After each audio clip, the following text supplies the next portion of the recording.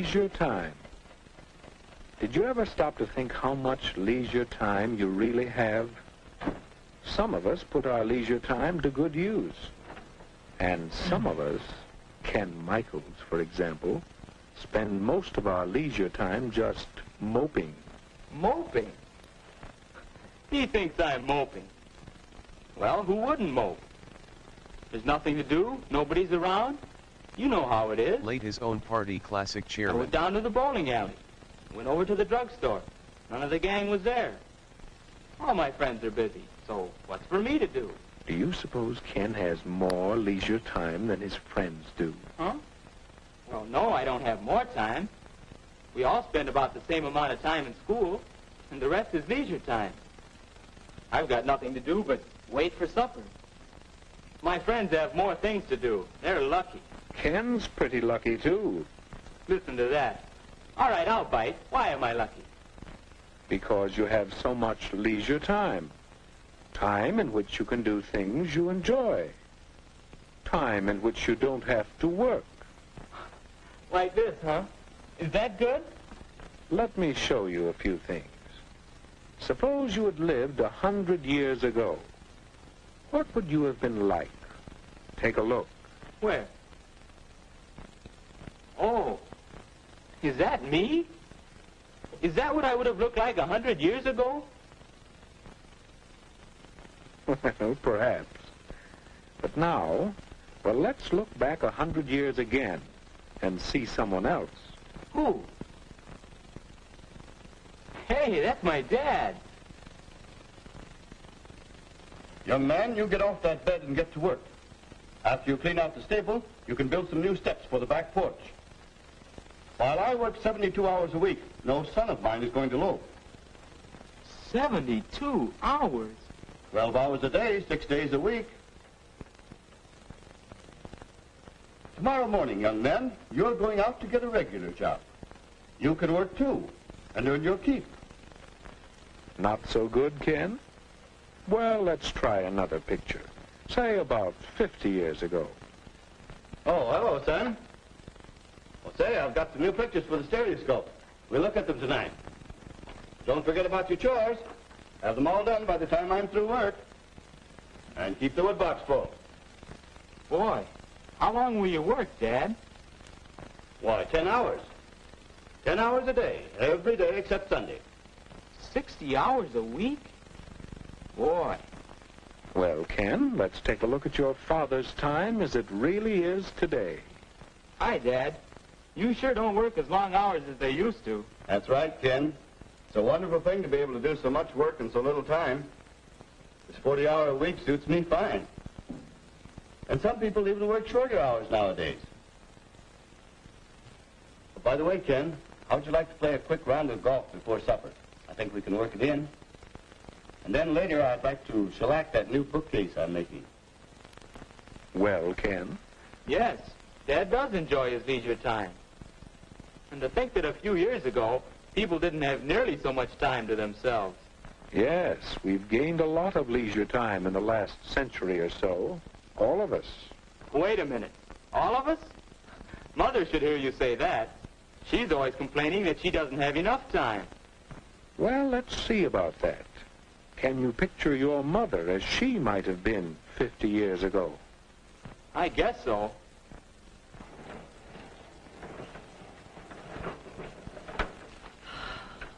My, that's hard work. It takes so much time, too. But that's woman's lot in life. Scrub clothes, carry water, bake bread, feed the chickens, till time to go to bed and then get up again to start all over again. You see, Ken? Now, how about today?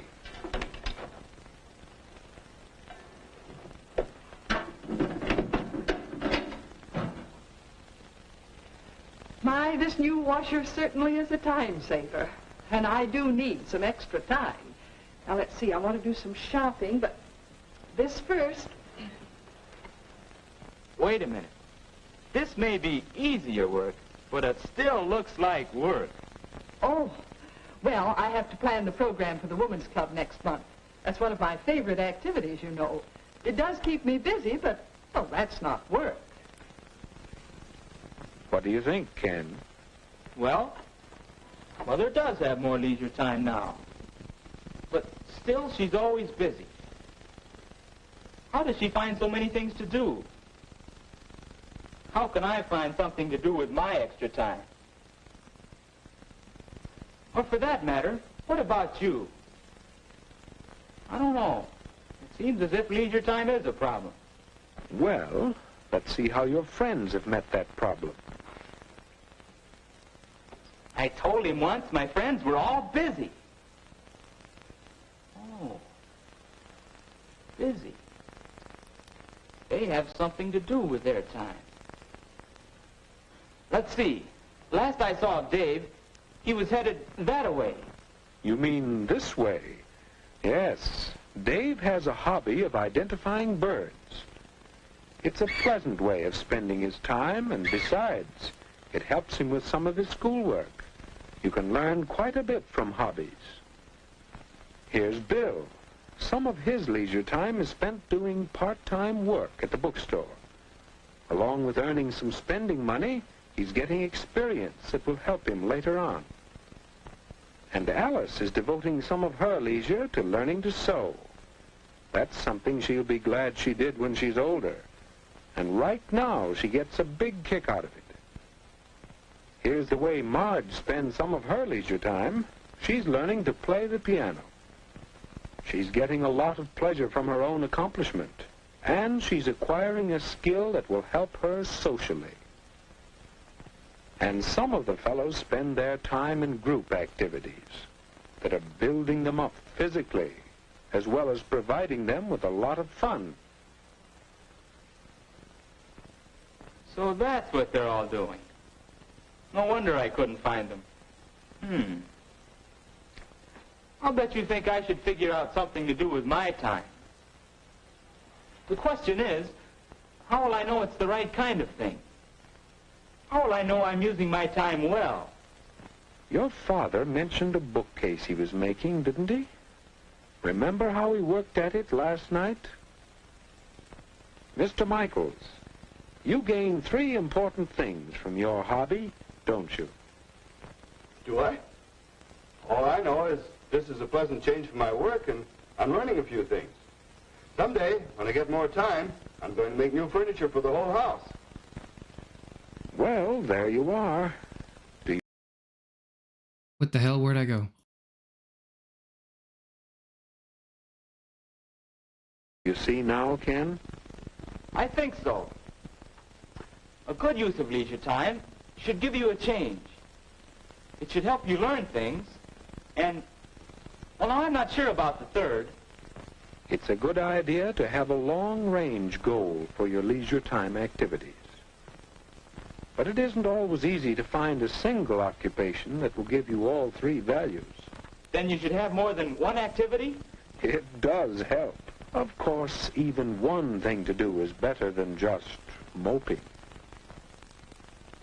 For instance, swimming is a pleasant change, a lot of fun, and a chance to build yourself up physically. And what about reading? There's a leisure time activity that will help you learn things you'd like to know about many subjects. And this hobby could have a long-range goal.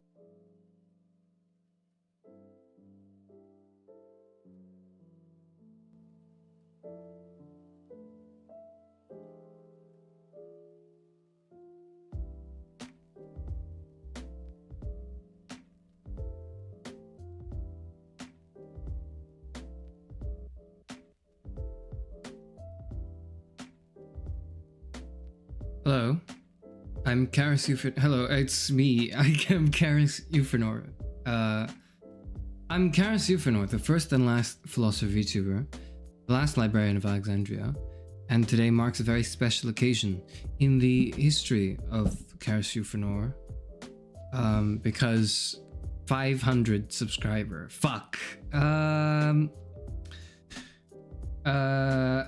sorry. I got hit by the bee/wasp. I lost it. I just had no, and I just had, I've got nothing. I've got nothing now. I can't recall what I was trying to say at all. It's embarrassing. Not only that, hopefully I don't feel too much of the heat from the stream I did 2 days ago, which is starting to get a little bit of traction today, where I talk about men's issues. The good news is it did bring quite a few people in here the first time. The bad news is it brought a lot of people in the discussion comments. I've not had, it's the most amount of comments I've gotten, just period, and it happened in like 2 days. But yes, all of us are here. Congrats. Well, thank you. I was just about to be snarky. I preemptively have to apologize to you. I was just about to be snarky. I will not lie. I was just about to say, like, you and I are both philosophy majors. Like, what is there to be congratulated on? This was a cosmic mistake. And then I forgot what the stream I was doing was for a second because I was just so overtaken by that. You must excuse me. I didn't do that, but there was, if I didn't stop myself, I would have.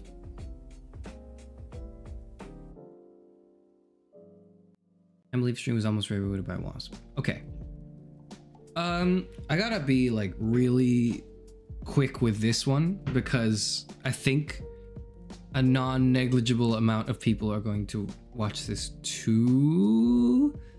Hopefully, probably not. Let's be real, actually. But anyways, because it's like a fucking Monday. Like, why would who's watching on a Monday? Who's watching a VTuber stream on a Monday afternoon for the Americans who are like the most, who are the demographic I must pander to because they're like most of my viewership.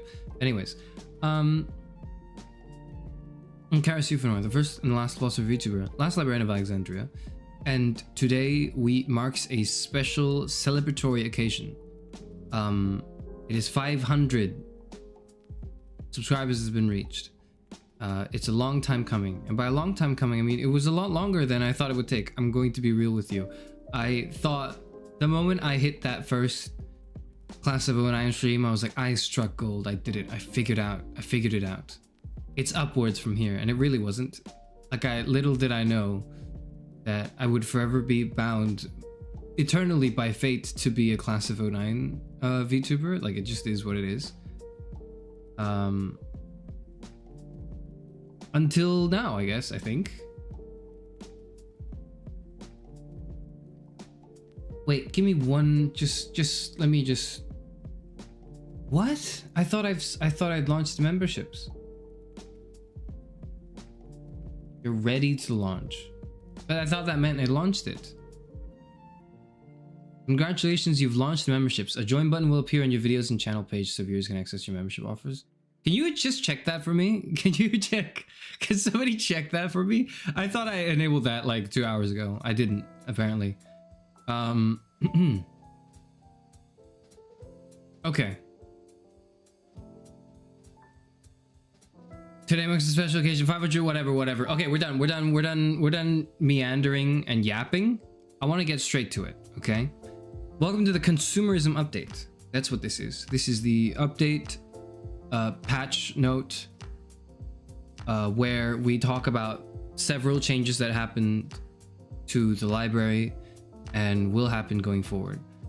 Doesn't have it? Fuck. Well, okay, hang on. What's going on? It says it's up there. Do I have to relaunch the stream? Fucking hell. I was gonna show you all the emotes. Maybe we'll just do it tomorrow. Fuck it, maybe we'll just do it. I can't do it tomorrow because I can't do it. You can't do anything serious tomorrow, and this is like serious. This is fairly serious business. Fuck. We can send money now. Let's go. Thank you. Thank you, Hannah, for the $2. I think is how this goes. I don't want to do it. Let's just I'm gonna have Parrot do it for me. So part of the 500 update is, yeah, it's a little underwhelming, I'm not gonna lie. It's kind of like, hey, it's here now. You know what it's like? It's kind of like I'm crawling through broken glass And I'm about to reach the thing, and then it just like it gets dragged back like 20 more steps, and I have to go, fuck, okay, I'll do 20 more steps. And I do about like 17 more steps, and then the thing that I was aiming for is pushed towards me. So it's like it's later than I wanted, but it's earlier than I anticipated. See what Zero Striker has to say. I should. What did Zero Striker say? Damn Hannah, $1.99. You are rolling in money. Thank you, Parrot. I appreciate the super chat. Thank you. I don't know how to do it. I don't know. I've never streamed before. I didn't say anything. It didn't let me. Thank you. Thank you. I wasn't really excited about this. I was more excited about the emotes, actually. I wanted to show you all the cool emotes that I got our team to do. But for some reason, you need $2 and words? That's fucked up. That's fucked up. They shouldn't do that. They really shouldn't do that. Okay, hang on. Just a moment. The character count increases the more money you spend. Okay, I see.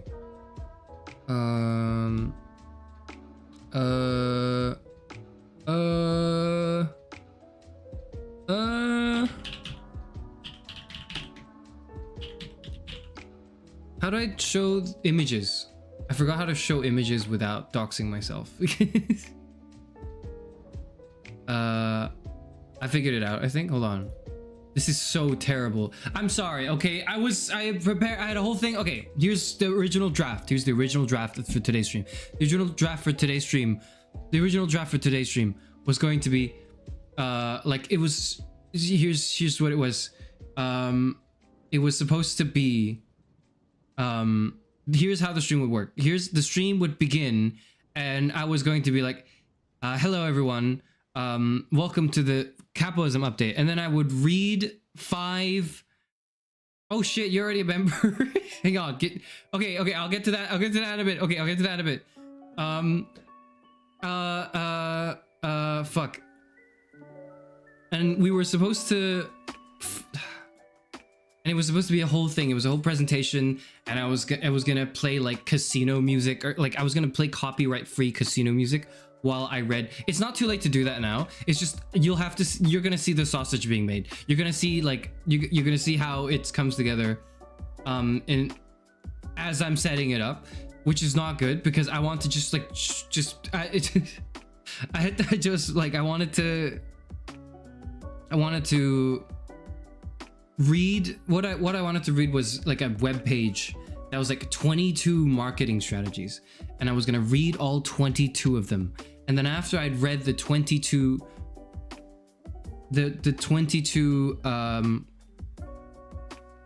strategies in this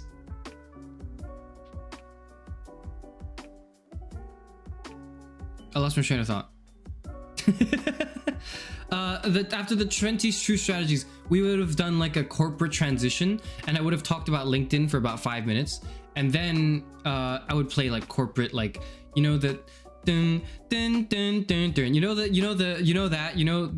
ukulele that goes like dun dun dun dun dun dun dun, and then like it would and then I would set up a presentation, and then I had like the slides go or whatever it was I set up, and it would be Q&A time, and I would put on like a suit, and then I would answer all the questions seriously, and I was supposed to do that. Now I think we can still do that, but you're going to have to close your eyes and skip ahead, maybe if you're watching the VOD, to when I actually do it, because I have to set it up. And the reason why I hadn't set it up just now is because I was terrorized for about an hour and a half by a bee on my computer. Okay, I'll talk about that later. I think I'll talk about that later, but I really want to get this whole presentation done now. So let me so you're gonna have to just give me a second, because I didn't want to start the stream late either. Give me one moment. Wait, you Holy did shit, Tara, you're paying $25 a month. I was just about to say, like, You got the price relativity option. That wasn't for anyone. That was there. I was supposed to get to the marketing strategies. You had to let me explain the marketing strategy. Hold on. Okay. This music is inadequate. This music is too nice. So let's look up royalty free corpo music. Yes. Okay. Corporate mix royalty free copyright music.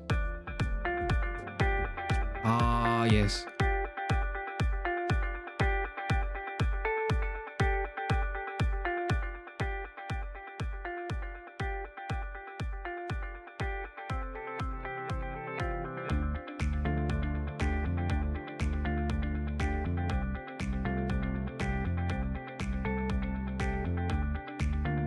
Yeah, okay. This is good. This is good.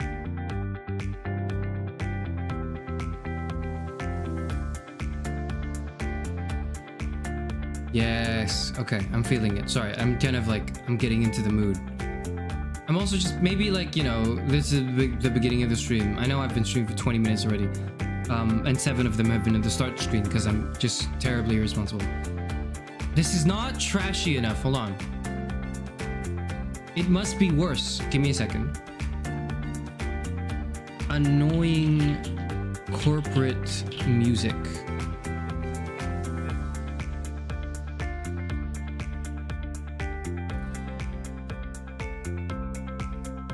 It's just 12 seconds. That doesn't help at all. Hang on.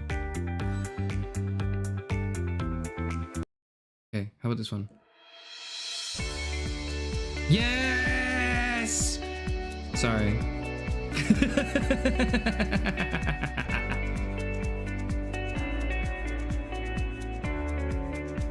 It's actually just $1. I mean, you scammed me. You got me there. Oh.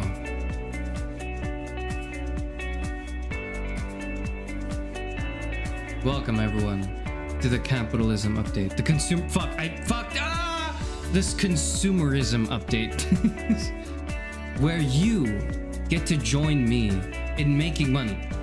Here's how it's going to work. I understand your concerns immediately. It's a bit too loud. Okay, give me a second. Okay. Okay. So I understand everyone's concerns. Consumerism, I thought this was a philosophy channel. I thought you were a relatable and cool VTuber who did gameplay. It's still too loud. Give me one moment.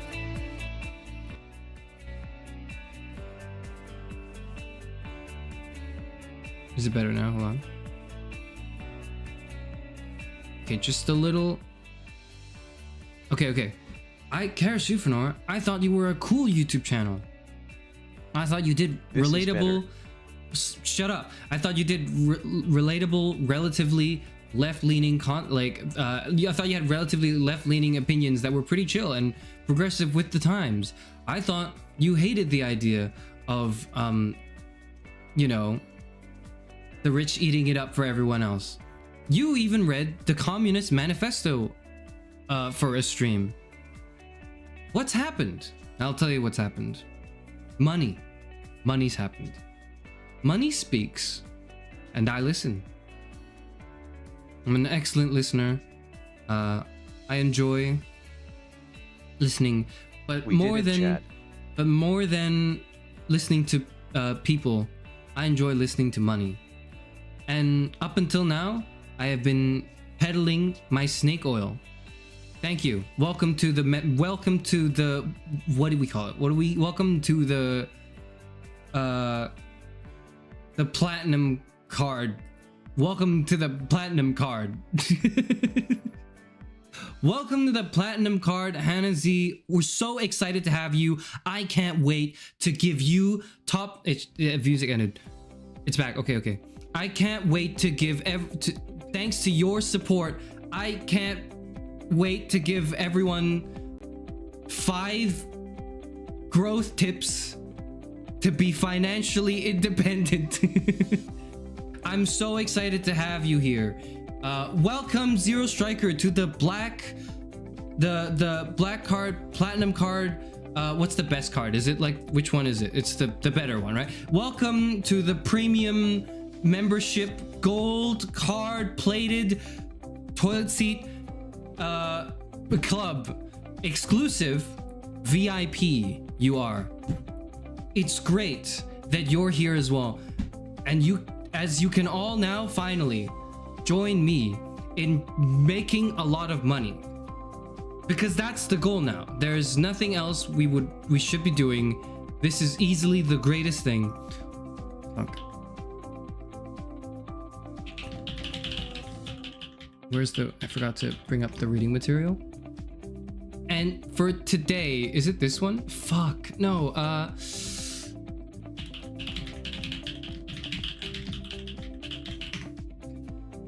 give me a second, give me like one moment, hold on.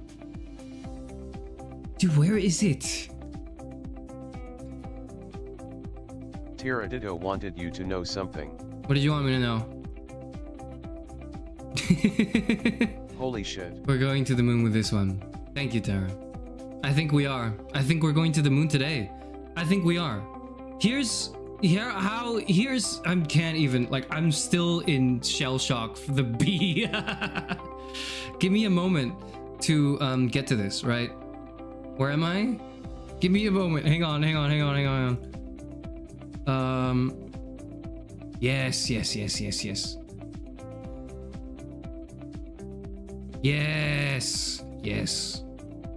Let me just be a bit bigger, because I'm a big presence after all. I am a big presence in this company.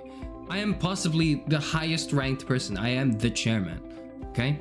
So this isn't the one. This is like, oh, it's sneaky. It's not sneaky, it's profitable. Okay, hold on.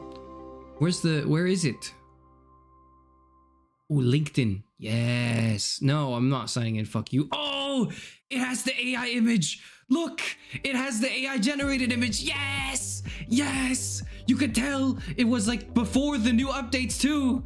You could just tell it was before the new ones. Yes. Brilliant. I can't wait to see. It's common knowledge that consumers don't just buy products for their functions. They buy because of the benefits they believe they'll receive. This intertwining of product benefits and cognitive biases shapes what we call customer perceived value. Consider this. We don't just buy a vacuum cleaner.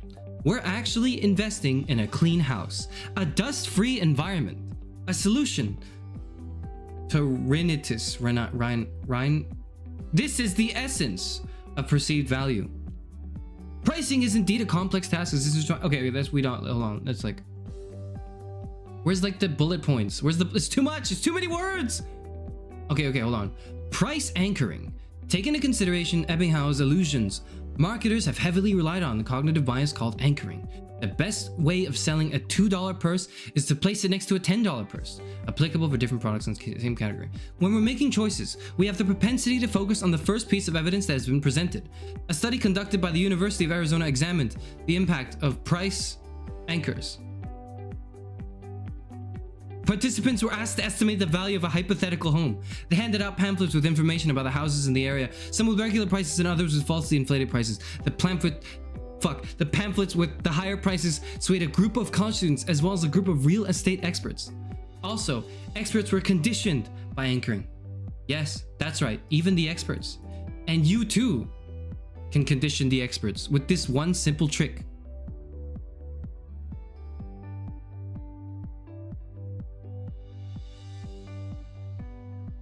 Price similarity. More is less. Limiting products and service options will help you prevent analysis paralysis and the paradox of choice, since having so many options can be demotivating. You may think that having different products or services with the same price point could be a good idea, but according to a study, actually, you don't even, you know what the last tip was? Fuck the last tip. The last tip was like, you actually want like different things, like different price points. This tip is like, fuck that one. You actually just want the same one. Isn't that what they're saying?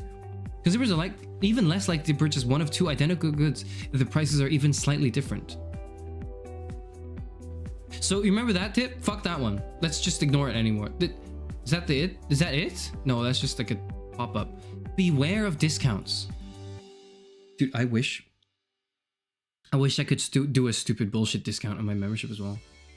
Isn't this AI generated? It's not, is it? I hope not. I hope not. And then they mentioned some brand names that I don't want to like. Okay, whatever. You get the. Doesn't matter. You get the idea. Which one's next? Okay, how does this one go? Me too. This one's good. Yeah. Okay. Shit, you can't see this. You're not supposed to. You're not supposed to see that. You're not supposed to. Close your eyes. Close your eyes. Okay. Okay. Fuck. What next? Here you can see how this strategy was applied on the Karasufanor channel, actually. youtube.com/@Karasufanor. Here you can see. Just show me the thing! No! Excuse me. Fuck. Okay, hold on. Just give me a moment. I swear, just give me a moment. You're gonna have to give me another moment. Hang on. Management. No, no, no, no, no! Damn it! This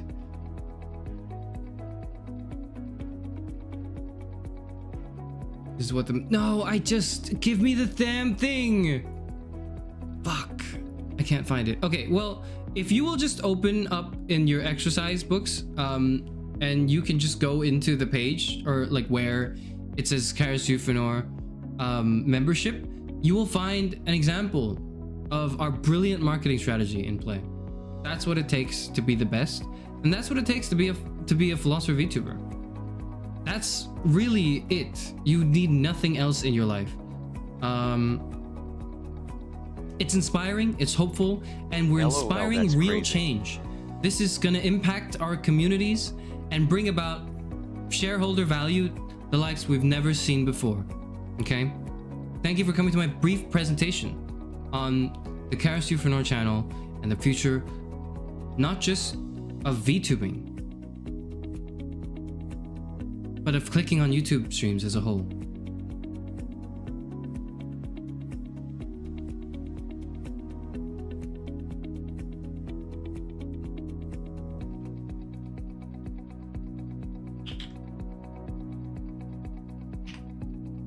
I just hopped on. Why do you sound like you're promoting some MLM scam? Hang on, shut up. Anyways, thank you for listening to my presentation on how we can make Karasufanor even greater and even bigger than it's ever been before.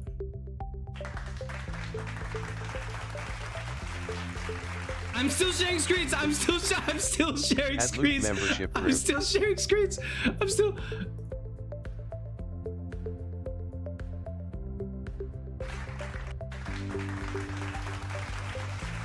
Did you just tell our chat to shut up? Wow. Wow. Thank you. I know. It's been a real honor. I know it took a lot. Can't be It telling took your a lot. shareholders that. It took a lot to get to 500 subscribers. I understand. It was a big deal. There was a lot of good content to be made, and a lot more to come. What can I say? There's just going to be more greater things. Just I can't wait. I'm sorry, I'm broken. I can't do this bit. Like I'm so fucking tired. I can't turn this off. Can I turn this off? Where do you turn this off? Okay. So like, okay. I was like, that's like a version of what I would have done. Unfortunately, it wasn't very good because like I've been terrorized by a wasp the past like hour or something. Anyways, let's just go into the Q&A. Fuck it. Like I'm not bothered.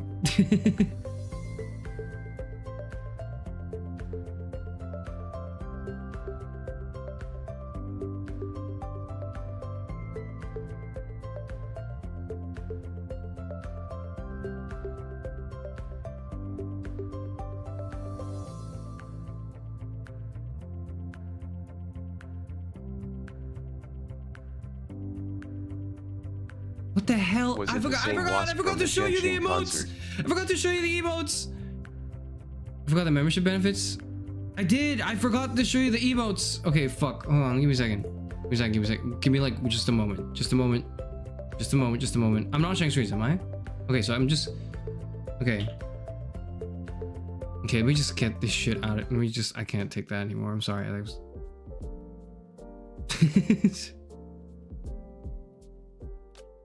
I'm sorry. I really could not deal with that. It was too painful for my soul. I simply do not appreciate the way that just destroyed my body just now.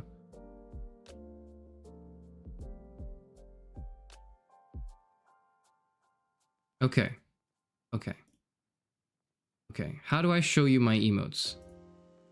I have 8 emotes, but there's only 4 of them are like currently available due to membership limits. Because you need like more members to have more emotes or whatever. This stream fucking sucks, man. Who did this? What the hell? What? Sorry. I was just thinking to myself. Image. Image. Browse.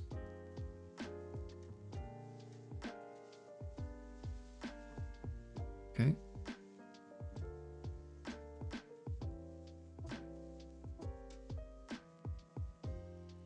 Where the hell is it? Okay. Where is it? Where?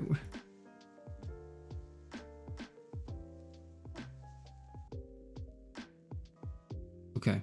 I've got it. I've got it. I've got it. I've got it. I've got it. I've got it. I've got it. I've got it. I've got it.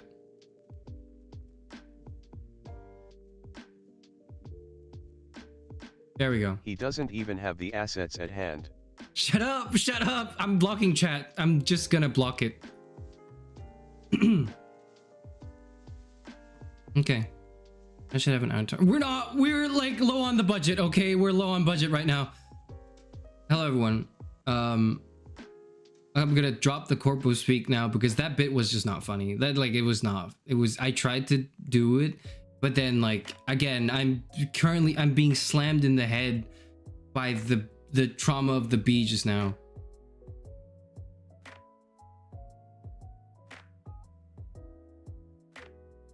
Your Audi is a shill for an MLM. Please enjoy each fact equally. Is that like a Severance reference? I think that's a Severance reference. Are the applauding people in the room with us right now? That's how you can hear the applause. That's how you know. That's how you know. Okay.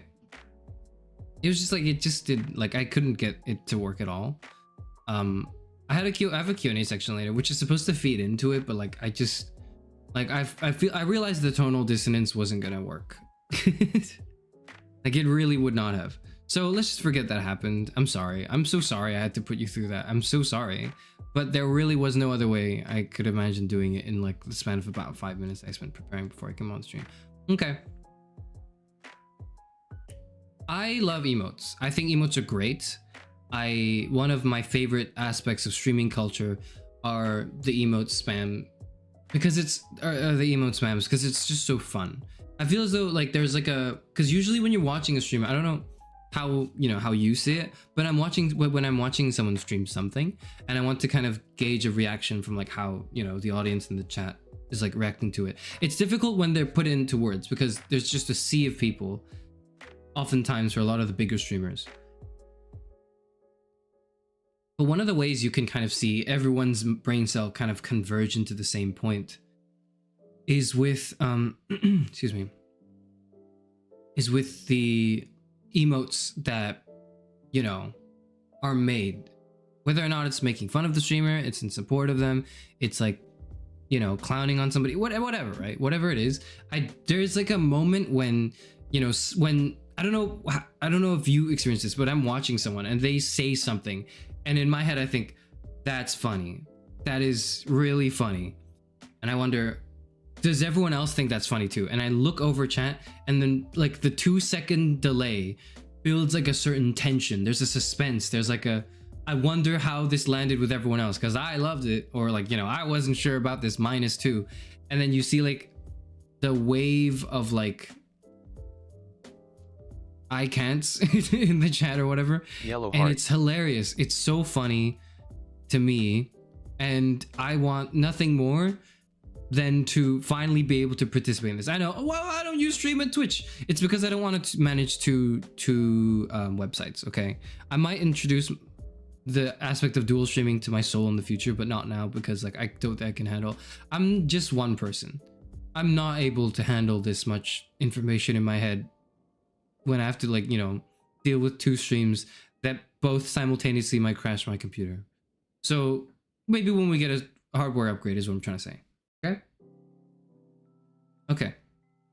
So I love emotes, and one of the great things about being at 500 subscribers that I actually unironically care about, and it's really the only fucking reason why I really wanted to get 500 subscribers. Like, it's not for the milestone or whatever. I don't care.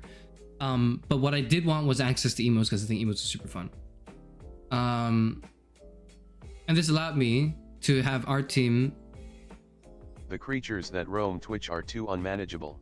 Yes, but they're funny. Anyways, but emotes are an expression, a direct link to the soul that is very easy to congregate from a mass amount of people, right? That's the TLDR of it. I really like emotes. This is the first emote I put on the emotes tab. Okay, I think it's the first one, right? It's just the heart emote. I think it's like I was wondering what types of emotes to put in, and I saw for all the VTubers I watched, I think they all have a heart emote, and I was like, okay, I guess we'll do that one then. Won't we?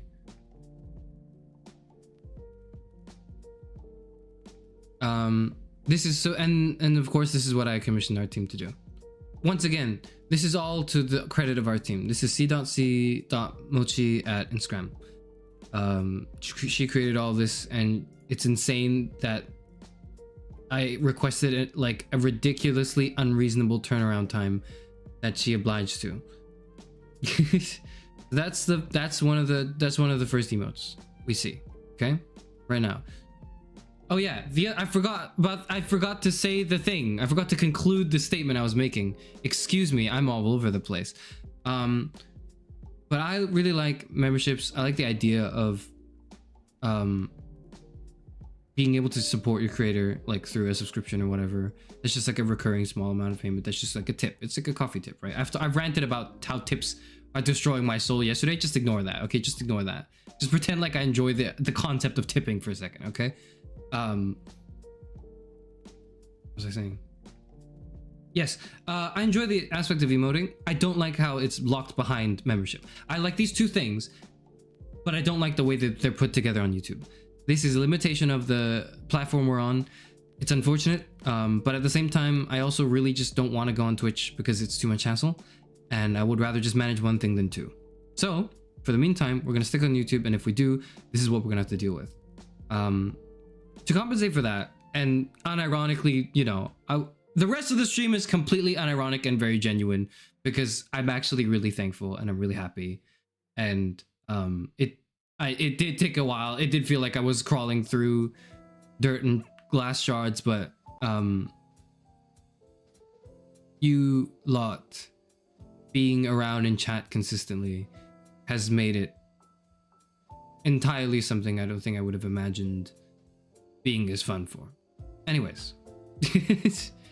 I don't like that membership is the only way to have emote access for people. So what I've tried to do, and this is, you know, I'm not sure how it works for foreign currencies and trend and, like, you know, money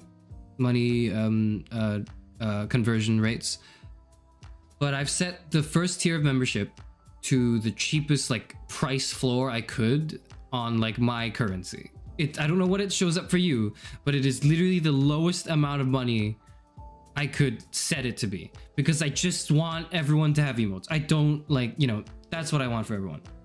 And you may notice if you look into the membership details that there's no, it's $0.99. Yeah, it's about like it's like $1 US, I think is roughly like, you know, the cheapest thing you could possibly like set it as. If there were a way to set it cheaper, like if there were a way to set it cheaper for my currency, I would do it. But it's not like my currency. I don't want to worry about like conversions and even more conversion bullshit. So I just set it as the lowest thing in my conversion rate, and whatever it is, it's there. Okay, I have tried to make it as accessible as possible. if YouTube introduces a feature in the future, which I don't think they will, because they take 30% of this cut, and I think they like their money too, to make it so that you can have an even lower barrier to entry for membership, please let me know. I'll do that. But for now, this is it, right? And then I do the 2 other options, which you can read. I'm sure you can read and figure out the pricing and marketing strategies behind it. But anyways, and so there's 8 emotes I commissioned our team for. This is the first one. Currently there's 4, but the more members we have, the more emotes we'll unlock. I think it takes maybe, I want to say 20 or 30 members or 50 members to get all the emote slots. Wait, hold on. YouTube membership emote slots. Let me see. Play 888 casinos online? Fuck off. Sorry. I'm pissed off by this fucking ad. Sorry. Members only custom emoji. Where is it? Where is it? Amount you can upload. Yes, there we go. To upload 8 emojis, we need 15 members. So I guess that's the goal. Is it like a goal I'm setting now so that there's an arbitrary sense of like urgency? No. There's no sense of urgency. This is not a goal that's like, let's hit it now, guys. I don't want that at all. I don't care. I'm never going to promote this again either. Like, this is the only stream I'm going to talk about this. I will never talk about this again. If I talk about this, you need to I could do tell me to shut really up. Funny. You do something really funny? Don't do something really funny yet. But anyways, currently, you know, we have 4 emotes, and this is the first one. Okay, let's get to the second one now. And I don't know, we'll make it a milestone goal or whatever. I don't even want to do that, honestly. Here is the second one. The second emote I requested our team to do. This one is just chair like laugh, I think, or like chair lol. I don't even know. But I think it's funny. Underscore chair LOL colon underscore chair LOL colon underscore chair LOL. Yeah, thank you. Thank you, Parrot. Thank you. That's what that is. That's the second emote. I think it's funny. Chair LOL colon underscore chair LOL colon underscore chair LOL.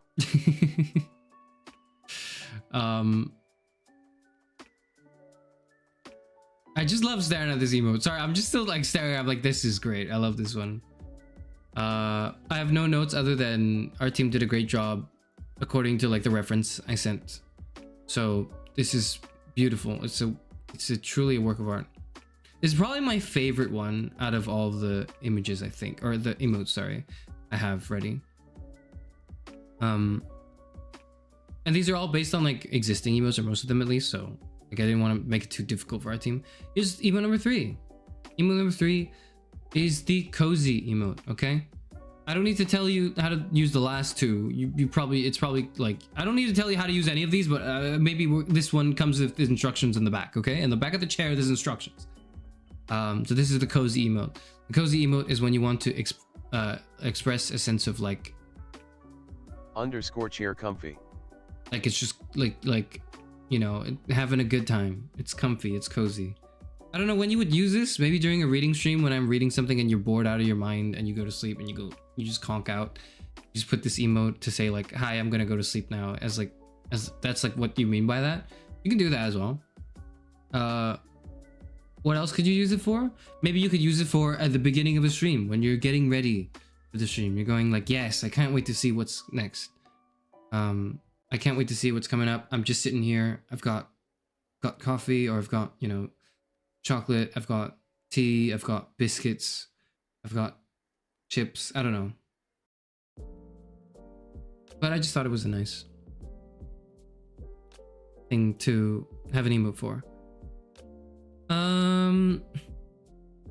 And the last one, I think, out of the 4 that we have right now, thinking. This is the thinking emote. This one is when it's galaxy brain time, and that's really all the time. But when it's specifically, you know, when we put the thinking cap on, when we put the thinking cap on, and when we're really going on about solving a puzzle, or we're, you know, diving into a mystery, or I do a 5D chess move. You know, this is how we express our collective. It's like Goku's spirit bomb, but it's like brain cells. Okay, think about it that way. Maybe it's like anyways, I just think this one's funny. This is the 5-head emote. I think I forgot what it was called. I think I called it think. Maybe I'll call it 5-head instead, but maybe I'll do a different one that's actually 5-head, because this one's not quite 5-head, right? Anyways, thought it was a face palm. Sorry, it's not. Now these are the 4 trial emotes. Okay, by trial I mean like it's not like a free trial. You're paying money for this, so like this is not just money. This is like a recurring payment, which honestly I antagonize the shit out of, and not without hypocrisy. Okay, I'm peddling my own subscription fee. I'm aware of the damage I'm doing to society. I understand, and yet we're here because we have to make compromises to live. That's what we need to do, right? But speaking of face palms, the next emote, this is the facepalm emote.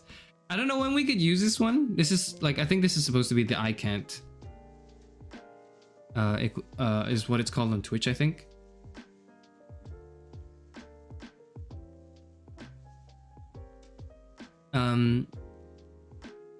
You can look at it for a bit.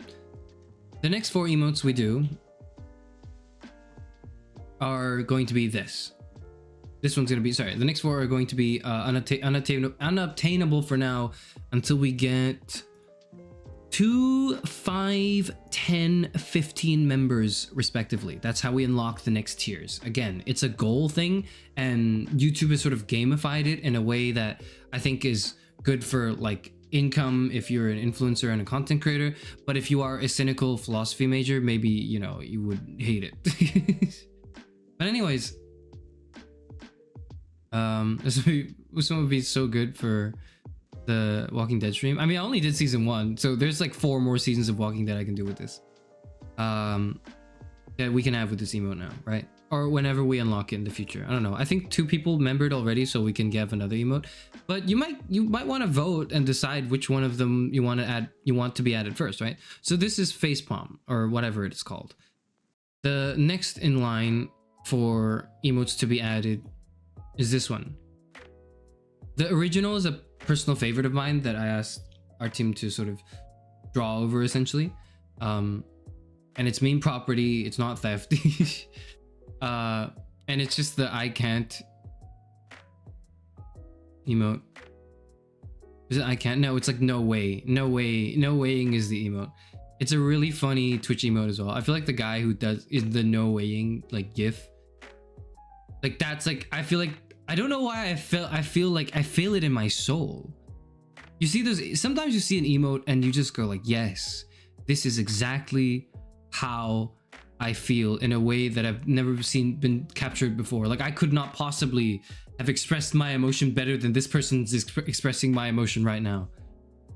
But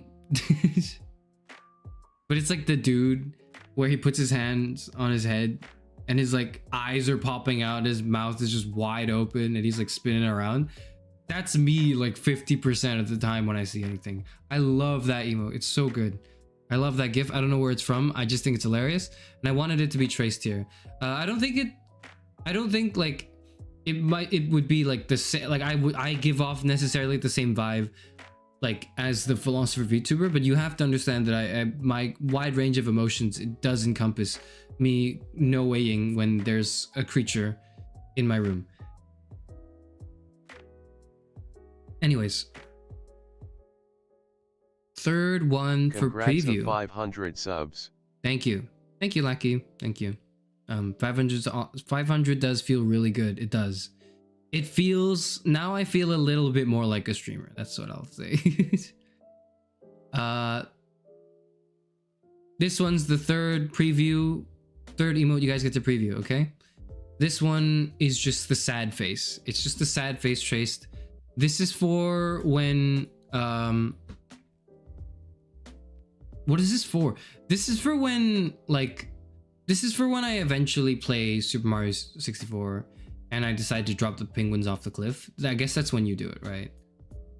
I don't know when else you would use this, but I do think it's funny. It really is the original sad Twitch, better Twitch emote. Well, I'm glad you like it because our team spent a good amount of time doing this and crunching this for me. Have to bear in mind, please. What do you have against penguins? I don't. I just have the meme is. I haven't found it yet. I still haven't found it. If you'll give me like 2 minutes, I could look for it on my phone right now and then show you. But that's like too much time. I don't think.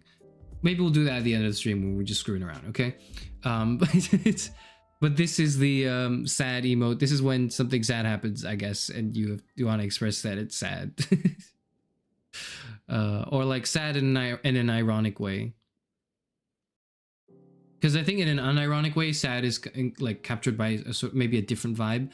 But there's only 8 emotes I've commissioned so far because I didn't think I'd have more than 15 members for like at least the next 2 months. So I'm not bothered to do more than that and request our team to do more than that. Because this is not, I'm not doing it most of the work. I'm doing 2% of the work where I'm like, okay, here's the references that I probably want, and here's the like, and then occasionally I'll give feedback. Our team's doing like, our team's got 5 boulders on her back, just like she's just pushing it up the hill, and I'm kind of on top going like, yeah, you got it, you're almost there. That's literally what I do. Anyways, this is the last emote of the bunch that I commissioned from our team. This is the disgust emote. This is generally just how I feel when someone speaks in my this one is like, when would you use this one? I feel like you would use this one when something disagreeable exists and you want to express your disagreement.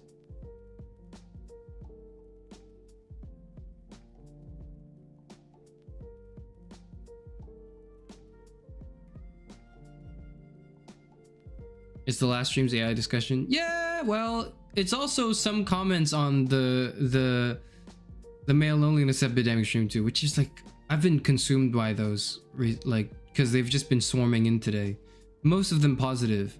Someone said my voice, I had a really nice voice in Japanese, and that was really nice, and I felt really good about that because partly because I didn't know what the message was, so I was sort of out of the way, and I was like I was somewhere where my data coverage wasn't very good, so I took a screenshot of the comment and then I had to load it into my translator app, and then it took like 30 minutes of me searching for a signal to like translate the message finally. And then I saw the message and I smiled and I was like, yeah, that was worth translating. Very happy now. So maybe partly the reason why I feel so warmly about that message was because it took me so long to get to it, and there was some sort of like I'd grown some sort of attachment to it over the course of the 30 minutes I was looking for data. But someone commented that and I was like, nice. I was happy about it. Anyways, these are all the emotes. Thank you, everyone. Say thank you, our team. I know our team's not here right now because it's ass o'clock for our team, so please you know, whenever you see our team in the future, which I don't think will happen very often because I usually like stream at ass o'clock hours for our team anyways. When you next see our team, just you know who to thank. Now I've also gotten requests, or like at least like questions about like membership icon thingies. So like right now I'm looking at it and there's just, it's a sea of blues. I don't know what that is. Like I don't know what the fuck that is. I didn't touch it. I did not do anything to it. It's the default thing. But hello, Let Me Die. Welcome to Compromise. I hope you enjoy the compromise I've made, and I hope you enjoy having emotes. That's what you get to do. It's what you get to have. It's nice. Emotes are great. But yeah, what else do I have to say? Oh yes, one last thing actually, which I shouldn't have deleted that for on.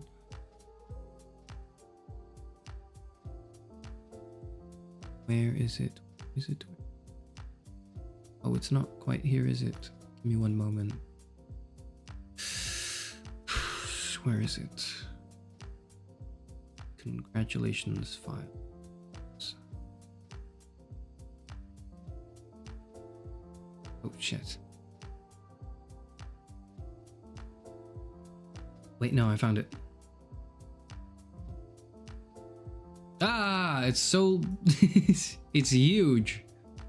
But our team also just whipped something up really quickly because she was like, we can't just have you on 500 subscribers without me drawing something pro bono. And I was like, I owe you enough money, but thank you. And then she stressed it was pro bono, and I was like, all right, okay. Here we have oh my god, flashbang. sorry, I'm sorry about that. I'm so sorry about that. Here we have just a nice portrait that our team drew for me. Just enlarge it a bit. Sorry, it's a bit jank. But our team drew this. I'm very happy Damn. about it. Chairman, we should be giving money to our team, not you. We'll get to that. We'll get to that. We'll get to that. Okay, we'll get to that really soon. I promise. But our team drew this as well as a sort of celebration. Thankfully, after hearing my pleas, it wasn't MPreg fan art because I was like, I mean, you can, but please, you have to understand I can't show that on stream. And our team was like, all right, fine, we'll do that later. And I was like, what do you mean later? And then our team did not respond to that. But anyways, this is a portrait that was drawn for 500 subscribers by our team, which is, I think, after that and the emote introduction, it's a great time to refresh everyone who's maybe new or hasn't heard much of the art team lore, to offer an explanation, okay? Our team's just like me, FR. So here's the thing, or here's one of the things, right? I want to say now, and I didn't want to say it earlier because I felt like if I said it earlier, it would have been like it would have felt too, like I didn't want to pull on people's like sympathies or whatever. You know what I'm saying? You don't, like, I don't know if you understand what I'm saying. I wanted to, so half of whatever the hell I eventually get, because like YouTube gets a cut as well, and there's currency bullshit to deal with, and like Google doesn't cash you the check until like a certain amount of money or whatever. I don't even know, right? But everything I earn from memberships, from super chats, from whatever, until the day I announce otherwise, and all you can do is trust me on this, right? There's no, because maybe I'm taking your money and I'm going gambling with it. You don't know that. You just kind of have to trust me that I'm not spending it on fucking Primo Gems on Genshin Impact, okay, or whatever. I don't know. I haven't even bought Primo Gems in like 4 years or something. But anyways, everything that goes to me that I eventually receive, half of it goes to our team at least until I pay off all my debts. And then after that, our team and I will have the discussion on, like, you know, how much of the royalties or whatever she wants, if she does at all. I don't know. I don't think she does, but like, our team is also my legal team and can pull some shit on me if I say the wrong thing. So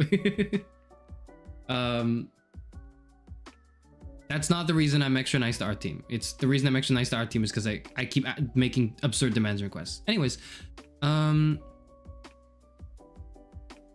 I've decided, and I wanted to commit to it just as a promise, so you know where it's going. Because frankly speaking, and I gotta kind of be a little bit serious about this because I do think money is like an interesting topic, and is something like, and like donations that are given to a streamer I think are interesting to think about. And because part of my endeavor is to make things accessible, first of all, nothing I do should hopefully ever be strictly restricted for memberships, unless it's like extremely inconsequential shit.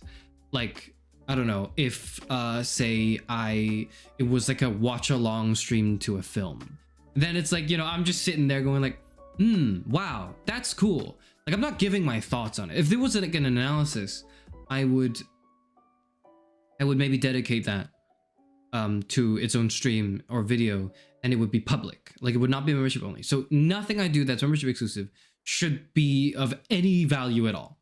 It should literally be like negative value, honestly. Not only that, you've heard it here from me, okay? And if I change my mind in the future, fuck future me. Listen to present me. Listen to 2025 Karasufanar when 2026 Karasufanar falls off and becomes greedy. Fuck that guy, right? But anything I do, if there ever were to be anything in the future, because my mind might change, right? But if there were ever to be anything that is membership exclusive, everyone who is a member has my full authority to just share it. Just like if someone else wants it and doesn't or can't afford to pay for membership, you have my permission completely to just clip everything, or like you record or just download the whole thing and then just upload it for someone else to see if they want to. That is entirely something within your right, I think, that I want to establish right now. Because if I didn't say that now, I feel like that would contradict some of the things I like to believe. I like to think that I believe in. Okay. So like, I hope you understand the idea. Upload streams. Yeah, if I make like a membership thing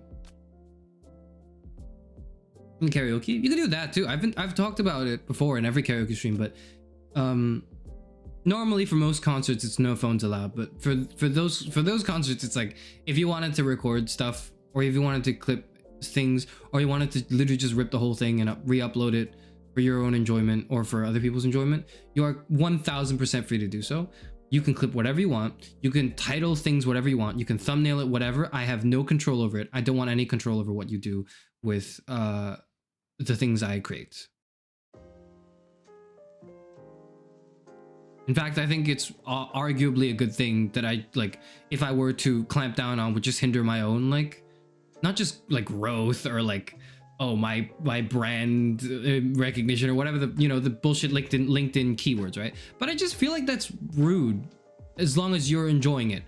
But if you're like, for example, if you're like clipping things to make me look bad out of malice, which I just don't think would happen, because if you're going through the fucking 9-hour-long VODs that I do to find things that are incriminating just so you can paint me in a negative light, like, I just don't believe that. I don't believe that you would sit through 9 hours of me talking about something and be like, you know what, fuck this guy, actually, fuck this guy. And if you do that, it's like, I guess, all right, whatever. We need to full moon, or we let's not see the Genshin concert. Please don't, please don't, please don't. Anyways, what was he talking about? Yeah, you are free to do and rip everything off or whatever. Everything I do that's membership exclusive. If you like have the ability to, please redistribute it if other people want it. That's not only do I think you can do it, I think you honestly you should, unless I have a very rapid change in philosophy in the future, or it's something very specific. But I just can't imagine what it would be.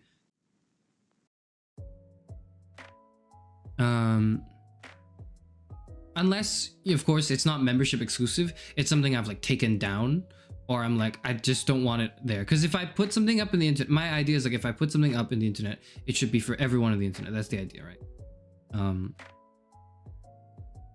So yeah, TLDR, half of all the money I eventually get when I finally am able to cash a YouTube check or whatever is going to pay off the art team debts. Oh yeah, I didn't even talk about what that is, because some people don't know that. Some people here might not be familiar with the art team debt.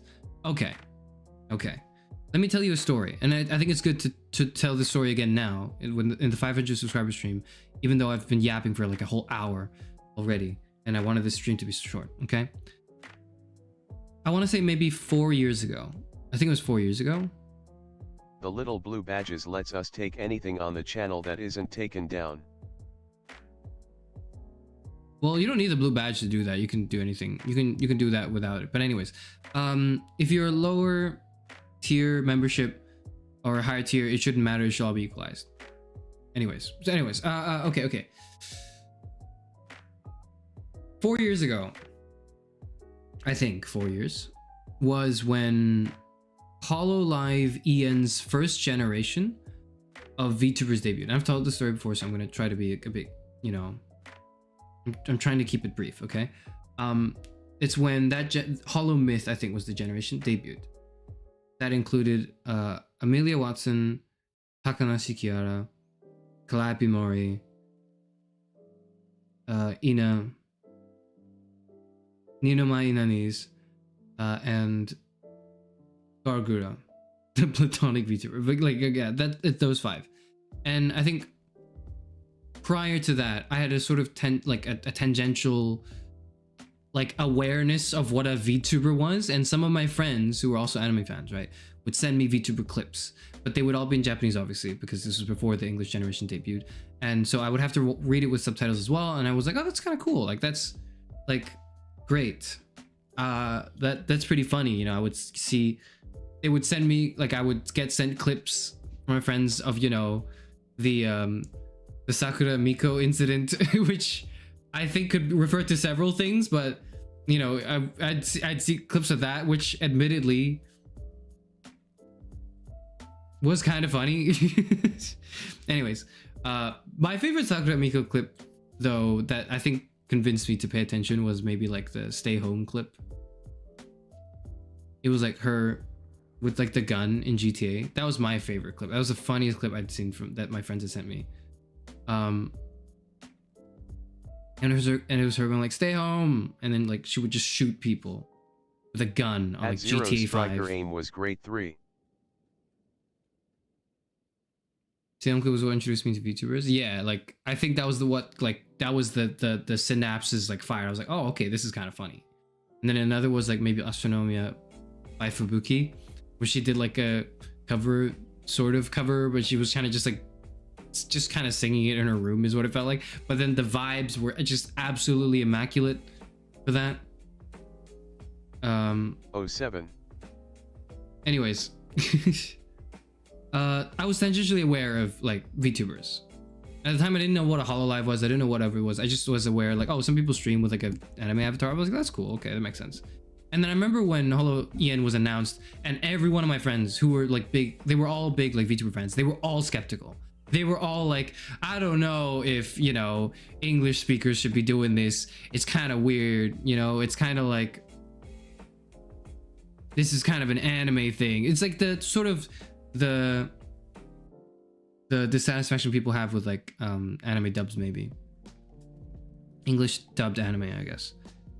And at the time, I think I was the only believer. I was like, you know, no, I think this is it, because I already liked VTubers, but the main thing that stopped me from really like watching a lot of them was the language barrier. Like I just couldn't enjoy it as well as I could because I didn't speak Japanese, and it's just like it sucked. Because I wish I did, man. I wish I did.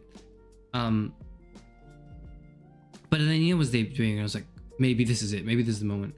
They debuted, and I'm gonna be real with y'all. I'm gonna be real, okay? Like all of their debuts were kind of cringe. And I think they would agree. They've looked back on like every year and their debut streams and went like, this fucking sucks. What the hell? I can't believe I was like this. Like I think they've all 5 of the Myth streamers have said that, and like, yeah, it was really cringe. But also I was like holding on out to hope. I was like, no, you guys are wrong. You don't understand. I believe in them. They're gonna be funny. They're gonna be interesting. They're gonna have all the strange sort of foreign but sort of familiar appeal that VTuber has, but just finally in a language which is easier for me to access personally, because I'm a filthy English speaker, right?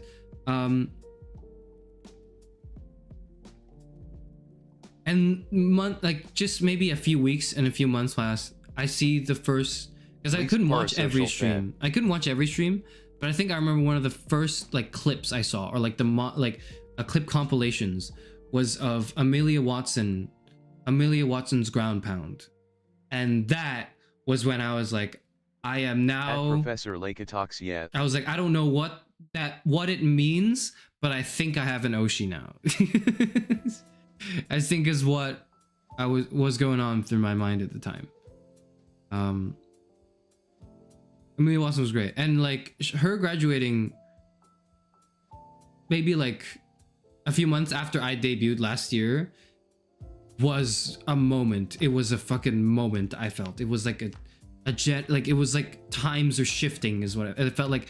It's like the Moon Knight meme where he goes, hey, I wake up when I start to break up, you know, like, and then it's like the sky is like spinning. That's what it felt like in my head when I saw the Amelia Watson graduation announcement. But anyways, that's beside the point.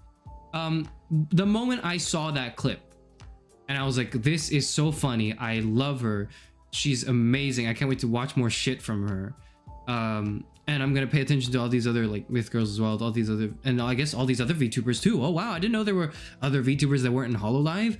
I didn't know there were other companies. Oh, they're independent ones. I figured that one out like maybe a year later. But like, long and short of it was the moment I saw that Amelia Watson debut, and then like subsequently really that clip.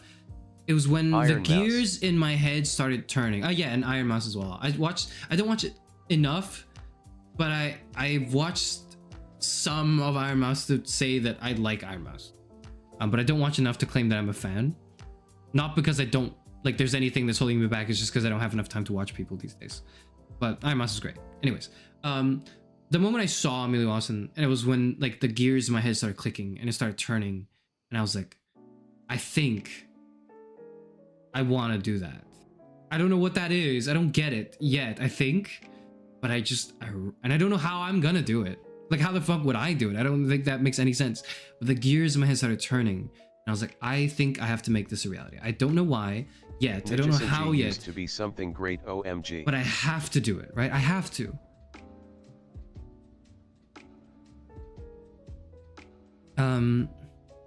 You know what's funny though is like when we evolved with them as streamers, most of the people in their debuts were like, yo, and then cringing at their debuts years later alongside them. Oh yeah, which is such an interesting thing that we're all going through that growth. And like, what does it mean to then debut 5 years maybe later after the scene the scene has matured, right? Is an interesting question that I ask myself a lot. But anyways, I then thought to myself, okay, I have to do it. I have to fucking do it. I don't know how, but I need to do it. I spent about 2 years observing and planning. I think about 2 years. I was observing, or maybe I spent a year and a half observing and planning. Just watching VTubers, but not just watching them. Like in a way that's like, I'm just watching clips on my second monitor. But like, I'm watching them like I'm in my head. I've got the notepad out. I've got the pen. I'm jotting shit down. You know, I'm running. I've got bullet points. I've got like, okay, they do this. This is how the movement works. This is how they speak. They speak sometimes in a certain way. That's maybe a signature thing, but that's sort of a cultural thing for some people. And there's different languages. And when people speak in different languages, there's different like modalities that they engage in as well. And I was like, why do they choose this character? What part of it is them and what part of it is like they're taking up a role as if it were a theater performance and they were just filling for a role? Or maybe it was a sort of persona or a sort of like an expression of the self strongly associated with the way they wanted to have an online identity and what that would mean. And I was jotting all these notes down. And then I was like, okay, now I've got to find a philosopher VTuber that's going to make sense of all these notes for me. I got to go find someone that's doing philosophy and also like VTubing. I got to do that. And I looked around, nothing for like 2 years since I started looking. And here's what I mean by like nothing. There are VTubers who talk about philosophical texts and maybe certain thinkers, but they don't think about the philosophy of VTubing that much. I'm not saying they don't, but it's just like they weren't as engaged with it as I wanted them to be. And I just felt like there's a tugging and nagging in my soul that's like not only just, oh, I want to do something, but then it clicked and I was like, I think this is what I want to do. Or at least maybe the void in my soul that from something I want to see is not actually something I want to see, but something I want to do. And then I had the whole Thanos, like, fine, I'll do it myself moment. And I started cooking. I started writing. I started cooking. I had a very rough idea and a plan, and I came up to our team. At this point, I've known our team probably for many years, but only like relatively, so many years. And said, hey, I've like thought about VTubing. Like, I'm not sure what it is exactly. And our team was like, oh, me too. I was like, oh, that's cool. And then I like, you know, that was a very brief conversation we had. And then months later, and this was like, I didn't realize it was already going on before I brought it up. But months later, like, we're in like a Discord call with, you know, some other mutual friends. And our team was like, check this shit out, guys. And we're like, what's going on? What's going on? we go on like the Discord thing. Our team has a whole ass, like insanely detailed VTuber model of her like VTuber persona. It's like, check it out, guys. I'm like, what the fuck? And I was like, this is real? I was like, I just thought I wanted to do it, but I like at that point it wasn't actionable at all. In my head, I was still like, I was still in a dream. I was still in a trance, and like I saw it for the first time. I heard the words coming from this person's mouth that I thought I understood. I realized would be, you know, I got used to, but then I'm looking it through the lens of the VTuber thing for the first time. I was like, this is magical. This is magical. This is my life has changed. Like it's what? And so I was like, Art team, I know you just did this, and I know you like are busy massively, with all the shit you have going on, but what you just showed me might have like altered the trajectory of my life, and I need you to help me get a model up and running. Please, Art team, I will commission you, I said. And then Art team was like, okay, yeah, I guess we'll consider it. And then I said I will commission you, but I know it's gonna be really expensive, so I don't know if I'll be able to pay all of it at the moment, but I'll pay some of it when you get it done, and then I'll pay the rest of it when eventually the channel starts to pay itself back. And then our team was like, okay, all right. And then we started getting to work. I'll time skip a bit for like the design process and everything, because I want to maybe leave that for the first anniversary stream where I talk a bit more about the design process, the behind the scenes curtain peel, right? But the long and short of it was, we got it done in about 1.5 years or 2 years, I would say, from inception, from like the birth, the genesis of the idea. And of me bringing the idea, like me, Prometheus, bringing the fire to human civilization, whatever. And when it came time to pay up, to ante up, was a moment in my life that I am not very like fond of, because it was a moment of struggle. It was many moments of struggle in general. I haven't stopped struggling since I was born, honestly, but you know, that's something I'll complain about when I do another stream in the future, but not for today, because today we're being happy, right? But I was like, our team, listen, I'll be honest with you, I can't pay shit. I don't have anybody at all. You are going to have to just believe that I'm gonna take what you have given me, and I'm gonna be so good with it. I'm gonna be so like good, and I'm not gonna do the bullshit. I'm not gonna pander. I'm not gonna, you know, cheapen myself out just for it. I want to, like, it needs to be something I could be proud of. It needs to be something that I think is funny and something engaging and meaningful, that I can enjoy, not just as an observer, but as like a creator. And all of that will eventually be good enough that I'll get some money from Google. Like, Google's gonna pay me some amount of money, and all of that's gonna go to you until I pay off the debt. And then our team was like, okay.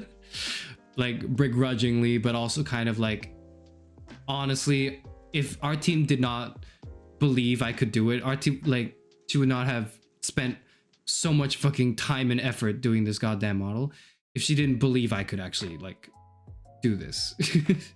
And that I would stick to it, and that I would persevere, and that I would enjoy it, but I would also continue improving on it.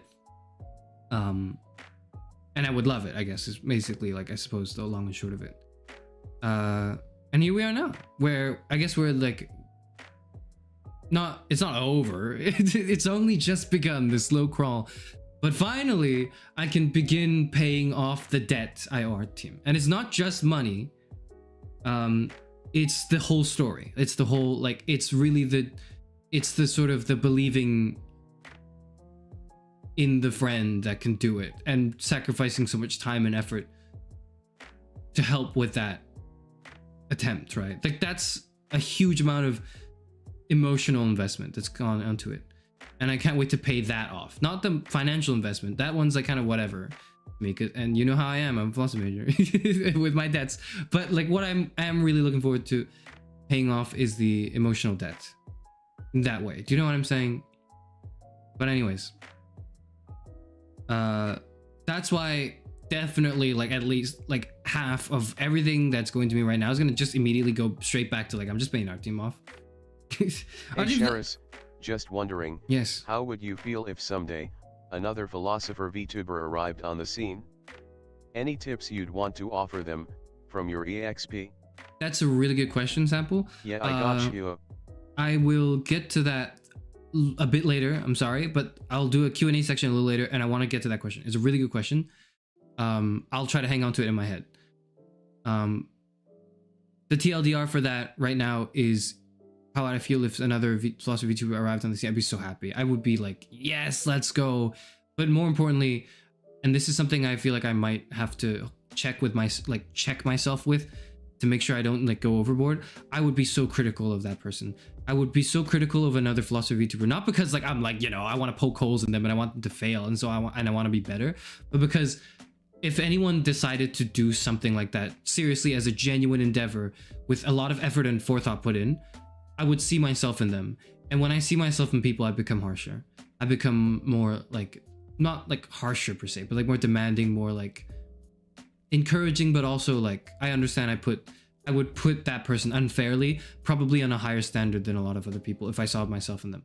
So that's like that's the short answer. Okay. Anyways, so that's where half of the money's going. Okay. I've been transparent with that. So where the hell is the other half going? You might wonder. For the time being, I don't like the idea that any money I get out of this channel like impacts my personal life. I feel like everything I deal with in my personal life should be handled by myself personally. Spider-Man deals with Spider-Man's problems. Peter Parker deals with Peter Parker's problems. And there's always the temptation for Peter to put the suit on and just, you know, take, you know, like do a bunch of like shit to earn an easy amount of money, maybe by like, you know, threatening someone or like robbing a bank, whatever.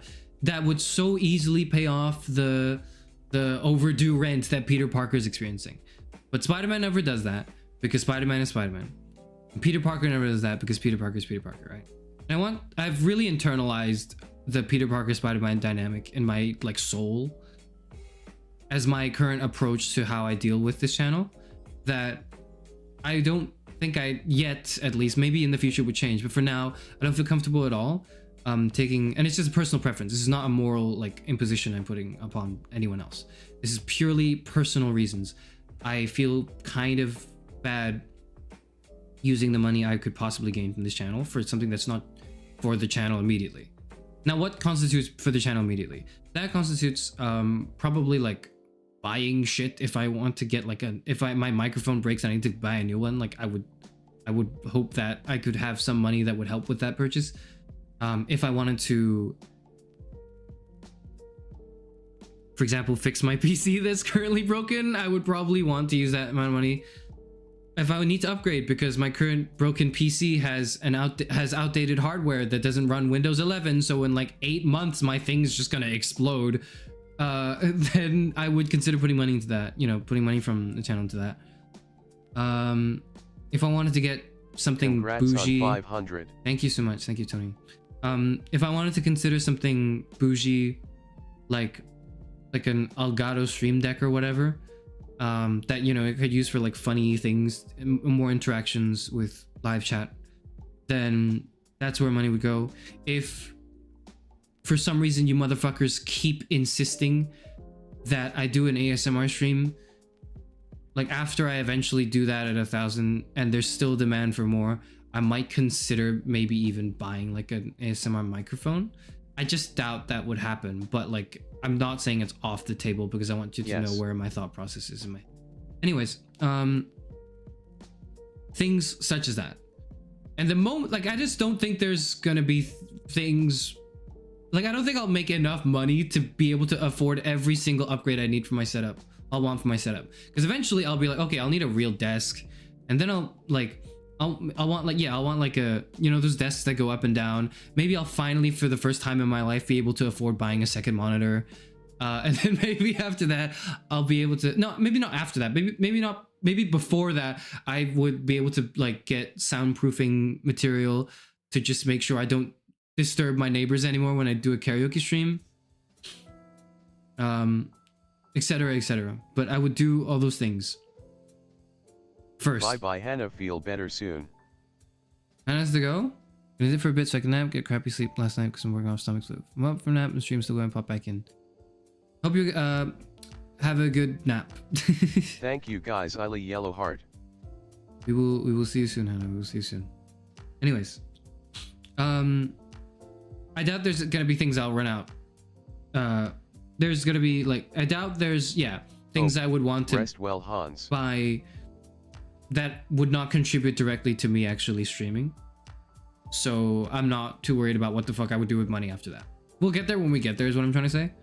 But when we get there is when I'll start thinking about other things.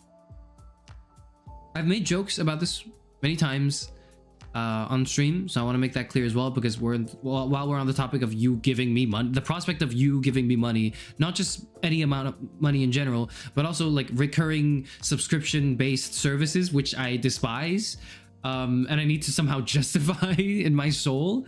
The other thing I will mention, what the hell was I going to mention?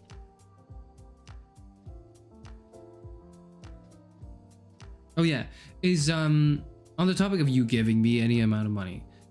I make jokes a lot on this channel that I'm a philosophy major and therefore like I'm broke as hell.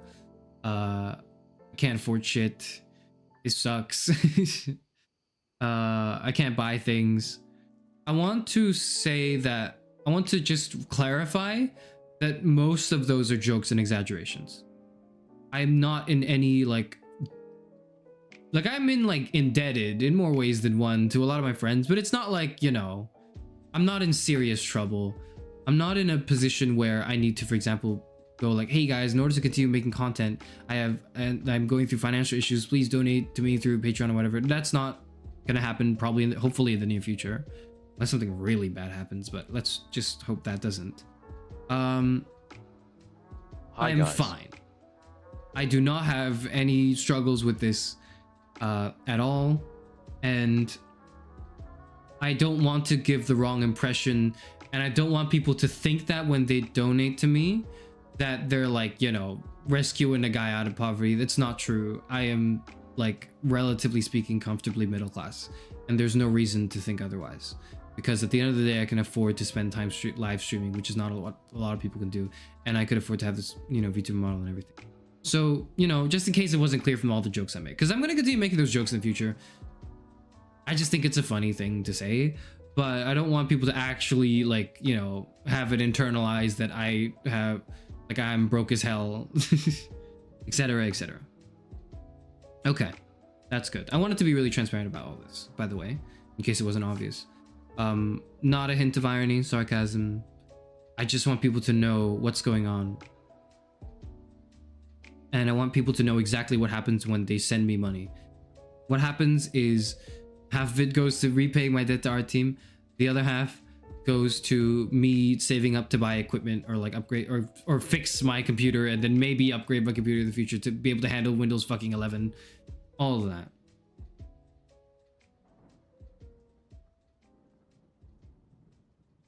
But nonetheless, I'm thankful for everyone's support, of course. At times of the essence, holy shit, FR. For real? What's for real? They were handing out eviction notices. Oh, well. Your eviction notice isn't on your door like the rest of us. Well, I can't say that. But anyways. I missed a lot of comments just now. I went on the whole like thing. I missed Hannah's comments, so I'm gonna get back to them. I don't think Hannah will see this, but I want to, you know, get to them anyways.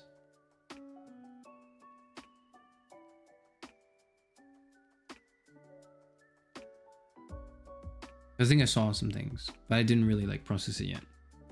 I think like seeing All Stars the End debuted around the same time that was my Roman Empire. I see. Seeing the clip of Vox Akuma. Complain about a mattress, the audience, you'll be fine on not being flooded in donations. A mattress? No, I have a mattress. My mattress is honestly quite comfortable, in fact, so I'm okay with it. Until that fucking wasp started like doing the gritty on it or something, but whatever. Anyways, the clip of Vox Akuma accidentally having Ike stream playing in the background while he was streaming and he couldn't find the time of screaming. No, Ike, I'm sorry, Ike. My Oshi moment. I see. And then Gavin Spedal having awful food takes and Haka going, what God didn't give me, how you give me.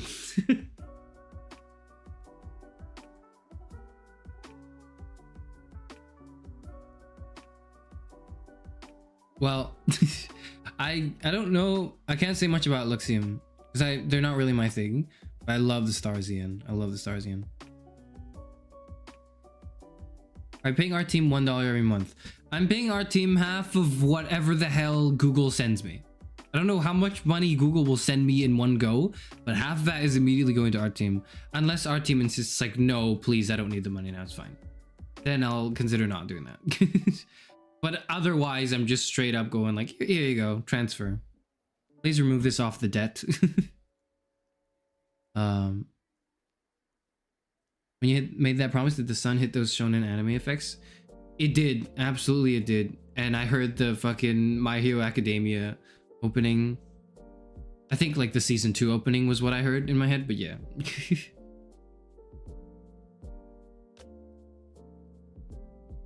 How about use the money to get better at tipping? Don't fucking start with me. I'm too happy this stream to go on that. Talk about that tomorrow, maybe. I don't know. Hi, sorry for being late. Congratulations. Thank you, Azure. Welcome to the stream. Yes, it's 500 subscriber. Memberships and super chats are open. I think I read all of them. I don't know. I wasn't paying too much attention because I was just scrambling really early on. But yes. There's a mattress on the floor. No, I have a bed and it's perfectly functional. And it's like, it is enough. It's honestly, my bed is really nice and that's like subject to change a little bit due to shifting circumstances. But like my bed is like large enough for 2 people, which means I can just stretch my arms. My lanky like arms and legs, I'm not that lanky, but you know, my arms and legs completely and not fall off or like not hit a wall and like, you know, feel crunched up on my bed, which is great. And that's not a like luxury a lot of people can afford.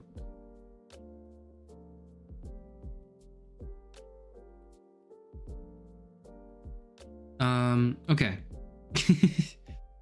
That's literally all the information about memberships, about donations, about super chats, about whatever like financial gain I have to get from this at all.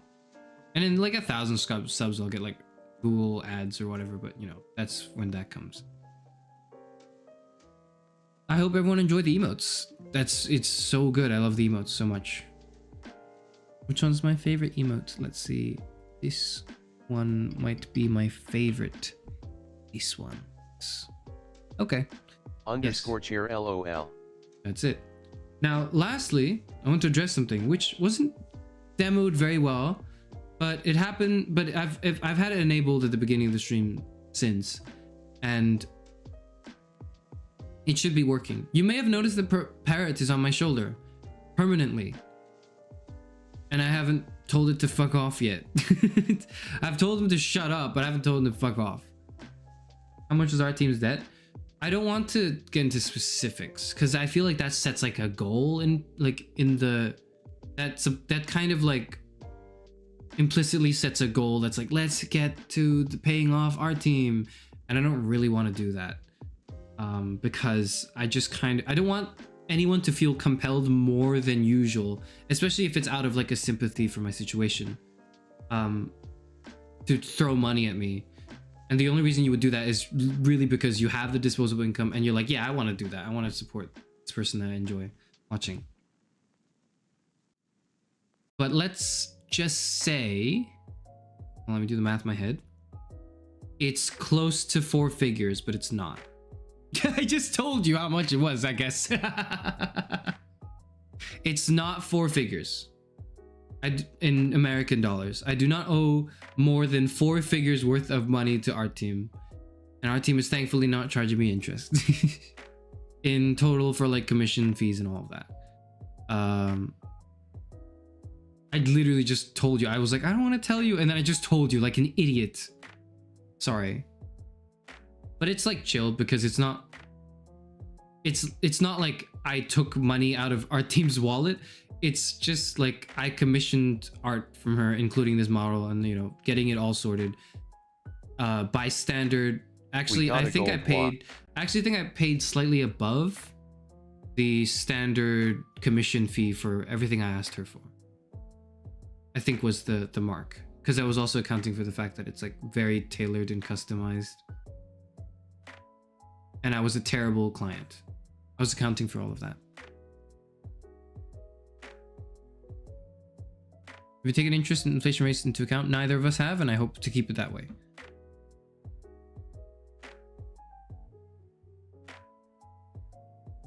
Oh yeah, sorry.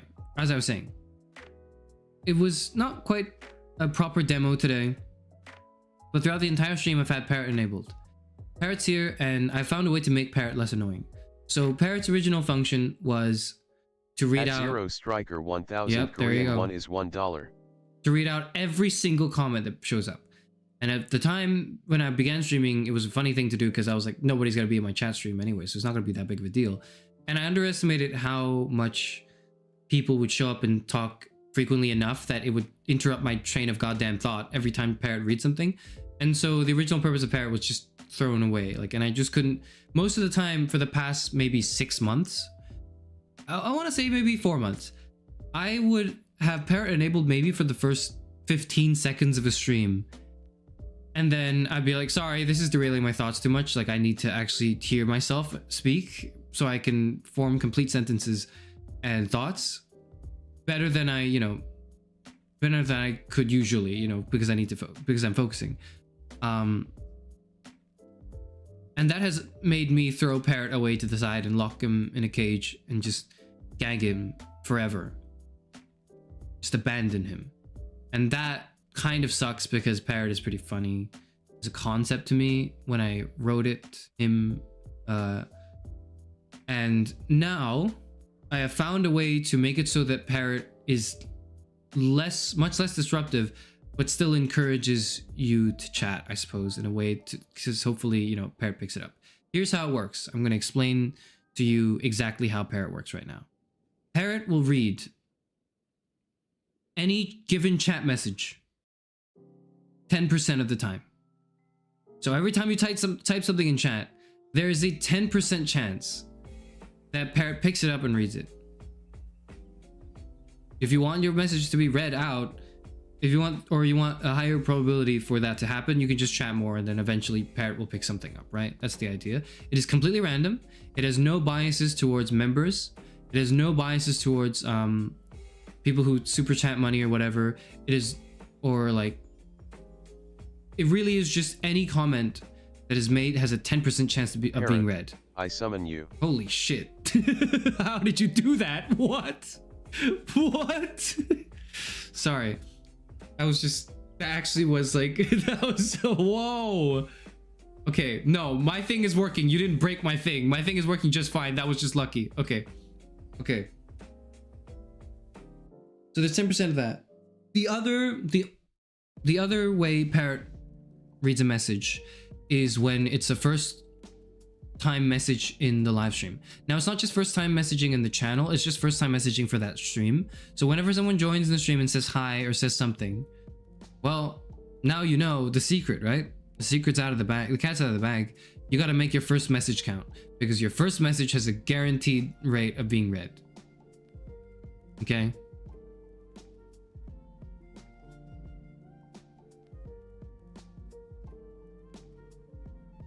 So not only do you want to chat frequently, you also want to make sure that the first thing you send makes you want to make it count. You want to make it like a good message. The first message you send.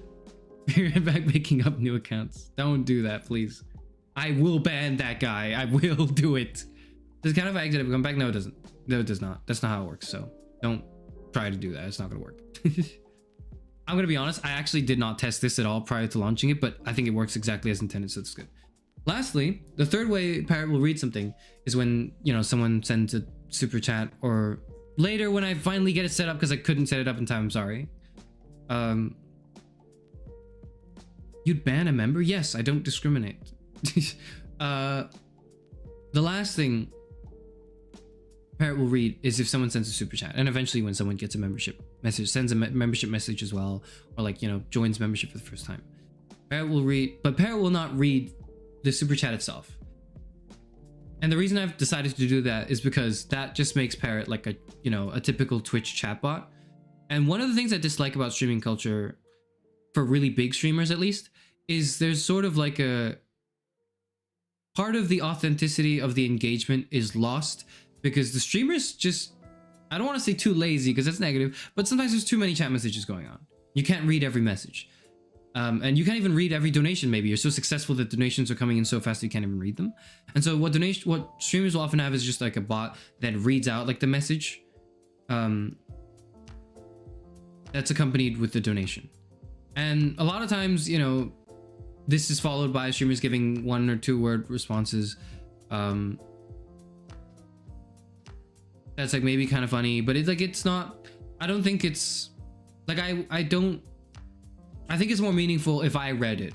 If you really wanted it so badly that you decided, fuck it, I'm gonna commit $2 American to have this person really see my message, then you're like, what Parrot will do instead of reading out the message is Parrot is gonna say something along the lines of, and there's like multiple variations of this, of X person said something, or X person has something to say, or you should really look at what X person said. That's supposed to be the way it's set up. I think it worked out just now, but when the super chats were happening just now from you guys, I was just sort of lost in my own like script.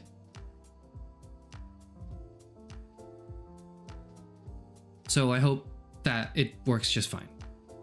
Someone can test it out if you want. I'm not going to. The week someone reads chat messages, which is insane. A lot of streamers who do read chat messages, I have a lot of respect for. But yes, the super chat one was like relatively set up, but it's not quite tested yet because I don't have the money to test it. But you're welcome to experiment with it, I suppose.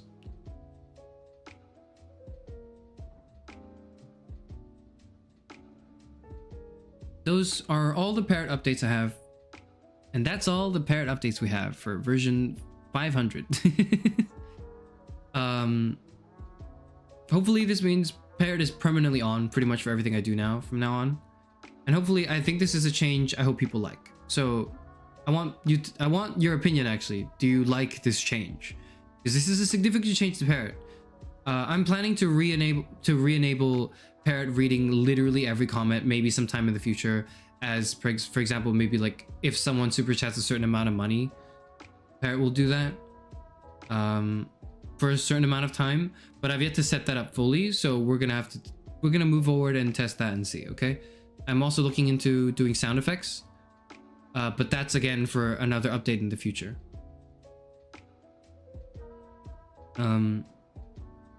Future updates for Parrot will come, but for now, this is what Parrot is right now. I hope everyone's happy with it, because I am taking something away technically right now, even though I'm planning to introduce it away like in the future, which you could technically say is paywalling something.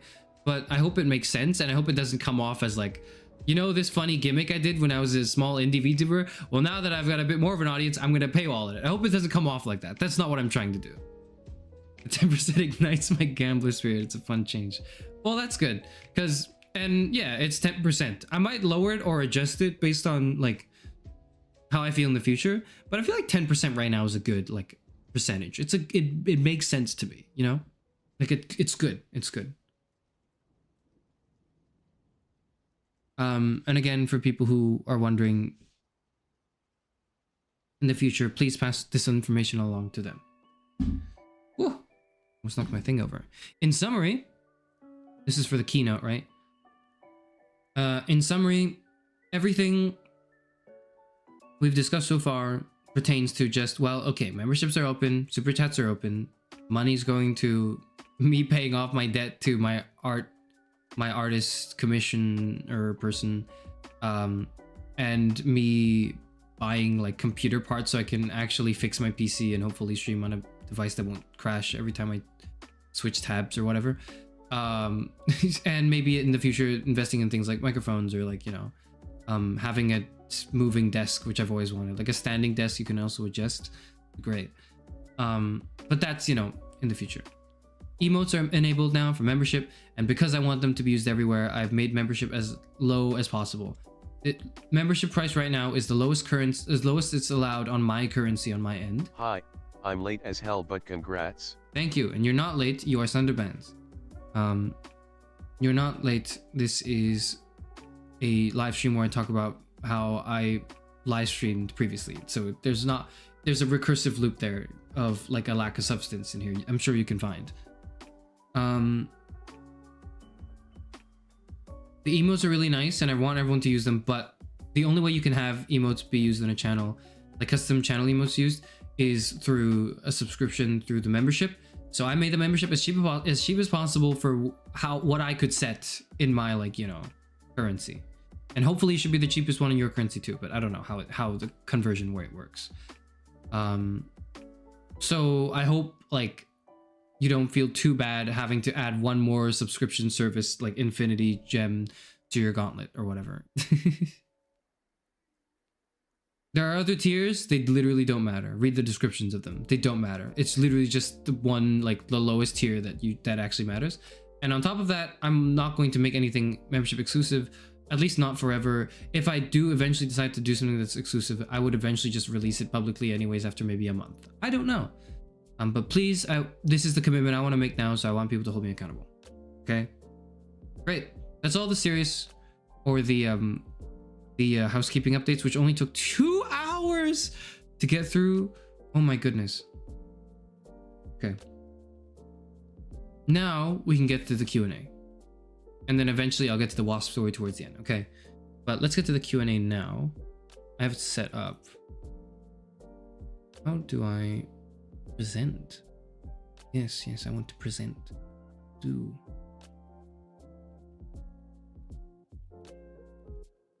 Poll? No, I don't want the Q&A. Oh my! Oh my! Okay, all right. Let's see. I know, like, it's weird going back to the corpo thing again, but like that's what it was supposed to be originally anyway, so.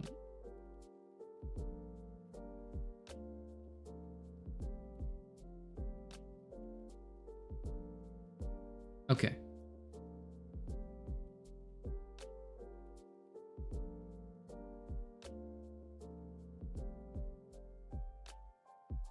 It's quite funny how I can pay for the pricier one just because YouTube pities are terrible economy. My condolences, and I understand. I will be the representative of the poverty-stricken viewers until you feel excluded. Happy to have you here as part of that union. This is I set up a Q&A. I just set up a Q&A. I set up a poll as well. I'll show you know what? I would put the funny corporate music on, but I'm really tired actually.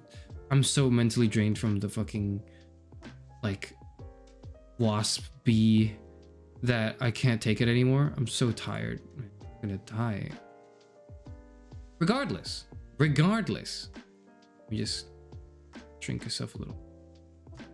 Okay. I've set up some team building exercises. Hopefully everyone's got their sheets and you're tabling the discussions for now. You can get to the really the meat and potatoes of what we value here at our company, right? And we'll start with, I just started with a warm-up question to get everyone right on track. What word would you use to describe Karasufanor? Show the results. Okay. Philosopher is the correct answer. Thank you everyone for answering correctly. Spain is not... Snarky is not the correct answer. That's wrong. You're going to have to erase that. Fucked up and wrote a question there, my bad. Is that why, like... Okay, anyways. Let's move on to the Q&A. Okay. Why is that the first one that shows up? This is the one I want to begin with. So, you know, here's the first question. Thank you, Karasufanor. First and last philosopher to last library. What is a 500 subscriber celebration? Excellent question. A 500 subscriber celebration is a celebration type live stream where you live stream yourself talking about live streaming. It becomes quite meta and very clearly earn very quickly, you'll see it deteriorate into itself and degenerate slowly and slowly and slowly until it rolls into a ball of jargon and incomprehensible pop culture references. That's what it culminates to, but that's essentially what a 500 subscriber celebration is. Thank you for asking. Remember you, that's not a question. That's not a question. Slido, that's not this. Give me the fucking fuck off. No. Okay, all right, we're gonna, okay. Question. Okay. Fucking hell. God damn it. Okay. Question. What made you want to major in philosophy? And how much has it truly impacted your view on things? Did you learn a lot, or did it simply expand your worldview? This is a question by Razor. Thank you, Razor, for the question. What made you want to major in philosophy? I've gotten this question quite a bit, and I've given different answers every time because they're all kind of different moments of my life that have spurred me in the direction. The other statements, Satch. I requested questions. You were supposed to give me questions, okay? So what made you want to major in it? I think ultimately it came down to, or the first thing, you know, I'll give, not what it ultimately came down to, but I'll give you the first reason I wanted to major in philosophy.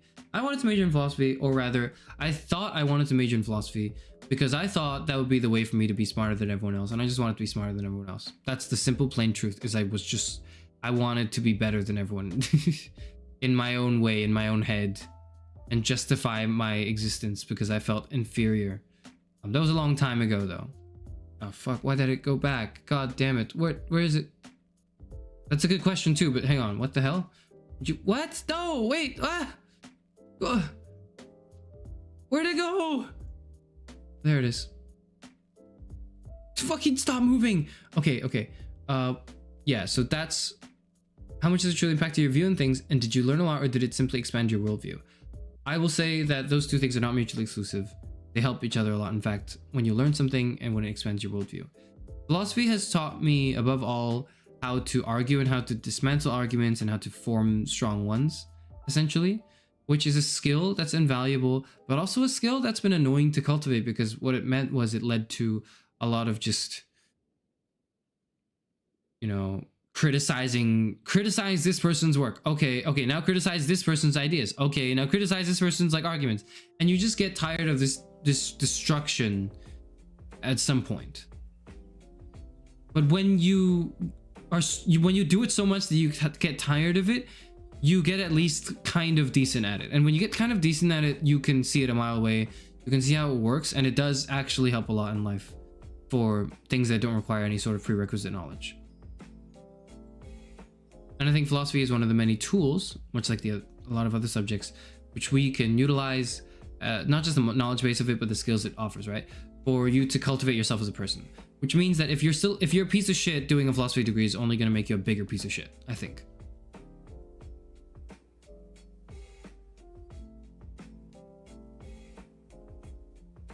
If you could go back in time, before I read this question, someone earlier asked the question that an hour ago said, yeah, it's a great question, I'll answer it, and it's been an hour or half an hour. Okay, this is a question from chat from sample student generic name. Hey Karen, I was just wondering, how would you feel if someday another philosophy YouTuber arrived on the scene? Any tips you want to offer them from your experience? Slightly longer answer I'll give now, right, is if somebody debuted as another philosophy YouTuber, I hope it's they recognize me. I hope they're like, you know, going on my Twitter and following me or what. I hope they come to me because I'm not very good at keeping an eye out for things. If someone debuts now, I hope that happens. I hope they reach out. And I would love to reach out and talk to that person, and I wish them all the best, right? But on a deeper level, because I feel like it's something that's so interesting that, you know, I don't, not like, oh, people are gonna ruin it, but more like I want people to love it. I want people to really love it and care about it, about this idea that I myself really enjoy, that I would probably I would scrutinize them a little bit, but hopefully in a way that's like hopefully uplifting and hopefully in a way that encourages them to excel and do even better. And if they do better than me, then I will ruthlessly criticize myself until I get just as good. But in either and in every scenario, if someone actually did do that, debut as a philosophy VTuber, and genuinely want to engage with certain ideas and themes and interesting thoughts, I would totally want to work with them, chat with them, pick their brain, etc., etc. Any tips you would offer them from your experience? My tip would be to not box yourself in any cage at all. And I want to think that's what I did, which is why I'm so happy with this. Because a lot of people who launch with a niche, for example, educational VTubers who launch with a niche that's like, oh, I teach this, or like, you know, maybe they're like a student of a certain field and they're like, oh, I'm now that thing VTuber. It's not just educational VTubers, of course. It's like a ton of other VTubers. I am thing VTuber, right? Is they often feel, because they feel the need to... Or the first philosophy VTuber and gatekeeper. Gatekeeping is what I will do, yes. But oftentimes when people debut as VTubers in general, I think it's a common thing I've noticed in VTubers, especially in the English circle, right? Because that's the one I can understand. People debut and give themselves subtitles or like themes or tags or like, you know, names, a brand image you want, maybe want to call it, and they confine themselves in that thing, which I think is a shame, because I think there's always ways to branch out and do different things. There's not just, you know, oh, I am this specific niche. However, that's only if you are branding yourself by that niche because you want to stand out from the crowd, and not because you just only care about talking about that one thing. If you really genuinely just only care about like one thing in life to talk about on like your streams, and you name your, like, you know, your VTuber persona, whatever you want to call it, after that thing, and that's the only thing, that's it, then, you know, I guess more power to you. That's what I would say.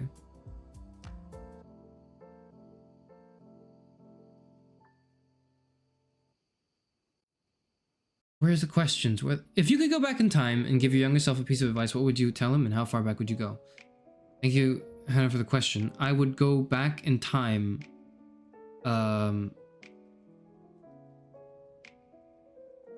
to 3 days ago and do that male loneliness epidemic stream better. I would go back in time also to maybe 10 years ago, 15 years ago, when one of my friends from back then suggested I invest. Well, it wasn't even a friend, it was an acquaintance, which is why I didn't take it very seriously. But he suggested investing in Bitcoin back when it was like maybe $1 or $2, and I was like, I don't have like $2 American to spare. Fuck off. I'm not buying fake currency or whatever. Oh man, if only I knew. If only I knew that I was so right, but so wrong, man. Like, yeah, it's fake and it doesn't contribute anything to society. Well, okay, that's controversial to say. Yeah, it's fake, and yeah, it has controversial use cases, and people have not been able to implement the technology without risking like a heightened rate of scammers. But overall, yeah, I would have definitely told myself to go buy Bitcoin. No. Buy company shares before they got big? No. Buy masks before the pandemic? No. On a serious note, I don't have any regrets in my life. So I wouldn't go back in time to say shit that's like,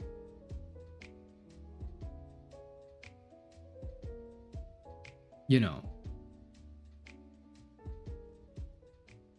here's what you should do, or bear this in mind for the future so you can do well. All I would probably do if I really wanted to had the opportunity to go back in time to tell myself something, you know, assuming time travel, timey-wimey paradoxes don't work the way they work in fiction or whatever, and it achieves the intended effect, I would go back and reassure myself. I think I would go back to times of incredibly high anxiety and stress. Not just in general, because I'm kind of permanently just highly stressed out, but like when I was specifically stressed out about myself and who I wanted to be and what I wanted to achieve and what I meant to the world and where I was going and all of that. And I think I had those questions many years ago. I would go back and I wouldn't answer verbally, but I would show up as myself, you know, in the future now. And I would probably say something along the lines of, you have no idea. You couldn't even conceive the possibility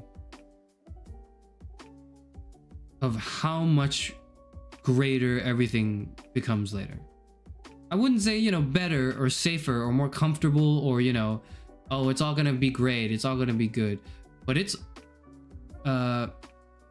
is a level of greatness I'm very happy with myself. And I don't use that, and I know it sounds like I am the greatest person alive, I am the GOAT or whatever. But I do, when I say greatness, I mean like, I feel like everything I've done so far I'm very proud of, and I think is great. And I'm grateful for being able to do those things too. But I only feel like I can do even more already, like still, despite having already done enough to satisfy me, I guess, in some ways.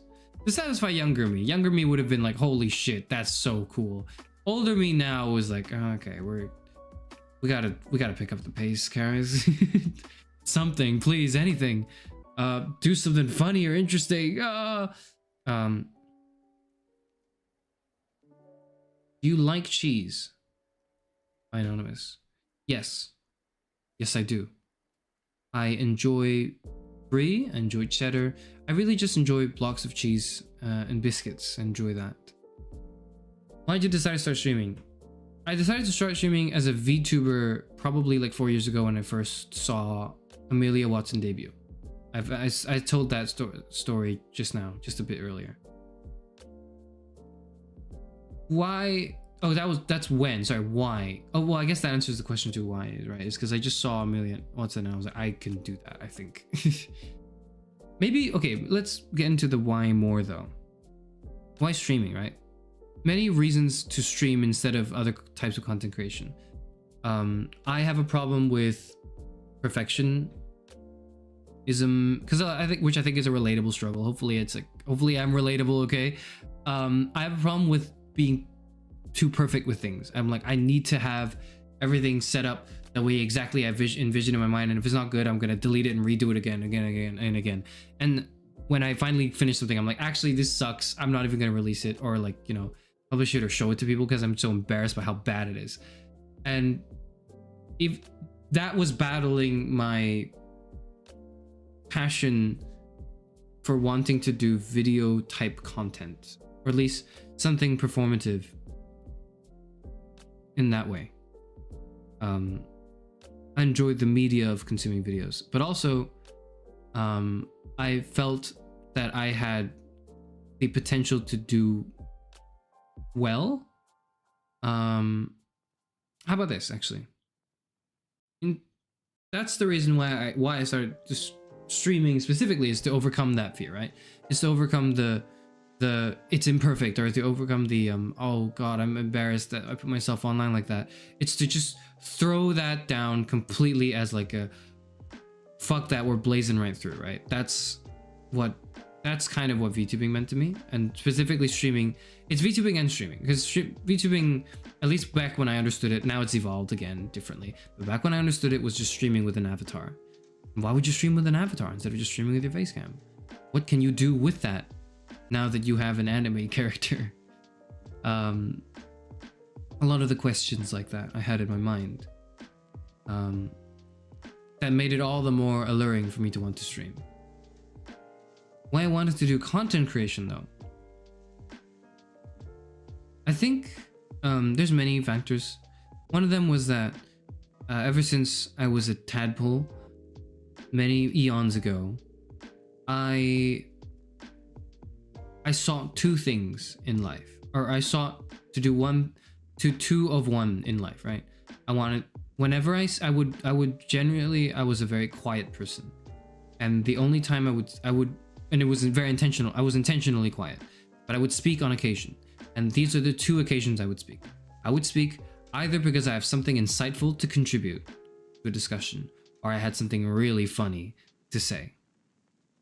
In the ideal situation, it is both of those things. It's not usually though.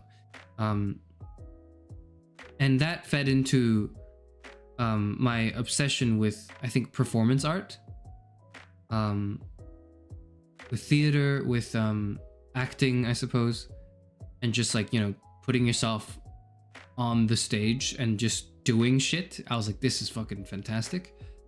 And eventually I've resonated a lot with the way it was presented online. Sometimes, not all the times, but for example, you know, when I watched German 985 and now more recently Northern Lion, I go like, yeah, I remember why I decided to start streaming. It's because of these guys. It's because like I want to like this. They have done something in the sphere of performance art I'd never seen before. I'd sat down and watched thousands of tapes of stand-up comedy and studied the moves. I've watched so many skits online from like Key and Peele or, you know, other channels. I wanted to say I've been acquainted with humor in those art forms, but streaming is such a new art form that I thought I want to dip my toes in this now because it's so alluring. Anyways, that's the reason why I started streaming, and also the reason why I started content creation in general. Oh yeah, and the one more thing was one of the few compliments I had in early life, because I think later in life I got more, but earlier in life I didn't really have many compliments. I had some, but like not a lot. But a lot of them were superficial comments. The first non-superficial comment or like, you know, feedback I'd received from anyone in my life that I cherished forever as a memory, like a core memory, was when someone said to me, Karis, you should consider radio. I was like, what do you mean consider radio? Like buying a radio? Because, you know, that was and the person was like, no. Your voice is fantastic, and it would be an absolute shame and waste for you not to use it for something. And I went, I just didn't know what to say. I genuinely didn't know. This came from like someone from a position who I really respected as well. This was someone I really respected and spent a lot of time, you know, talking with and having chats with, that I looked up to. This person. I hope they're doing well. I think they're doing well. Yeah. But anyways, that stuck with me because it wasn't just, oh, you are good, or like this thing you did is good, but it's almost like the underlying bit of it is like, you have a gift and I would hate if you wasted it. I would be so sad and disappointed if you wasted it. And that was what ignited me to be like, oh, okay. That's how much this trait meant to this other person. Okay. I think I gotta lock in. I said when I was a lot younger. That's why I decided to pursue concentration. Okay. Would you eat parrot if it was the only source of food available to you? I would in a heartbeat if he didn't taste like shit. What made you want to... Oh, I already asked this. Yep. I already read this. And the first last philosopher YouTuber, last Librarian of Alexandria. I'm not reading that. Making an educated guess, when do you think you'll reach the next subscriber mark? This is Tara asking. The next subscriber mark, I anticipate... So that's like 1,000, right? I anticipate that I will reach it probably by the end of this year, by the end of 2025. Maybe a bit earlier. Maybe late 2025 is when I think I'll get to 1,000. That's my educated guess. If I continue on my current trajectory of things, right? But I'm also thinking about somewhat radically new approaches to what I do right now. So, you know, maybe that far exceeds my expectations and goes otherwise. But my current expectations are like, by the end of the year, I'll be able to have Google send me AdSense revenue, which is going to be great. Milk first or cereal first? When you're eating cereal, what's your favorite brand of cereal? Cereal first, because if you do milk first, it's hard to estimate how much cereal you put in to accompany it.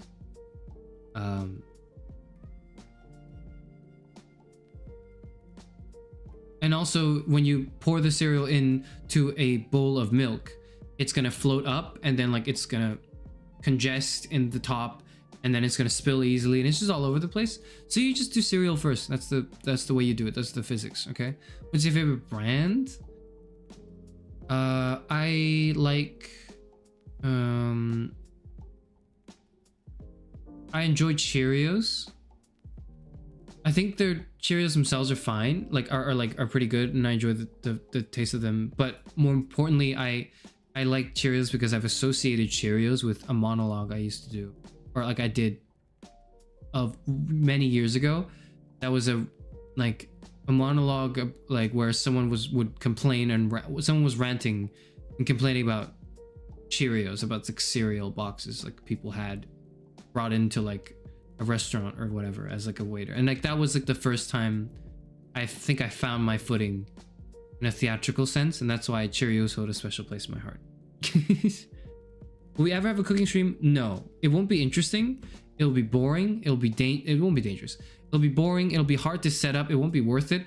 It will be uninteresting. It will also might dox me. I don't know. Milk first because it saves money? That doesn't make any sense to me. You're gonna have to explain that point, I think.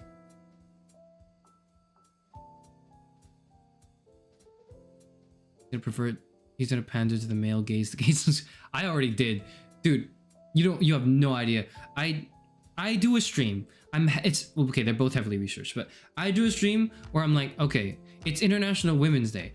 I'm going to talk about women and feminist literature. Here are some recommendations I will make from some people I've read and some people I've been told to read by people who know better than me. These women are brilliant thinkers, and a lot of the ideas I have of the world have been shaped by certain contributions they've made to the field of philosophy, or feminist philosophy, or just like, academia in general. They're great. 70 views. I sit down and go, okay, I'm gonna, like, I don't know if I'm the first one, but I'm gonna sit down and I'm gonna be the person to initiate the conversation that you can have progressive, like, okay, sorry, no. The dealing with the frustrations that men have to deal with, some, and if not even quite a number of men have to deal with in contemporary society, should be and is part of the feminist project. But you did it in words that were more appealing to people who didn't like the word feminism. 700 views in like a day. 700 views when I'm like, men are lonely too sometimes. Man, it kind of sucks to be a guy, doesn't it? Boom! I got views. I got like 30 subs from that. It's great. Maybe I'm going to start pandering to men more. You know what? Maybe we're going to see 80-20, but it's the other way around. It's actually just like 80% men now. Aren't you excited? Because I am. Anyways. I don't think that will happen. Are you proud of what you've achieved so far? What other big content plans do you have? I'm relatively proud, but also relatively disappointed. Not in me though, but in the circumstances that have led me not to be able to do everything I wanted to do the way I wanted to. For example, the compromises I made for Valentine's month, like the month of February, the pretty much absence I had during the October spooky month, and even this stream right now that is so goddamn rushed and delayed. Partly because of, but most if not all of these are due to circumstances out of my control. So it's not that I'm like disappointed in it, it's just like I wish I could do better, and like my karaoke stream is being awful. So I am looking forward to doing a lot better in the future. But other than the standard things, what other big content plans do you have? For the moment, right now, off the top of my head, I'm still scripting. I'm almost done though.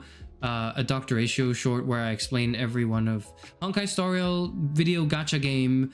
A new character, Dr. Ratio. He's not a new character, he's been out for a year.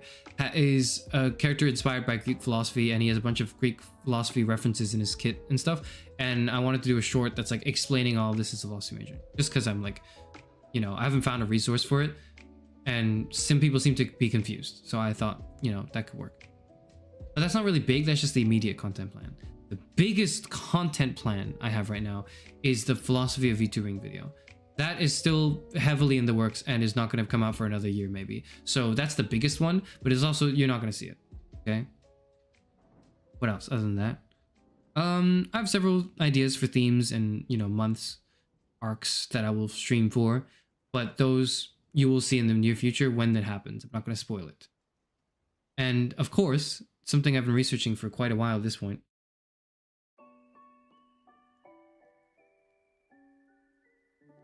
Excuse me, I'm just like burping and hiccuping a bit. I don't know why.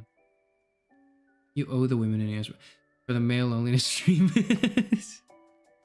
Don't act like the men don't want to do. Come on. Anyways, yes, I do owe people an ASMR stream. That's the other big content plan I have. It's unfortunate, but it is a plan. It's something I've planned.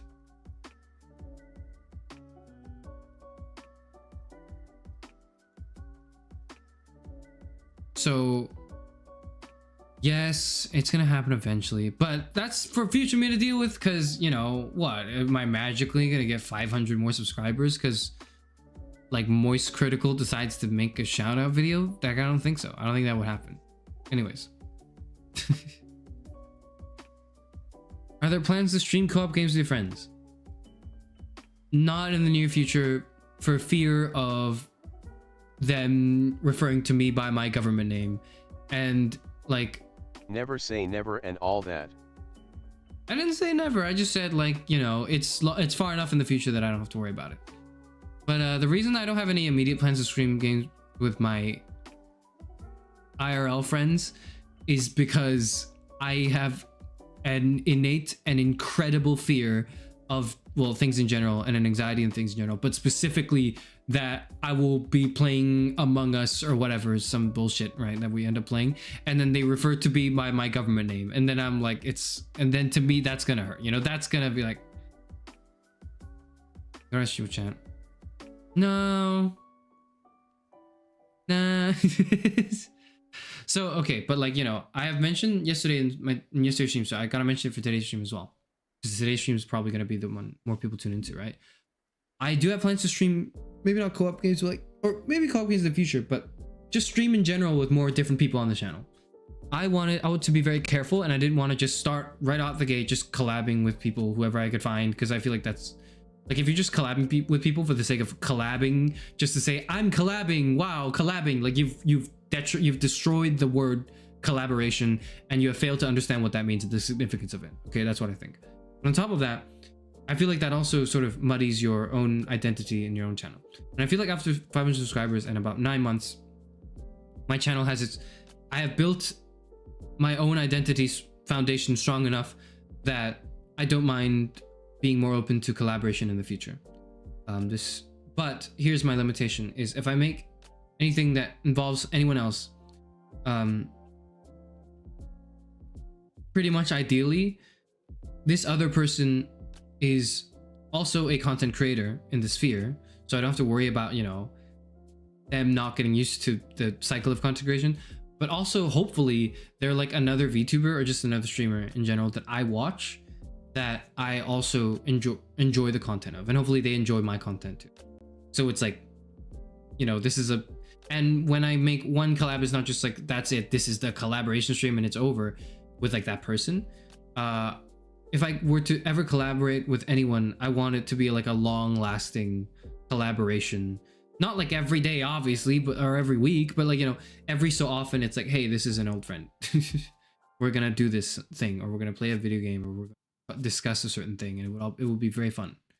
I have plans for that. I need to reach out to people and not be, like, so shrewd about it, but those are my plans, and hopefully you will enjoy it too, because you're probably at this point tired of me talking and me being the only person talking on this channel. Does Parrot haunt you sometimes in your daily life? Parrot haunts me all the time. Thoughts on generative AI, the new Ghibli AI trend. Please rent. I need to know how to articulate my hatred and disgust in a sounding way. Okay. God, fuck. I can't give you the long rant because I did the whole long rant yesterday, and I'm not doing it again. If you are someone who would generate Ghibli AI art, you don't care about art. It's simple. I hold that stance. You don't care about art at all. That's not your primary concern if you are loving the new Ghibli AI trend. You don't care about art. I'm not saying yet that that makes you a worse person or whatever, but I find it would be very difficult to argue against that point. That you don't care. You just don't. You are apathetic to the entire artistic process. You lack an understanding, a knowledge base or the passion required to engage with art, not just like visual arts, right? Not just like drawing something, not just filling something in, but just the pursuit of creating something and self-expression and being a real human being. You are completely, you lack that. And I don't want to blame you immediately. You are probably uneducated, you're probably unaware, and you are probably someone who's not been exposed to very good art, and that has moved you in a way.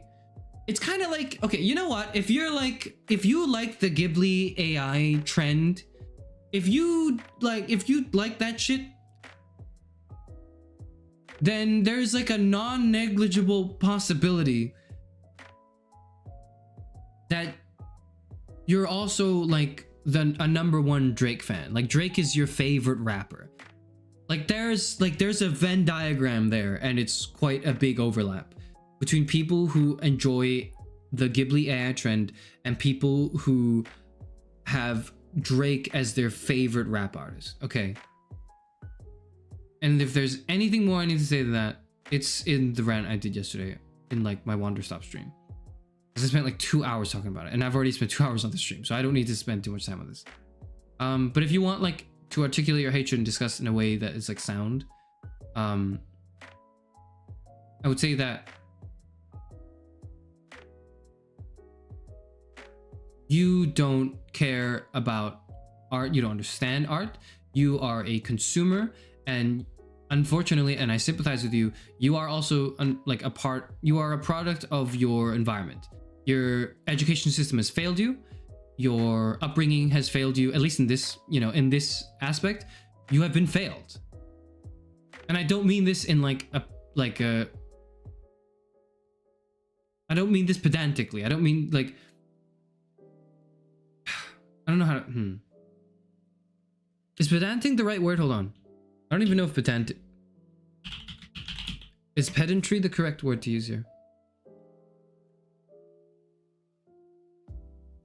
Yeah. Like, I don't want to be pedantic and go all like, it's really the greater art, one must appreciate every painting, oil canvas. No, not even that. Just straight up, like, nothing's ever moved you in life, huh? Like, nothing's ever, like, you've never put an album on and went like, holy shit, my life is different now after having listened to this. This is phenomenal. It's incredible. Like, the human experience is divine. Like, this is an irreplaceable experience. It's the struggle. It helps me. It gives meaning to my struggle. Holy shit. Like, you've never had a moment like that. And I'm sorry. Because if you've had, you understand why this, you intuitively understand why this is an issue. Like the generative art, right? You immediately understand. But if you've not ever had that, all I can feel is genuine pity. And I hope that eventually you do experience something that's like this life-changing. And it doesn't have to be, it of course doesn't have to be high art, the classical pieces, a statue by Michelangelo. No, it can just be a video game. It can literally just be like an indie game that you played that's kind of good, and you, for the first time in your life, you didn't realize something could be that good or touch on an emotional nerve in a specific way. Like, it could be anything like that. Really, it can. I don't want to hear the arguments that's like, oh, well, you're an elitist, art elitist if you don't like generative AI because it's democratizing art for everyone. No, it isn't. You are not democratizing art, you are destroying it. There's a difference. I know they both start with DE, and I know that the, contemporary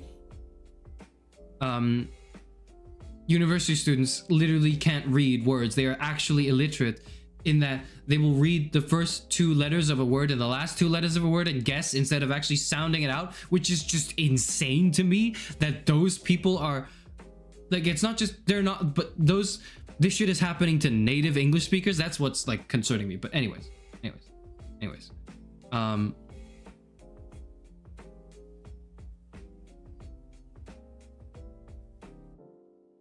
I cannot express my hatred enough for the art generative AI thing. There's every reason to hate it, even if it were perfect. If it were perfect, everything I just said still applies. If it were optimally perfect and everything was fine. But the fact of the matter is not perfect. What does that mean? That means, what did I not mention earlier? Oh, well, there's huge environmental problems with, the usage of AI that big companies are not really addressing, and I think well enough, at least in my opinion, in my humble opinion. And I'm not an expert, so feel free to correct me if I'm wrong.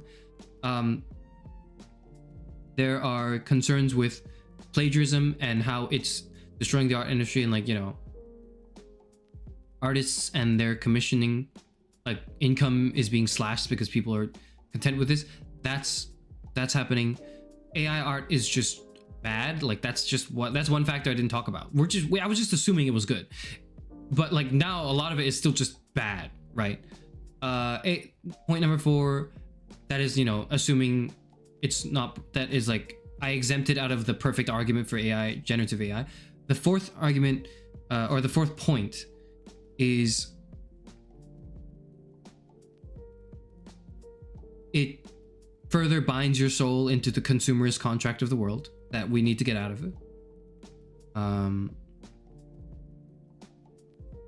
Fifth point, which I guess ties into point 3, not only is the art ugly, but the ugly art has a very good chance of being fed into the scraping that, you know, allows these bots to create the art in the first place, because that's where they steal from. They steal from the big public pool, which is now being polluted with AI, terrible, shitty AI images.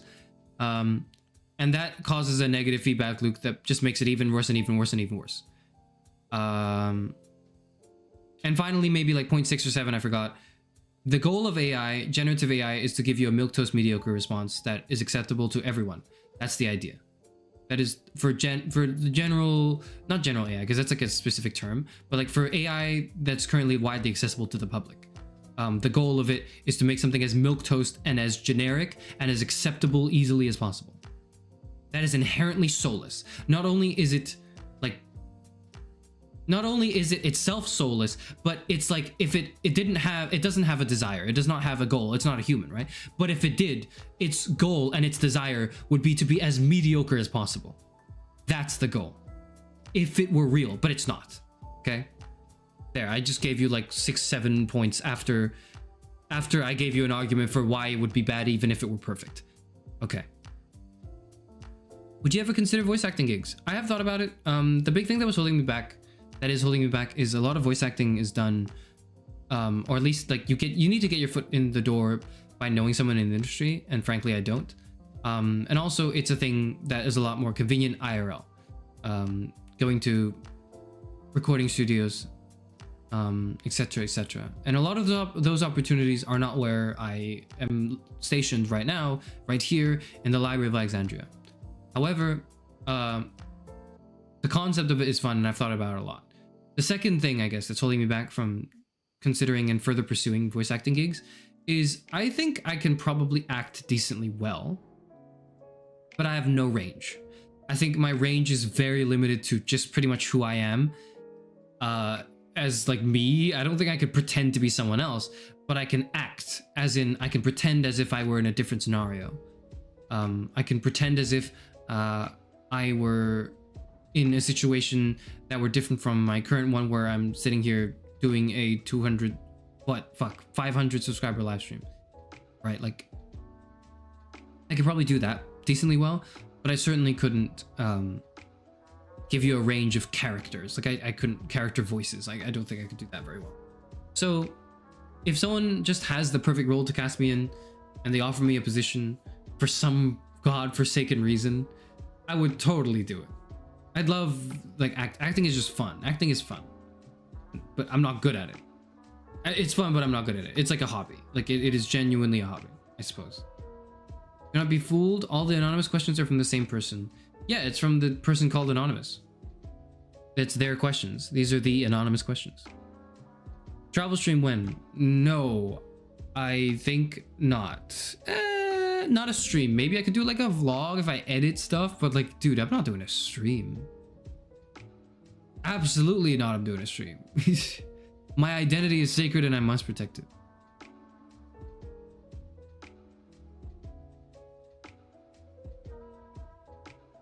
AI models are being used because of spite towards artists. I think AI models are used because we have collectively been too brain rotted into, and I don't like to use that word because the word brain rot has been like abused to no end by people who don't really know what it means, but I do conceive of this phenomena as like a rotting of the soul and of the mind, right? That all we have in our mind is consume, consume, consume, consume, fast, fast, fast, efficient, fast. I want thing and I want thing now. I want thing now. The thing now is here. I want more new thing. I want more thing. I want thing too. You know, you're done watching thing. Okay. The average person, I'm gonna go back to this. I'm sorry. The average person who is like a fan of the Ghibli AI shit sits down to and like hears people talk, like they go on Twitter and they look at the trending tab and go, oh wow, people talk about this new show called Severance. Okay, they go on their like Netflix subscription, or maybe they pirate it, I don't know. No, actually they're not based enough to pirate probably. So they go on their Netflix subscription and then they go and like click on Severance. They sit there to like, you know, and then they let the, and then they're watching like the both seasons. They're season 2 right now, right? So it's like they're sitting down, episode 1 season 1 starts playing, episode 2 season 1 starts playing, episode 3 season 1 starts playing, etc, etc. And 80% of the time this person's also on their phone typing away on Twitter talking about how good the show is, like, or like, you know, getting into arguments with people about AI. Okay,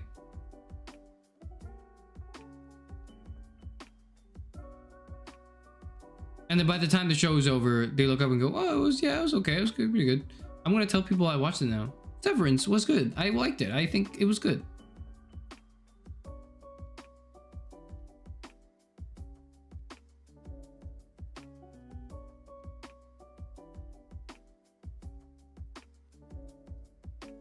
No, I'm wrong. Sorry, I've completely lost track of my rant. This person, when they finish the season, and you know, there's a big dramatic pause effect, whatever, for the revelation of the ending, or you know, the cliffhanger, whatever. This person, the first thing in this person's head, you know what the first thing it is?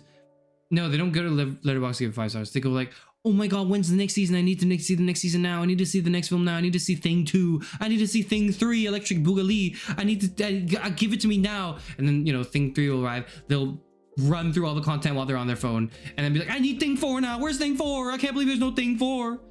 Can you believe there's no Thing 4?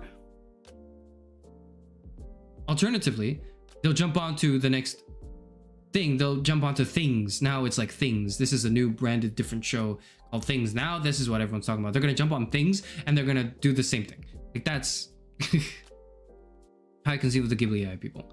Okay, I'm done enough. I've done ranting with the AI. What's the next question? Also, next you see stating, I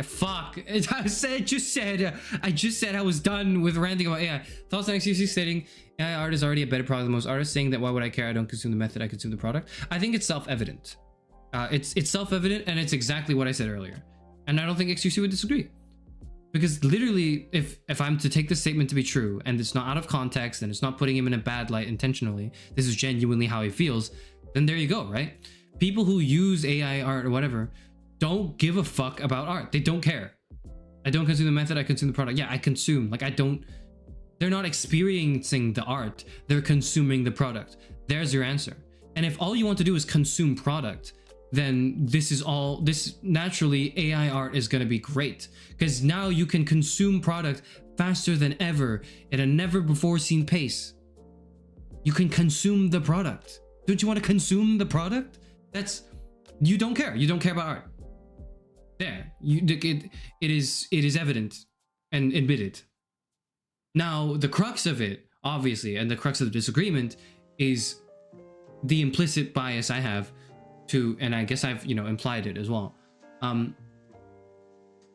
that one should enjoy art. That art is a core experience of living on this green goddamned earth, okay? Like, that's, if you're here in this shit and you, like, how are you coping if you are not at least embracing life struggles through your resonance with the art that the humans produce? 500k AI. Sees art better than humans. What? 500k? Yeah, we got 500k subscribers. Thank you. Thank you, Jessica. I remember you. You were in the Slay the Princess stream. Yes, and you were really excited about the game. So was I. And now that you're here, I want to let you know that I do plan to stream it sometime in the future, in the near future, but it's not going to be this week, so I apologize. but I do plan to stream more Slay the Princess because I really like the game.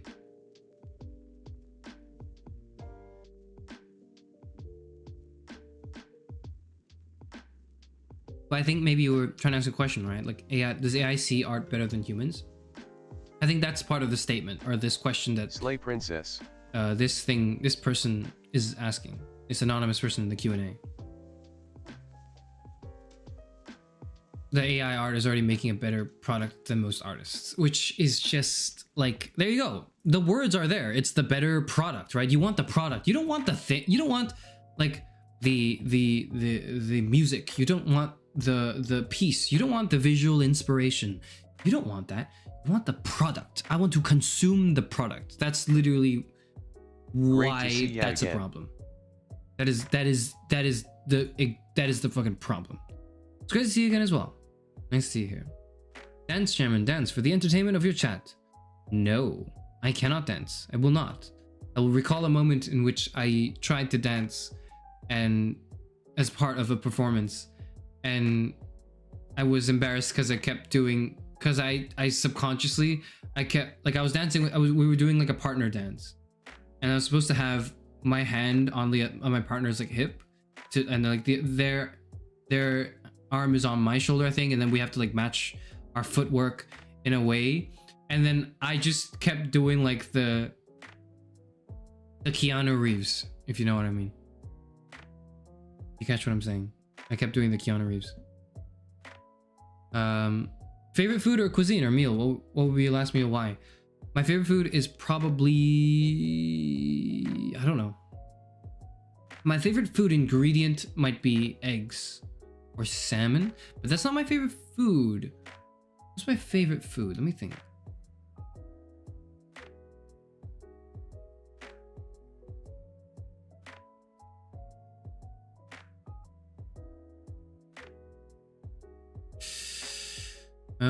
Is it like a favorite food I would eat if I could choose anything? Is it a favorite food if I, had to just go, if I had to make something myself, or would it be something my friend made? Would it be something like I have at a restaurant?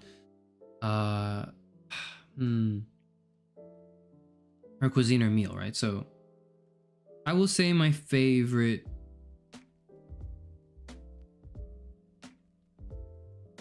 is, right now that's coming to the top of my head, is a tempura bowl. That's my favorite dish so far that came to my head. That was like, I had a heavenly experience having this. Shrimp tempura bowl. That is my favorite thing right now in my head. Right now. I'm thinking about it, I'm like, holy shit, I love this. The best food I've had in my life is similar. I had seafood in Japan, and I was allergic to lobster and shrimp and shellfish in general for very long.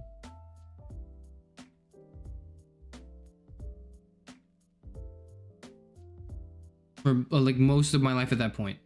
And then we were there at this really, like, it wasn't even a nice restaurant. It was just like a seaside restaurant. It was like, it was kind of run down. It was a bit dirty, but it was a seaside restaurant. So you know the shit is like really good, right? I had, and like the people I were with had the lobster. They had a huge lobster served up.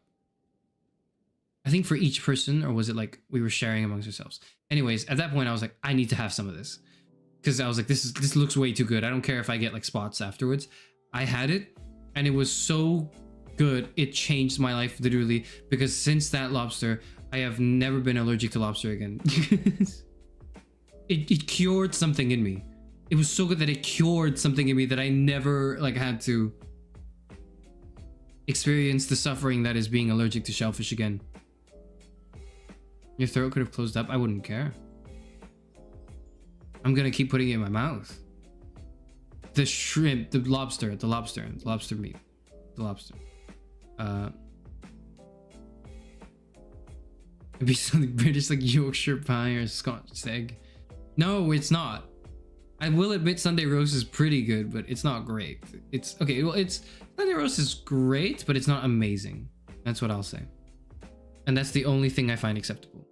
Anyways, or that I would put up even to consider comparing with other foods.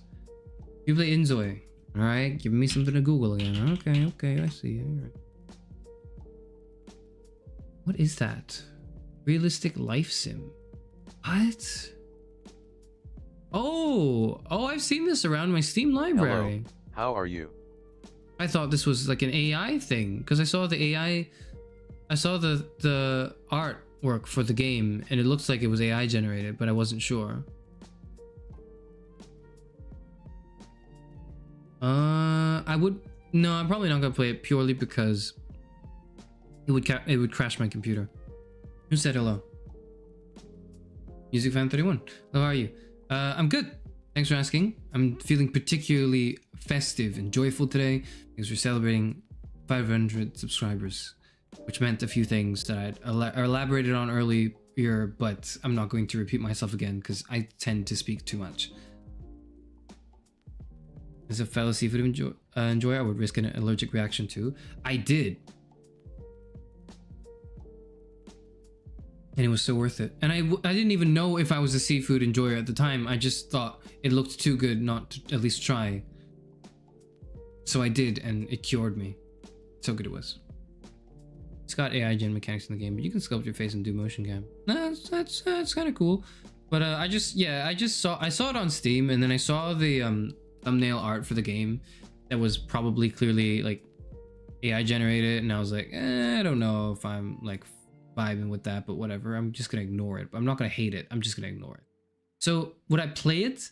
I don't know. We'll see if maybe other people start playing it and it turns out to be a really good game, then I might give it a try, but I don't look forward to it because it's probably going to crash my computer anyways. It looks like that type of game, you know? It looks like the type of game where I have to render too many things and I wouldn't be able to stream it and my OBS would die. Remember doing an aesthetic stream someday. It's an important part of philosophy. You clearly needed seeing the houses you flipped. Okay, you didn't have to put the last part there. You don't have to do that. Okay, my house flipper streams are fine. And you know that the house flipper streams are about the conversations, they're not about the houses we're flipping. An aesthetic stream someday though, yes, for sure. The reason I've been a little hesitant to do this is because I didn't like specialize in aesthetics, so I don't know what I'm talking about most of the time.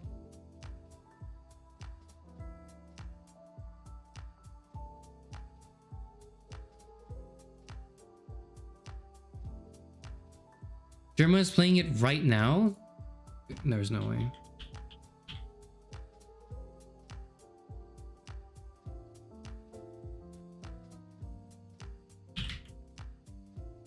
He's live. Holy shit, he's playing it right now. Okay,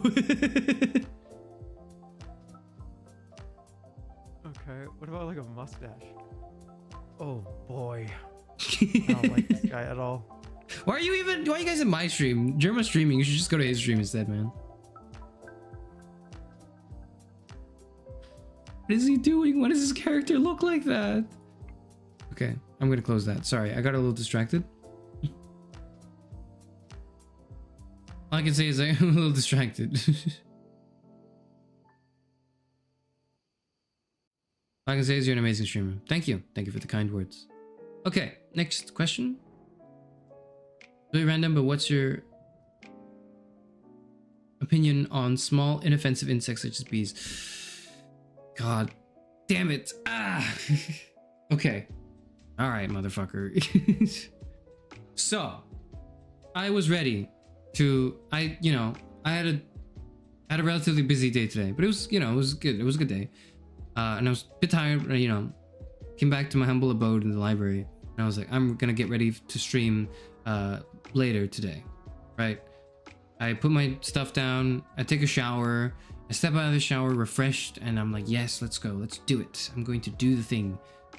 I go into my room, and I'm putting my stuff down, putting my laptop down, putting my phone down, and then I see, and then like on the corner of my eye, it's not even at the corner of my eye actually, it was actually dead center in my eye, it wasn't even in the corner, it's dead center in my eye. It's just like I only just saw it when I was like maybe I want to say 20 centimeters away. A bee on my microphone.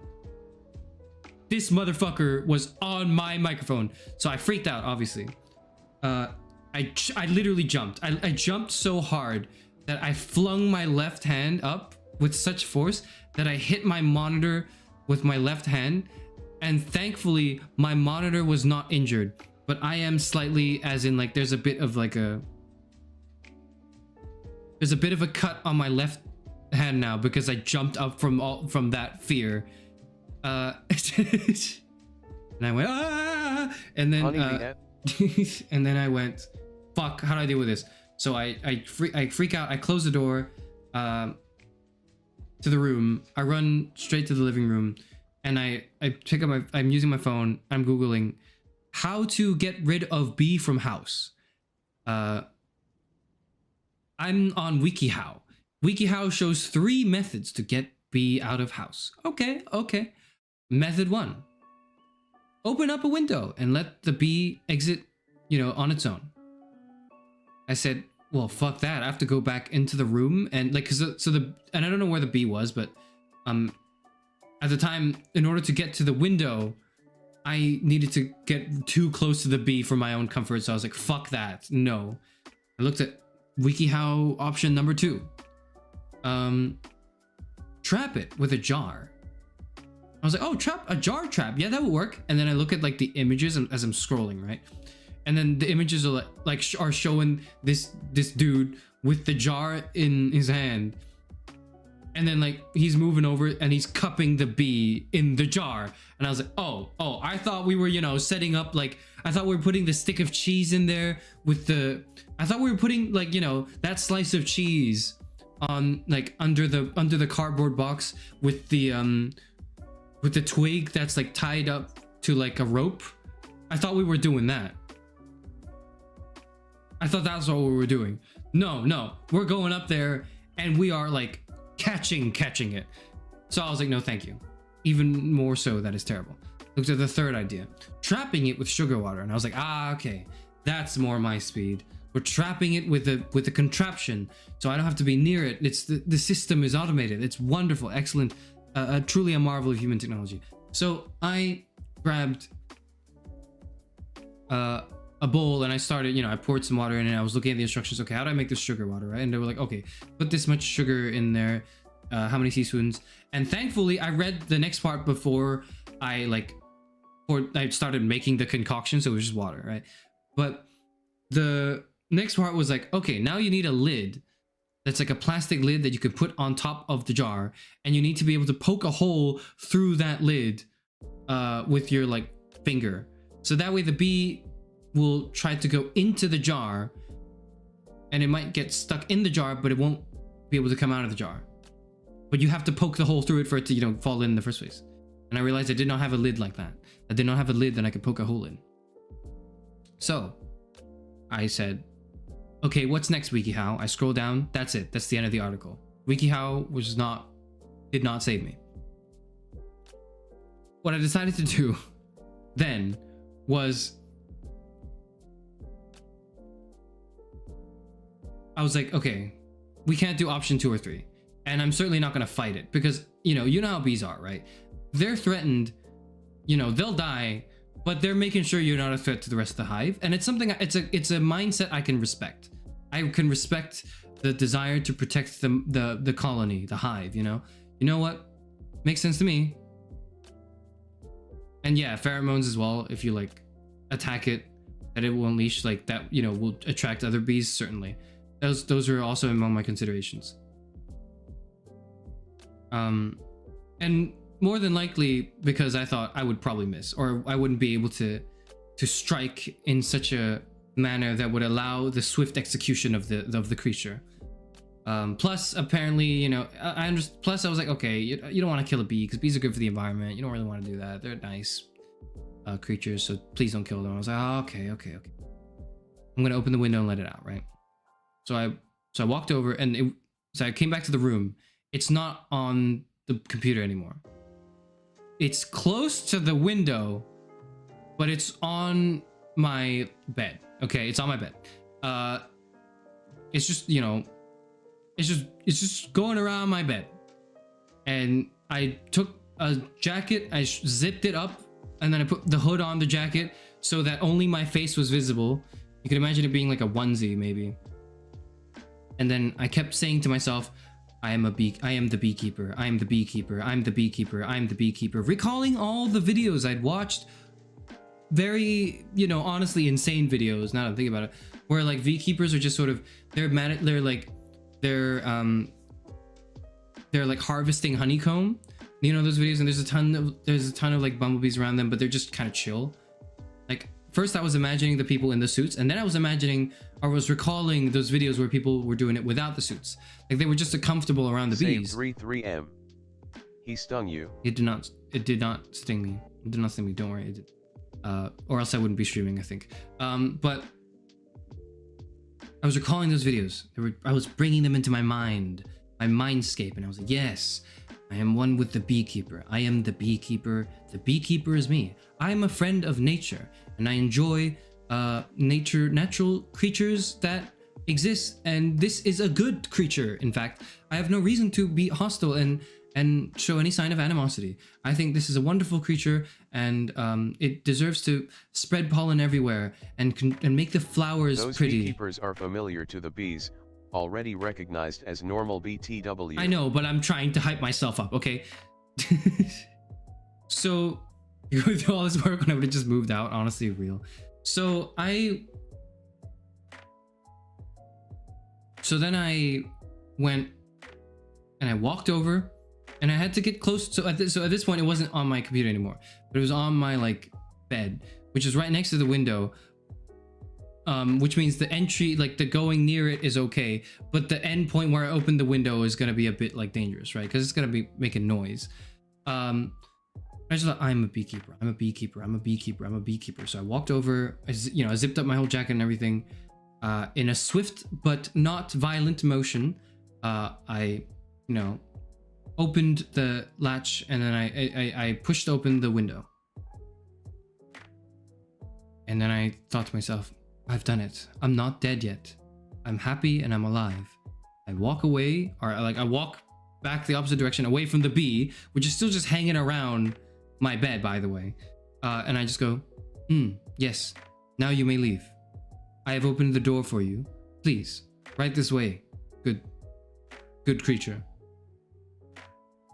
And for the next 10 minutes, I was standing right by the door with my head poked out, and I was looking at the bee, and I was like, okay, you can leave now. You can go. Please, fucking go. Get out of here. Get out now. And it didn't. 10 minutes passed. 15 minutes passed. 20 minutes passed. I'm freaking out. So I open up my phone and I text the neighbor. I go, hi, X, name, person.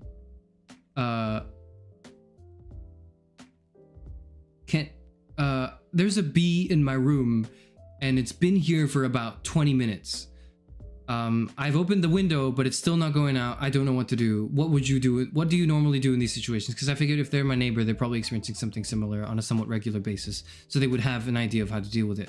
And my neighbor just did not answer for the next hour. So all the next hour, I stand there, and it's a brave standoff. I'm standing there. I'm looking at the bee. The bee's looking at me.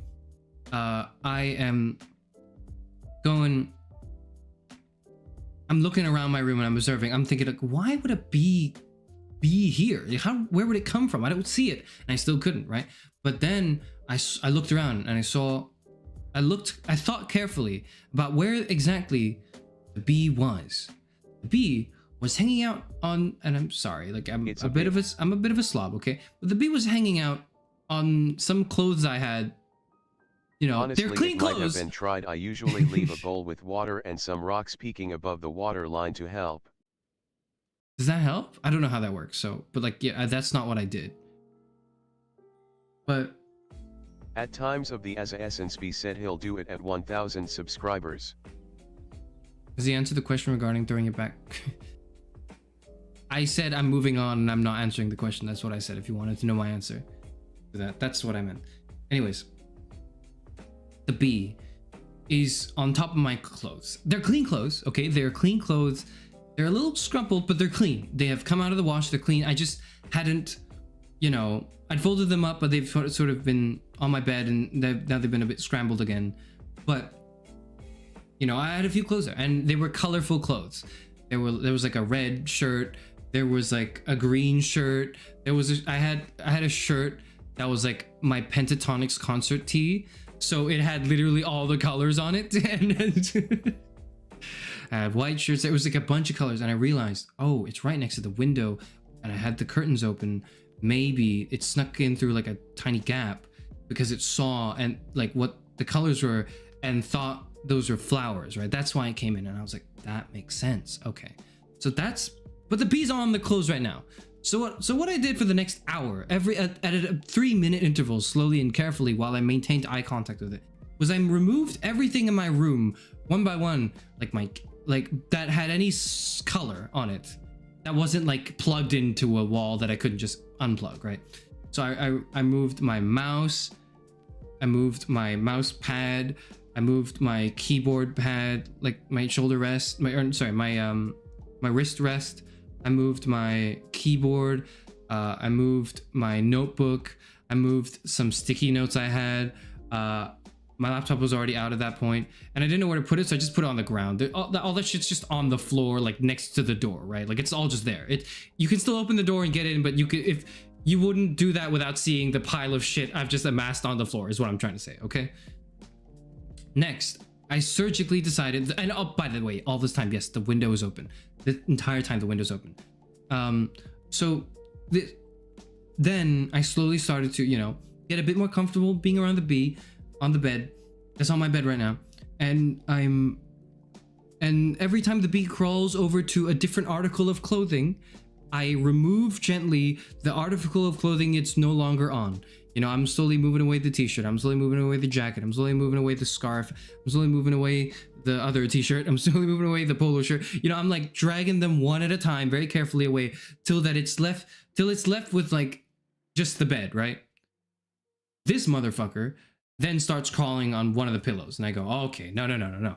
I grab my blanket and my other pillow, because I have 2 pillows, right? I grab my blanket and my other pillow. I move that to like another room. I come back, so it's just the pillow that it's on. And that's it. It's like I moved out of my room. I literally moved all of the objects in my room away pretty much, except like my monitor, except my display monitor. That was the only thing I didn't move out, but it was just black. So I didn't think that would have been an issue.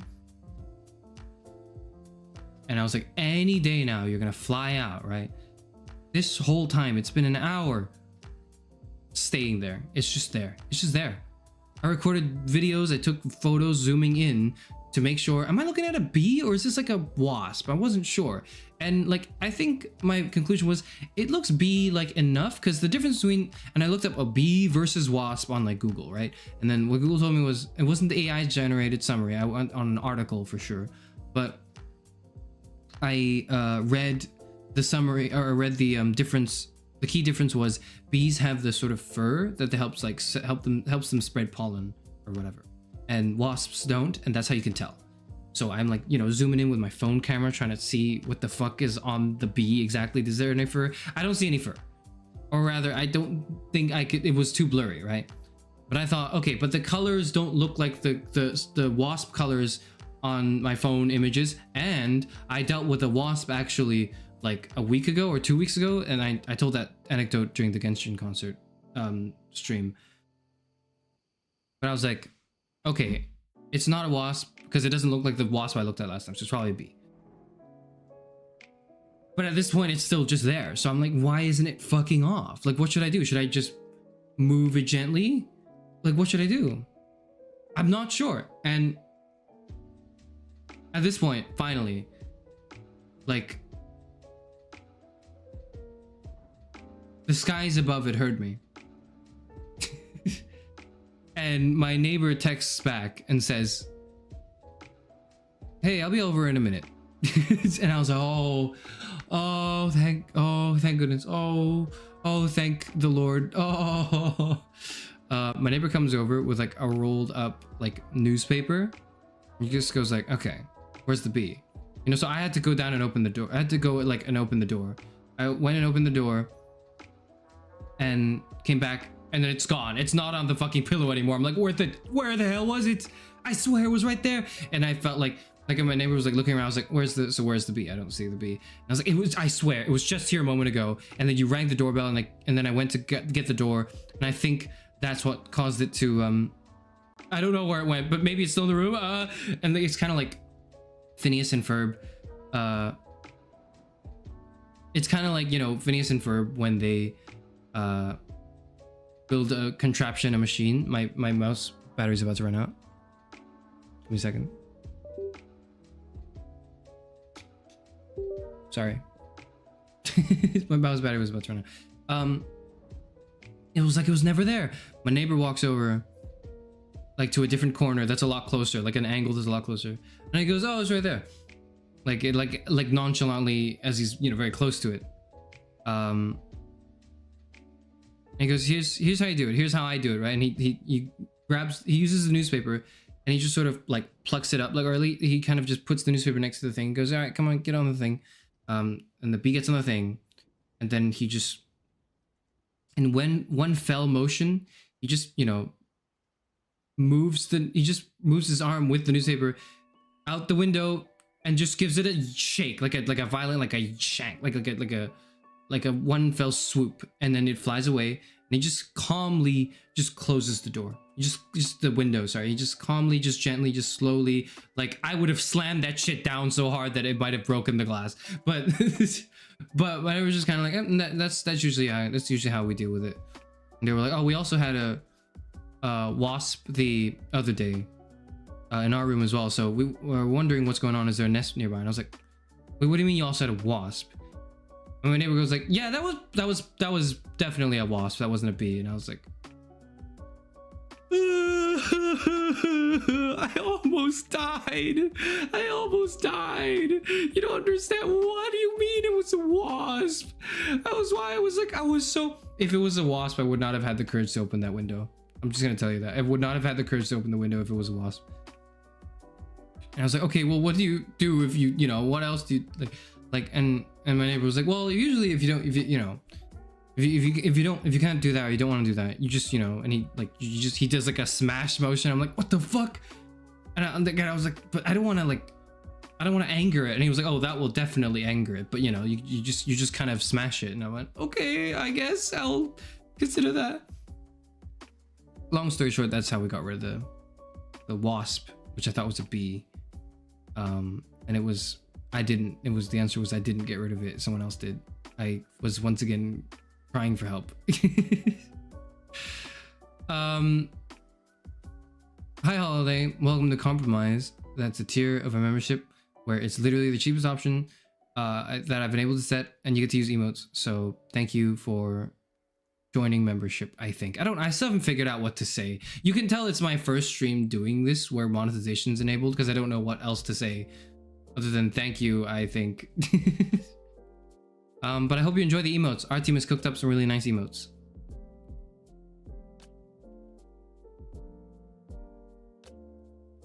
Saw a wasp hive that dive bombed the window. I moved, patience got him. Oh goodness, yeah, I would move as well.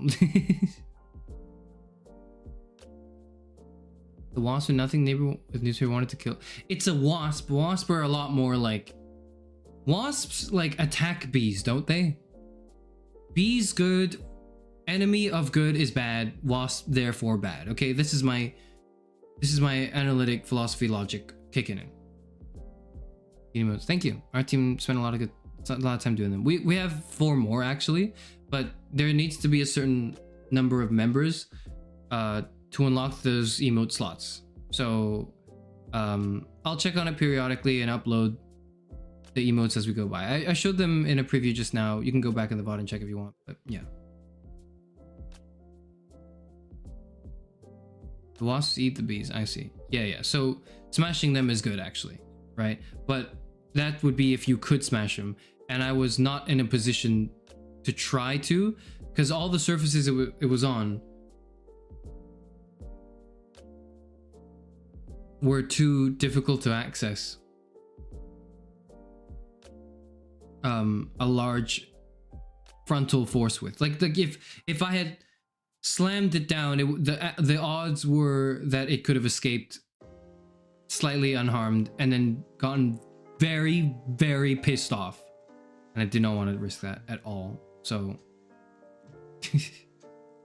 Live by a hiking trail, dealing with raccoons, snakes, etc. Bees are nothing. You are incredible, and I wish I were 1% as brave as you are, because fuck that shit. I don't want to deal with it. I don't want to deal with it. I don't want to.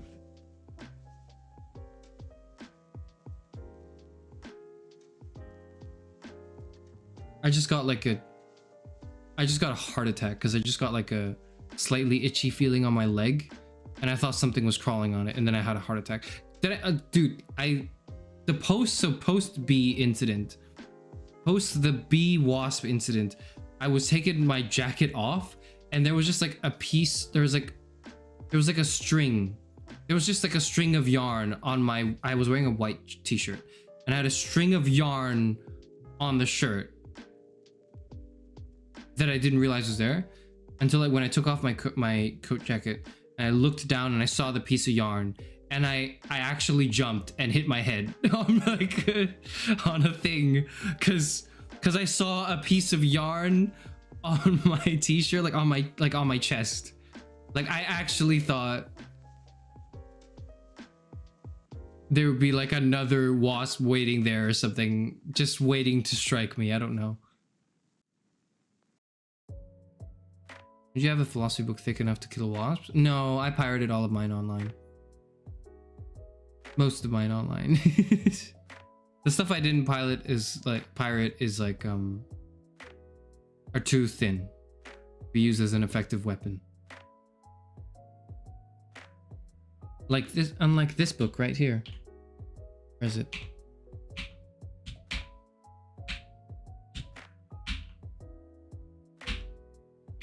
No, where the hell's my book? Where's my book? Where's my book? There's my book. I was going through my toggles. Unlike this one right here, the book I had was not nearly as thick, and it wouldn't have served its purpose. Anyways, that's why I didn't have enough time to prepare for today's stream, and why it's so unscripted and 3 hours long, and like I yapped way too much trying to say a very simple string of things.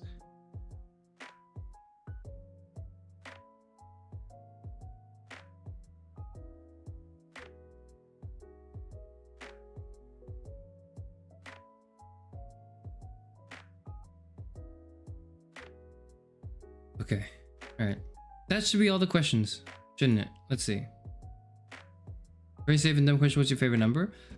5. That's my favorite number, probably. I like 5 a lot. I like 4 a lot. I like 1 and 0 too. So 5 is my favorite, and then maybe 4, and then maybe 0, and then 1, and then 100. And then 427. And then maybe the number 3. That's how I would order. That's how I would order my favorite numbers. Okay, that's all the questions on there. Why 5? It's a really good number. I've got 5 fingers on my hands. I've got 5 toes. 5 plus 5 is 10. Intervals of 5 make sense, you know, like 500. It makes sense to me. It's like a number I can see in my head. 5 is the optimal number of people hanging out. When it's more than 5, it becomes a bit too much of a crowd for me. 5 is just right.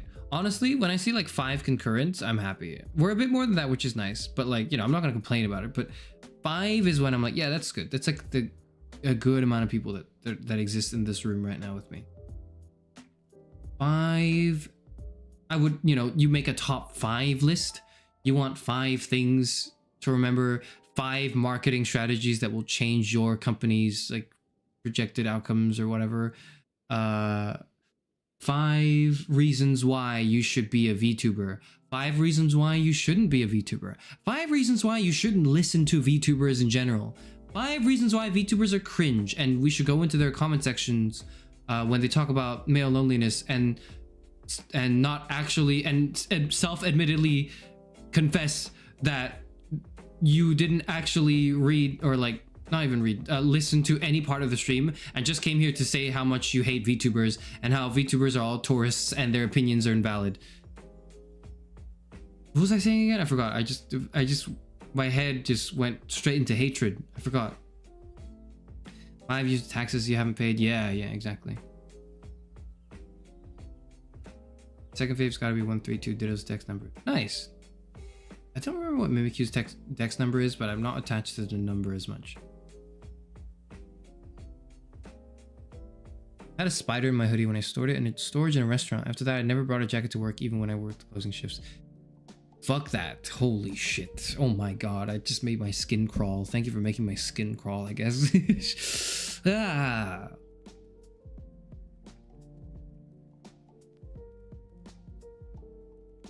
Funny how that question might be an important security one. I can't say because of my passwords.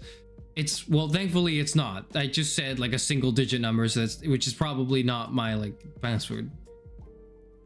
427, then number 3. Yeah, I like 427 because it reminds me of a certain employee that works at Office 427.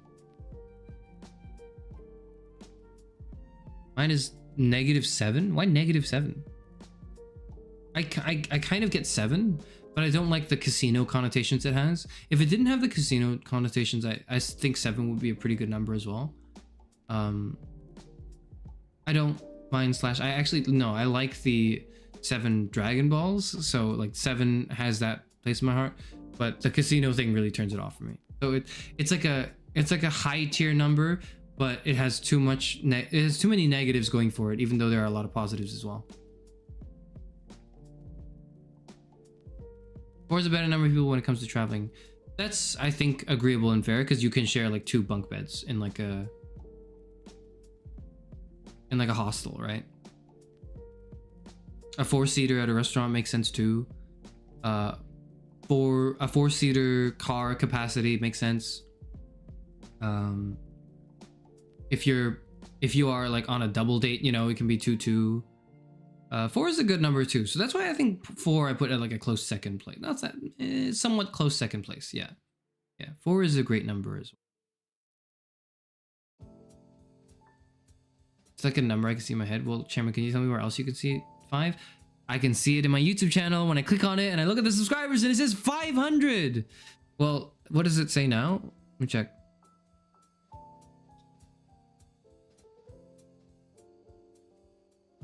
$535. I forgot I was streaming that tab, so hopefully I didn't show anything that would. 544. It's been like, what? Isn't 4 a bad omen in Asian cultures? Yeah, because it's in various languages, it sounds like death, right? I mean, yeah, but like, you know, maybe I just have a positive enough idea of death that it doesn't, and I'm not superstitious at all that I don't mind it. I don't know. 425 Stanley, exactly. Employee number 427, not 45. 427, employee number 427 sat at his desk at his job every day, pushing numbers on a computer screen as the orders come in. Then suddenly one day, all of his coworkers were gone. What could it mean? Stanley walked. Shit. What? How does it go? Stanley walked out the room into the employee meeting room. Shit. How does it go? Okay. I'm gonna look up. I'm not cheating. I'm gonna look up the monologue.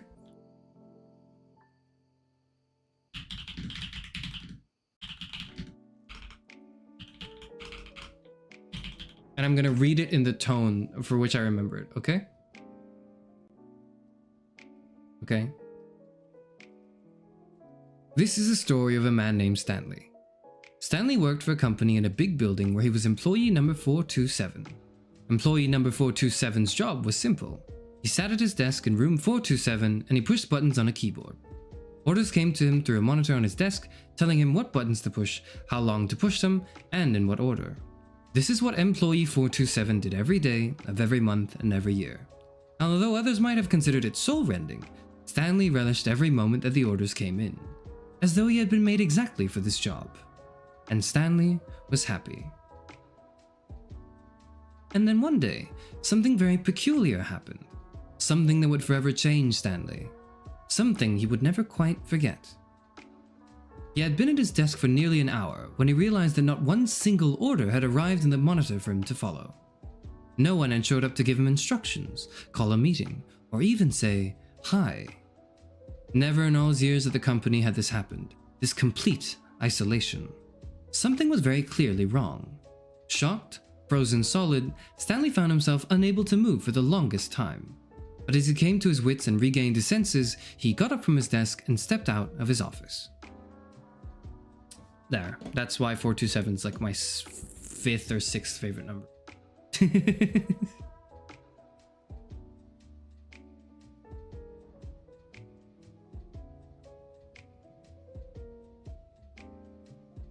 By the way, channels recommended on the front page of Live earlier today. I was in Incognito tab. It could be a geographic thing too, but that's kind of crazy. If you were on Incognito and I was there.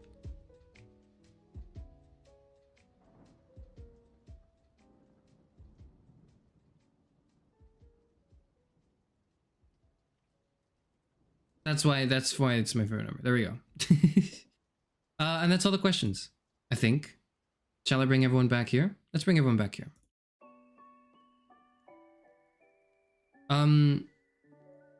Oh yeah, this is the art team did. Some of you might get jump scared because I was showing it off earlier. Music stopped? No, it was just transitioning, I think. Yeah. Yeah, I guess I'll talk about the music a little bit, by the way, because the music is not, well, it's not like, the music is from Superliminal, and Superliminal is one of also my personal favorite games of all time. And is one of the few games post the Stanley Parable that really made me feel something. The game is so fun and it's so good, but also at the same time humorous enough, or like not humorous enough, but like humorous in a way that tickled my funny bones. And on top of that as well, really the most important relevant reason for why I'm explaining this game, yeah, Superliminal. The gameplay Superliminal looks so good. It's really good. Please trust me on this. It's a solid recommendation I will make.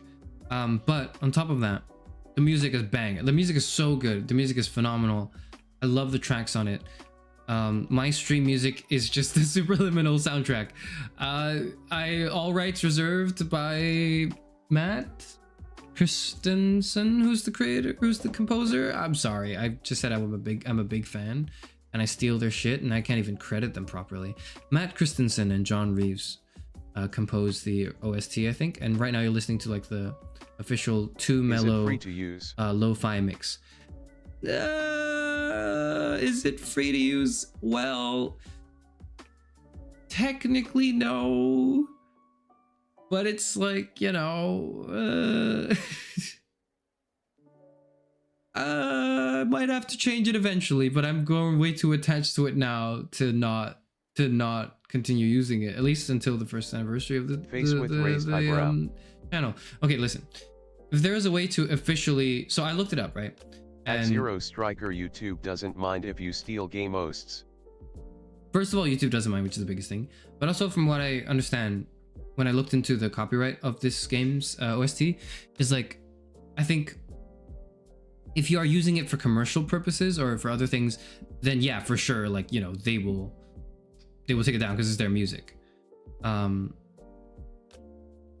otherwise, they seem to be just pretty chill with it. You have to consider, for game OSTs especially, right, the freedom to stream those games, and that would, you know, of course, be accompanied by their soundtracks on YouTube and just in general, and using that music as part of the stream, right? Falls into the category where it's like, it's pretty much an unspoken, yeah, like it's okay, like of course, because if you're allowed to stream the game, it would make sense to be allowed to stream the game's OST as well. But yeah.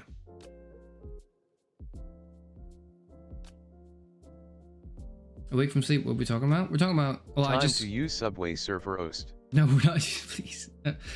That's gonna be a very different vibe.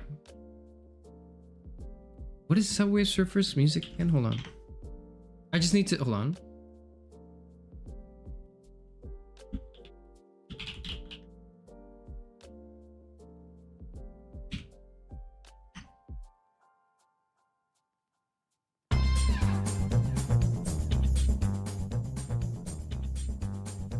So just now we were talking about, just have to go through the VOD. I mean, hopefully I didn't waste too much time in the VOD, but just now I was recounting my horrifying story with the bee, which is also the wasp. And before that we were talking about, what were we talking about? We were talking about how most of the money, half of the money from, this is killing me. How would you feel if a viewer plays Superliminal for the first time, and they go it's Charis Uvanor's stream BGM? I feel like that's inevitable. If you're a regular chatter, you would feel that way. LOL.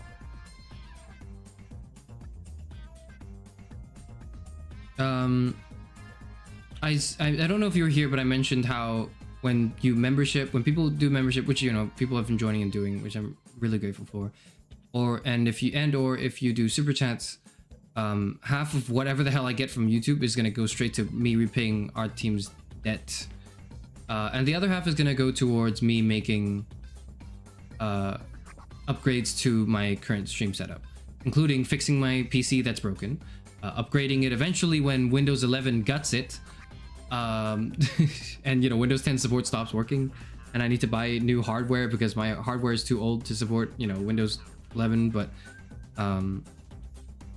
getting an actual desk, maybe, getting a decent pair of headphones that aren't free. My headphones currently are free. We got them in we won them in a competition, my friends and I, and they were like, all right, Karis, your headphones are kind of shit, so you can go ahead and you can just use these new prize headphones. You know, maybe I'll get like soundproofing so my neighbors don't hear me screeching whenever I do a karaoke stream. I'll get soundproofing done properly, and, you know, if there's, for example, interest when I eventually have to do the ASMR stream, it's just a countdown to it at this point, right? For me to maybe in the future, if there is too much demand for it and the money speaks to me in a way that no words ever could, then maybe I'll also get like a specialized microphone for that, but we'll see. You played Super Hot? No, I have not yet, but it looks good. It's something that looks good that I haven't played yet. Okay, I can't deal with this. This is killing me. This is killing me. Okay, we're back. And also, like, I talked about, I answered all the questions in the Q&A, and I talked about the bee. That's what I did. That's what you missed, I think. Feel that I have the free headphones to give at airports? Okay, those really suck. My headphones are pretty good. My headphones are technically free, but they're like retail price, not like the cheapest thing ever. So that's nice for me.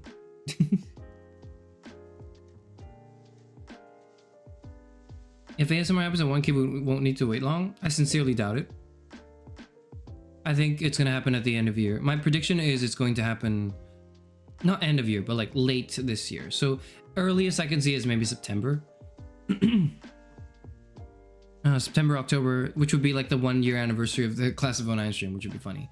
Is probably when I'll get to 1K. If I do really well and if I make streams that are interesting and fun, and I make good on the promise I made earlier, where I would reach out more to other VTubers and other content creators to collaborate with them, and work with them and stuff.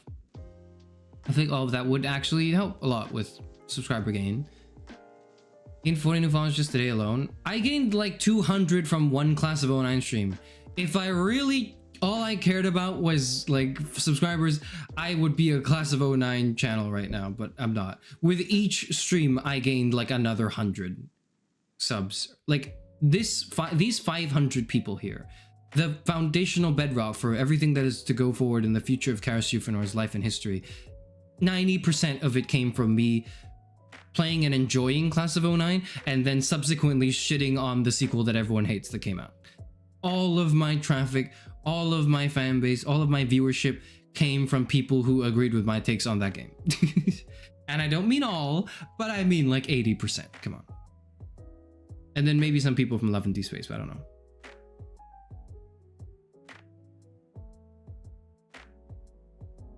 Holy shit, my like male loneliness stream is getting to 1,000 views. Okay, before it gets too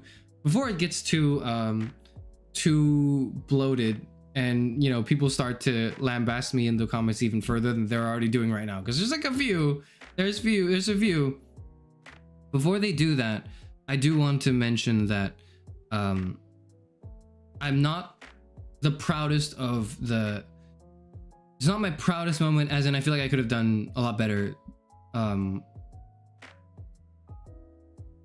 could have done a much better job explaining myself and the perspective I had 2 days ago when I did the male loneliness epidemic stream, which was really important to me to make. And you know, at least like I did it, and it opened up as some sort of a conversation, and I wanted to make it known that I feel these things I feel this way about these things, and it is not an easy statement to say. It's not an easy statement to when your audience is 80% female on your analytics.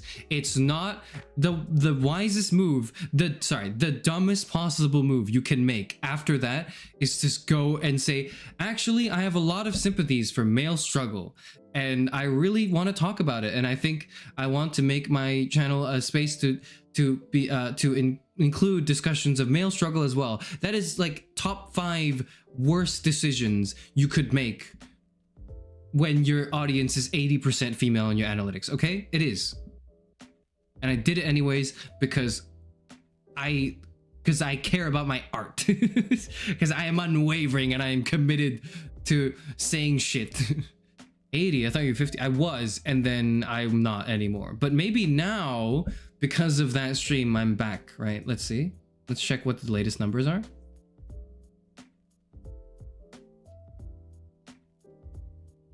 (70-30). The tides are slowly turning. It's 70% female, 30% male now. The sides are slowly turning. I'm slowly gaining the male approval again, and it's all going well. It's all kind of balancing. The universe is sort of correcting itself, right? Ideally, it's 45, 45, 10. Okay, these are the ideal ratios. I want 45% male, 45% female, 10% NBs, just so I can tell people I have 10%. I have a 10% NB viewership. Literally just for the left wing brownie points. That's all. No, but you know. You know what I mean. You know what I mean. You know what I mean. You having a mostly female audience, though, does not surprise me. The first like 2 months, I had 100% male. Okay, the first 2 months was 100% male, and I posted that on Twitter. I posted a screenshot of my like viewership, and it was just 100. Like it was just men. 5 hearts. Season 2 will get you back. Oh no. Okay, here's actually the thing though. I got a somewhat decent amount of views in the 5 heart stream, but nobody returned to me. Like, they watched the stream not for me, they watched it because they wanted to watch the very appealing and attractive Korean women in lingerie, like, throughout the entire game. Like, I think that was what people watched, and then that's it. And then they left after that. No one cared to stay behind. Whereas I think there was a lot more sympathy I garnered from the viewership, the 100% female viewership I got on my Love and Deep Space stream. Because they were like, oh wait, like a straight guy giving his honest thoughts and, you know, a fair shot at an Otome game. That's interesting to see. I want to see more from this person. So, like, you know, come on, man, you gotta like step it up. That's what else. No, it's like, you know, the whole thing.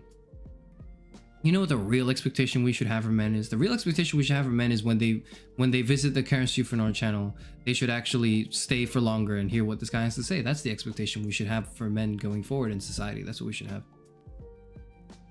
The 50+ males stop complaining. That's literally what I'm complaining about. That is actually what I'm complaining about. You have to do a stream that caters to the NBs. What do the NBs want? I don't know what the NBs want. Most of the pretty much every one of the NBs I know in my life are like into like anime stuff and then pop culture stuff. Like, they don't really have too many super strong opinions on like media than, say, for example, a certain lesbian subset of people that really enjoy Class of 09. Like, I don't like, none of the NBs I know really have. One of them really likes Nanami. One of them really likes Nanami from Jujutsu Kaisen. That's all I have to gather. That's all I can. That's the only thing I know NBs in my life obsess over.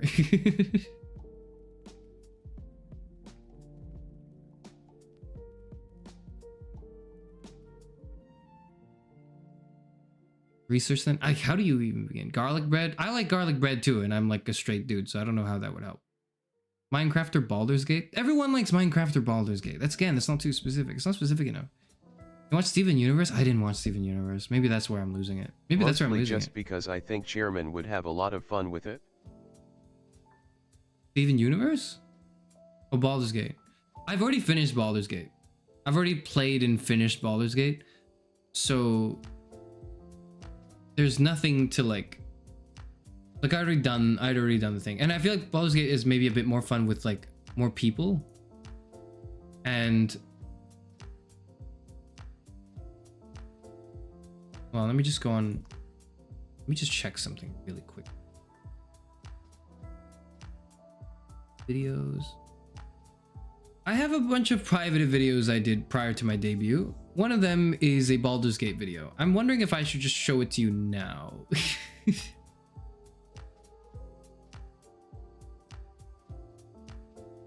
Okay, let me mute this and watch this video to see if it doxes me in any way. And then I'll show you. I'll show you the video. It's a private video. But it was one of the few things I uploaded prior to debuting. And I wanted to make sure that it doesn't have anything. Okay.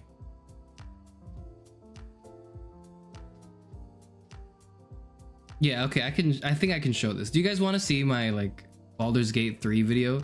This is like leaked footage. Zero has to go. All right. Goodbye, Zero. Goodbye, Zero. Have a good one. Have a good one. You romance Karlak with my assessment, you're correct.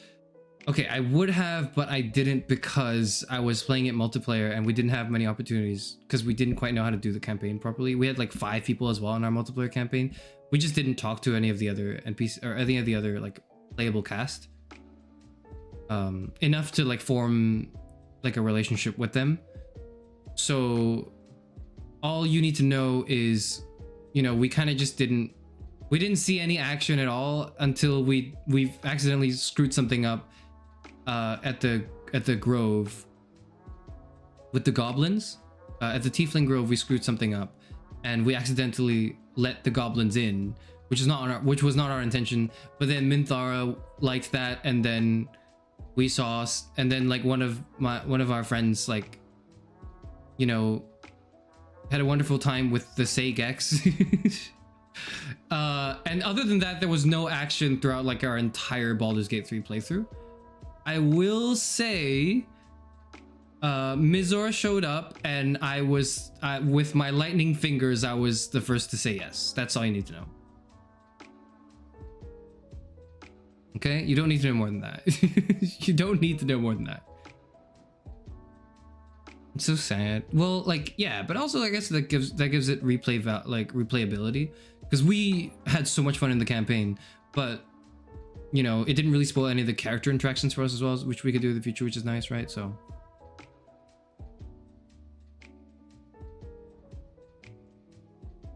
okay, all right, I'll show you the Baldur's Gate 3 video. Okay, no. I'm not gonna do that. I need to poll it so that you are asking for it. Otherwise, like, I don't know if I could justify just showing it. I'm gonna start a poll.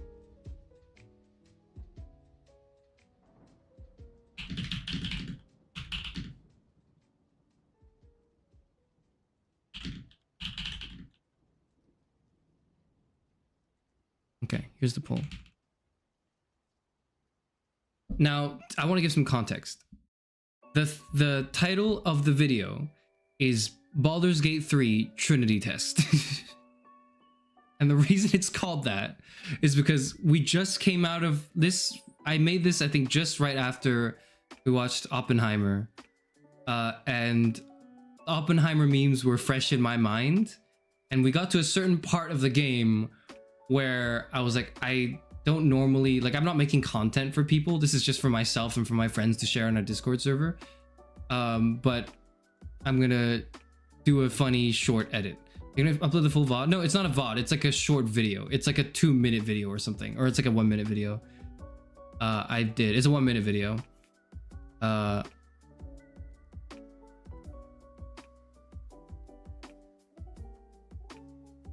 And it's called Baldur's Gate 3 Trinity Test. Is what it's called. It was fresh off of the Oppenheimer memes. And it was really fun. Okay, I've seen enough. That's no one doesn't want to see it. I just needed to know. I just need to know. I just need to know. Okay, results are in. Yep, that's fine. That's fine. That's absolutely fine. Okay. All right. All right. Okay, I'll show you Baldur's Gate 3 Trinity Test. Give me a moment.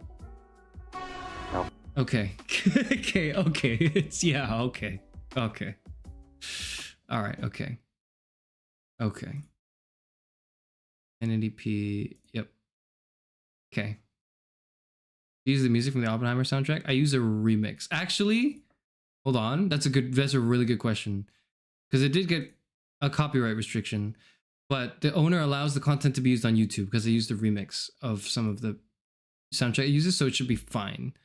It's quite short, so but it's really funny, so I think I'll risk the copyright for this entire 500 stream just because I think it's really funny and I want to show you. But I also have like this is a very juvenile sense of humor I have. And again, you have to remember the context is I just came out of Oppenheimer and it was like one of my favorite films of all time. So without further ado, hold on. Drag in the middle, maybe that would help. Okay. Without further ado, here's Trinity. Here's Alvin.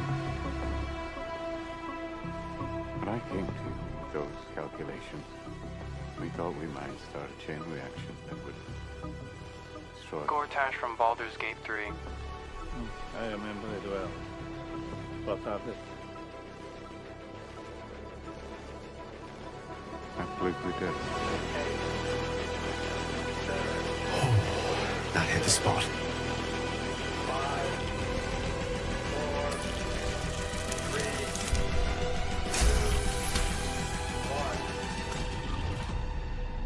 Now I am become death, the destroyer of Gortash.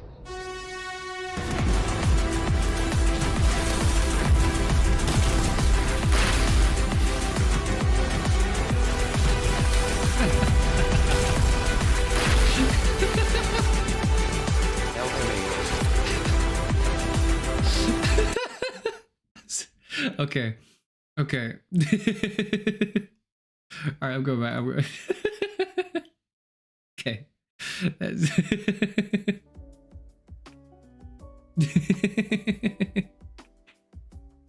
Oh. That's so I did that. It was just for my it was just for my group of friends who played BG3. I wanted to do this because I was looking. So okay, the context is Gortash at some point you fight as one of the big baddies, but because of the way his fight is set up, you can actually just blow him up in one go if you have a bunch of room power to barrels. So that's what we did, and the strategy is popular. People know the strategy in BG3, but they didn't. But I didn't really see a good Oppenheimer edit of the barrels, and I was like, how come no one's done this? I want to see it. I want to see an Oppenheimer edit of someone blowing Gortash up. And then maybe this is a reoccurring theme here in this channel is I wanted to see something and it didn't happen, and I said fuck it, I'll do it myself, god damn it. And so I booted up the video editing software. I was like, I'm gonna get to it. We did the recording and everything. Your editing sense of humor is peak. Thank you. That it's stupid, but I just found it so funny to be it was also at the time, you could probably maybe tell I was obsessed with green screening stuff over other stuff, and so I just shoved a bunch of funny BG3 green screens onto the edit for no real reason. It wasn't relevant at all to Gortash. It was just Astarion running around in his underwear, whereas clothes, I don't know. I actually just found it on YouTube. I just found I was looking up BG3 funny green screen, and then I saw a compilation from someone where they painstakingly mapped it out and uploaded it, and that person just had Astarion near naked. I don't know why.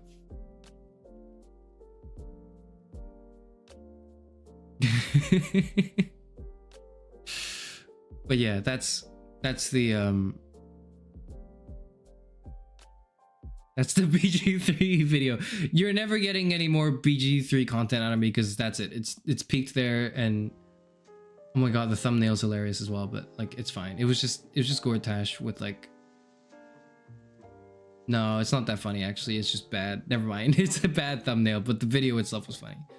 Anyways, like I uploaded this video, and I think I kept it up publicly for a little while, but it didn't gain any traction, so I just privated it.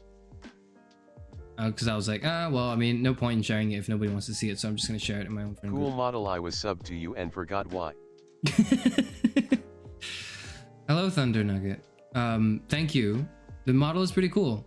Our dear art team made it. Along with this artwork over here, celebrating 500 subs. Forgot why. Was it because of Class of 09? It probably was. It was either Class of 09, or maybe you found my promotional post in the subreddit r/virtual YouTubers. Maybe it's either of those things you subbed to me, or maybe like because if it was recently, then you would not have forgotten. But it was definitely one of those things, or it was maybe a stream where I read like some philosophy, and some people subscribe to those as well. It could have been any one of them. Maybe even from the 5 Hearts Under One Roof stream I did a month ago. But we're at 500 subscribers now, which is nice. Probably the Reddit. Yeah, you should. Honestly, you can feel free to like unsub if you like, if you don't really want to see stuff from this channel. Because I didn't really do a very good job explaining what the hell I'd be doing on the subreddit, partially because I didn't know. But have a look around, and if you're like, it's not for me, feel free to unsubscribe. That's completely fine.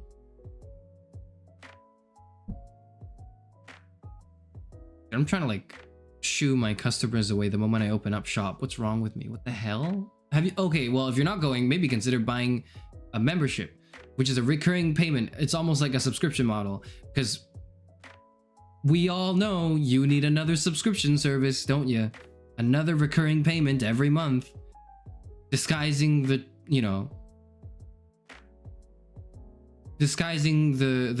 amount of money you're actually losing. Like, comment, subscribe. You had to read that one, didn't you? You had to read that one, huh? Cue a movie jingle. Okay. Oh yeah, I didn't explain. Hannah, you weren't here because you were asleep. But I explained Parrot's mechanics briefly. Parrot now speaks all the time, but not all the time. Here's what I mean. Parrot is permanently enabled now because for a long time, well, okay, not for a long time. For like the first maybe month or two, I had Parrot permanently on for all the streams I did because I was extremely low viewership. So it would just be like 1 or 2 people showing up and just kind of chatting, and it was just easier to have Parrot speak all the messages through, and it didn't interrupt the stream too much, I thought. I don't know how it influences the watching experience of the VODs. Maybe that's why the view count's not very high. But anyways, it was enabled for a while, and then a few more people came in and chatted consistently that Parrot, when he reads comments, not elitism, at least. It just reads whenever it feels like it. Parrot will interrupt my chain of thought just like that, and I'll be like, fuck, I forgot what I was saying. And the solution to that, usually, prior to the stream, was I'm just gonna turn Parrot off after like 10 minutes. And that kind of sucks because people want to see Parrot a lot. I understand, but Parrot I cannot have enabled because he will drive me insane. I will be driven up a wall. So the compromise is this. The compromise is Parrot is permanently enabled, but instead of reading every message, Parrot will read a message occasionally. And that rate is exactly 1 out of 10, I think. So when you type something in chat, there's a 10% chance that Parrot will read it. There's 3 conditions upon which Parrot will read something, okay? The first condition is when you type something in chat, there's a 10% chance that you can do it.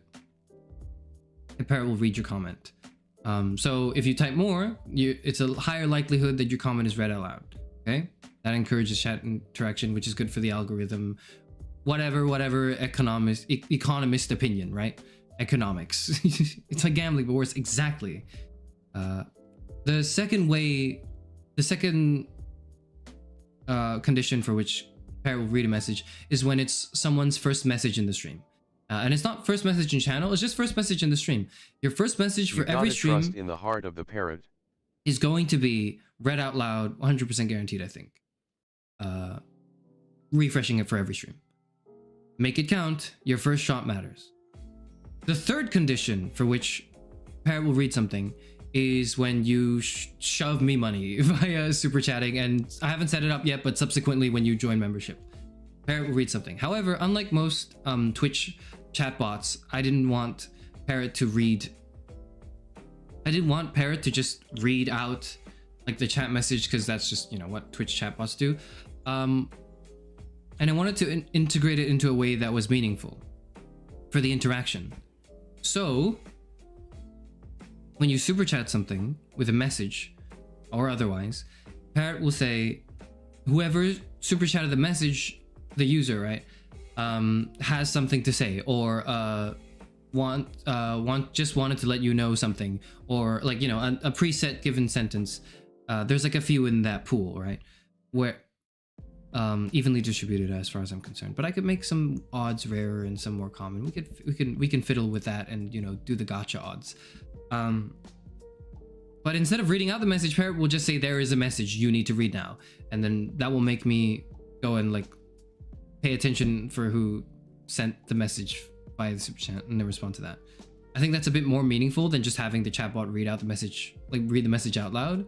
It's more meaningful if I read out the whole message myself and I take my attention and time away to do that.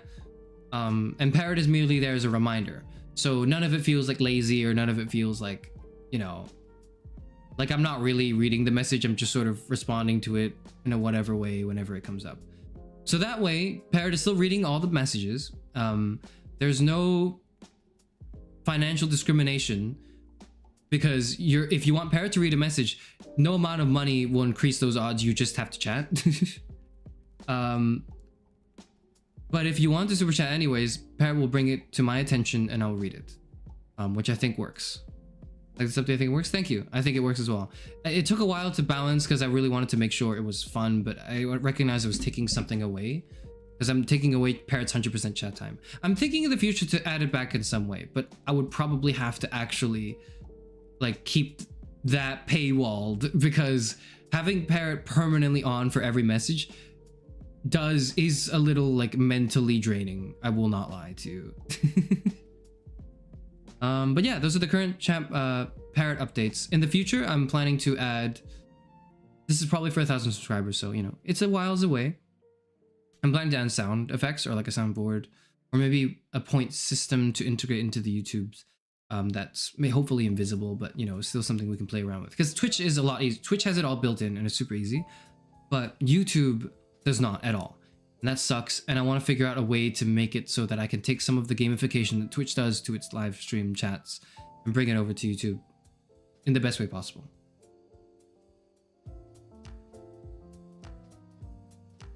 And before you ask or are concerned, no, my plan is not to paywall the sound effects that Parrot will make eventually either. The plan is that it's still also completely accessible to anyone who just chats. That's the idea. Dual streaming on Twitch and YouTube? No, I don't do that because I have to figure out how to set it up, and my computer is very fragile, and I feel as though if I were to dual stream, anything that could go awry would be so hard to fix, because then when I have to fix it on 2 platforms instead of 1, that I would rather just stay on YouTube. Also, I just don't have the time right now to manage 2 things, like a Twitch and a YouTube, so I'm just gonna stream only on YouTube. I think Parrot's annoyingness is part of his charm, but I understand why he was nerfed. He was too powerful. I mean, I could like buff his rates. There could be seasonal opportunities where like Parrot's chat drop rate boost up percentage happens, and you know, the Parrot banner is in season, and you can roll more, you could do more gacha rolls on the Parrot banner. Like I could do that. I can adjust the odds, because I figured out how to do that now. I can adjust the odds so that it's not 10%, but 10% seems like a good ground for now. Maybe 20%, maybe 20%. I feel like right now it could be, for some streams I can have it at 20%, for some streams I'll have it at 10. We'll see. Okay, we'll see. It's the formal dress Parrot SSR. Our team, we need to make that money back so we can afford to commission our team again, because we're just at this point we've bled dry every possible conceivable thing we could get from our team. I think, for the near future. The well is dry. So when we make that money back via this channel's financial earnings, then we can commission our team to do formal dress parrot SSR. Donate $10 for higher parrot chance after 100 messages guaranteed 1 parrot message. That's so insane, but it's actually kind of funny.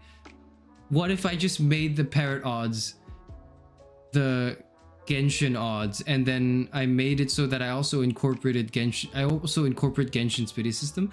That's, I think, a project that a software engineer should endeavor in. That'd be so interesting for them. But I'm not a software engineer. I'm a philosopher VTuber, so that's not for me, I think. But it's funny. But that sounds hilarious. That does sound hilarious.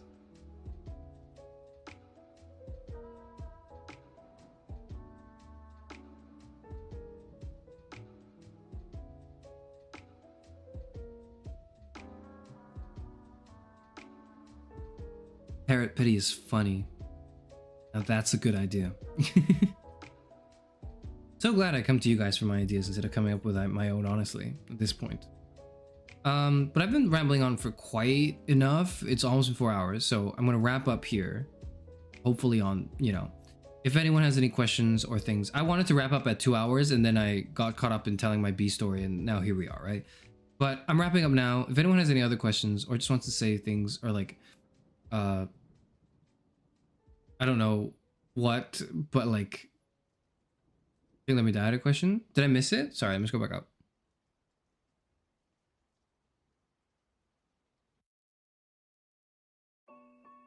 Didn't get to submit a question in the Q&A, but can I ask you to do a plan in the future, late future, to turn your model 3D? If so, what style will you choose? Ooh, okay. Oh, can I not ask? You're not asking me to plan it. You're asking if I have a plan in the future. Not in the near future. Frankly speaking, I feel like 3D modeling, VTubing is so cool and so fun and so goddamn expensive that I would never endeavor into it in the near future. Like, a crazy amount of clout would have to be bestowed upon me magically for me to even consider doing a 3D thing. Like, considering the corpo VTubers have to go through some sort of trial to get, like, and time to get their 3D, and they're corporate people with the resources. Like, I'm not gonna do it. And if I do it, I want to do it well. I don't want it to be some half-baked 3D thing. I want it to look really good. So, it's not gonna happen in the near future. I don't have plans for that. An insane amount of clout would have to be bestowed upon my lap. For me to even entertain the idea, but not because I don't want to. I would love I would love to do it. It's just I don't think it's feasible to even not just expect. I don't think it's feasible to even hope for that to happen. Like, it's just so, the odds of that are just so minuscule that I don't think it would happen. Oops, sorry. I was looking for your Reddit post, but got distracted by other VTubers. I understand. Don't worry. The other VTubers on the subreddit are quite distracting. Like your theme though, and I need to watch lore. Thank you. I have a lore video right now. It's a trailer. That's what we'll end on. We'll end on playing the trailer again. That's what we can do. Anyways, need to go. That was nice stopping by. Bye bye, Thunder. Thank you. Farewell, farewell. Crescent Moon. Wants the hands to express themselves. I do a hand cam, not for like cooking or making things. Just like hand cam purely for me to shake it as I'm like making a statement would be great. But like, you know, I don't want hand cam. I want like hand capture. That's what I want. I saw stop motion clay V2 recently. That sounds like so much work, but that is very cool.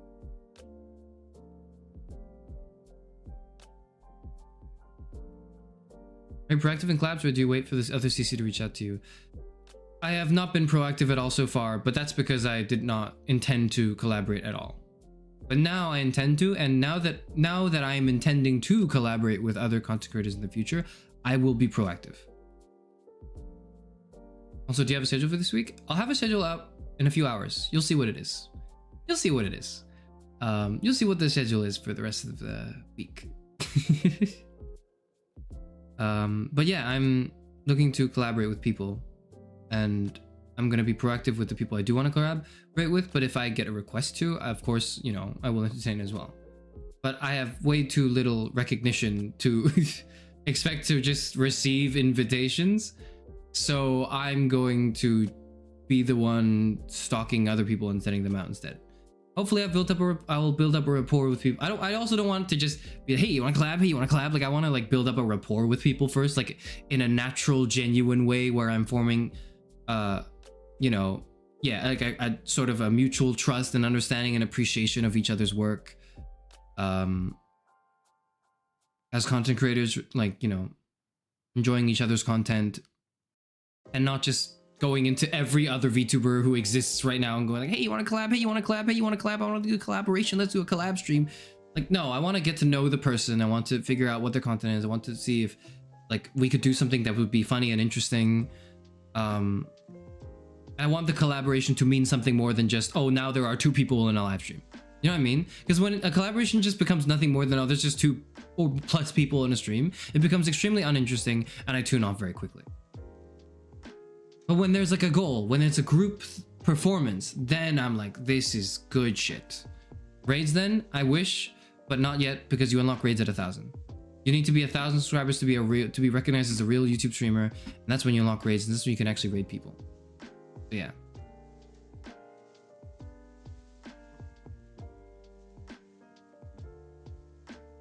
Alpine Showtime, that's the name of the channel with the stop motion clay. That's cool. That's cool. That's cool. Anyways, I've yapped on long enough, but before I go, we can maybe end with one last thing. Not the Trinity test. Put that away. Okay,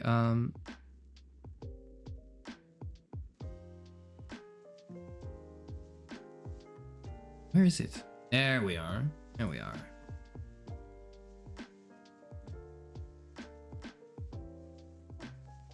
I'll end again with the trailer. I will end again with the trailer, The Last Librarian of Alexandria, which is because I very rarely get the occasion to just play it and for it to make sense. I'll end it with that, because people haven't watched it enough. You have to watch it 1,000 times to appreciate the details for which the stream I have done, for which I have done for this, to prepare for live streaming, but also for this post-edited content. Okay. Hold on, I want you to see this. I got a notification. I got another comment. Okay. Where are we? Here we are. Here we are. The YouTube player. Do you remember being born? Which I still don't think is very good. These words may be the last that we hear from humanity's greatest temporal research. Execution is 7 out of 10. Fate has ordained that the men who went back in time Concept 10 out of 10. Will stay in the past to rest in Ty peace. for forcing me to watch. These brave men, James Lyle and Charles Hutton, lay down their lives in mankind's most noble goal, the search for truth and understanding. The I don't like my inflection there. I don't think it was very good. Humanity's final invention. I think my accent work definitely needs more work. Broadcasted live demonstration. Lyle and Hutton were expected to embark on a quick trip to the Library of Alexandria, unveiling the answer to one of history's greatest mysteries. Regrettably, however, these 2 men did not make it back to the present. The only thing salvaged from this tragedy was a strange scattered signal, delivered in Morse code, producing a message. The Institute's researchers have not come to a consensus on what these words could mean, but it seems the message could actually have not been any clearer. That humanity's final invention will never come to fruition. The realization that we will never be able to take it easy has caused the growing sense of nihilism to sweep the nation. For if you gaze for too long into an abyss, the abyss gazes also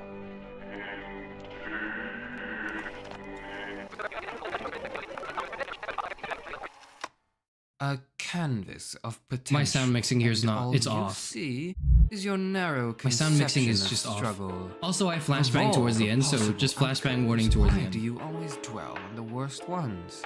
Now, to answer all your questions in chronological order. I feel like my explosives, is that what it's called? Like plosives? I have a feeling that the we'll S get over sound this and the pretty P quickly. sound doesn't work as like Picture, wasn't mixed well if enough. you will, an endless labyrinth, its walls lined with ink and parchment. Also, the music is a little Scrolls too and loud. manuscripts as far as the eye can see. A library of tautologies. Every truth, every lie, every statement ever written and otherwise. Every idea and all its possible and impossible permutations. That's what this is. And that's where we are. Here. If I were to put it in your terms, think Babel. I wasn't using very good headphones when I was monkeys and making this, okay? typewriters. That's my excuse. It's every nightmare you've ever had, and every dream that you never will. I suppose that leaves us with one last question. Who, Sorry, that was the then, flashbang warning. I is forgot to this say it. blindingly brilliant Sorry, benefactor before sorry. you? Well, to put it simply, I am impossibility given form. I am that which is not, that which is transcendent and immanent, benevolent and cruel, ardent and unperturbed.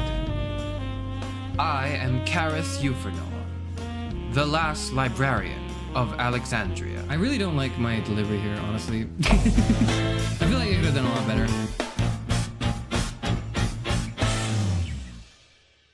Okay, there you go. That's the... By the way, that was AI. I used AI. I used generative AI there. So, like, I'm a hater, but I wasn't always a hater, okay? There was a reason I'm a hater now. But I didn't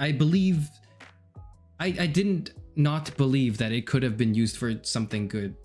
But now I'm a lot more grossed out by it. But also, it was an intentional use of it. Like, it wasn't because I was lazy and I wanted to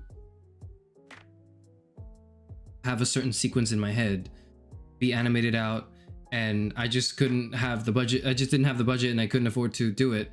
No. I intentionally used generative AI for that specific sequence. This losing subs, you go below 500 now. No, don't leave me. Don't leave me. Okay. This was an idea I had a long time ago, a long time before ChatGPT and DALL-E and all of those other things came about. This idea sprung in my head when I was watching a TED Talk online, and the TED Talk giver was speaking on like, it was right when it was beginning, like generative AI and how AI, like what the interesting things that happens when you feed AI certain information and like what it produces.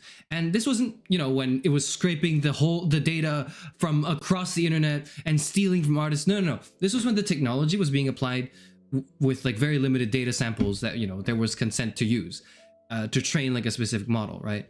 And what the researcher had found in this TED Talk that he was giving was that a lot of times the AI would create nightmarish, almost like dreamlike states from these images, or like from the data it was trained on.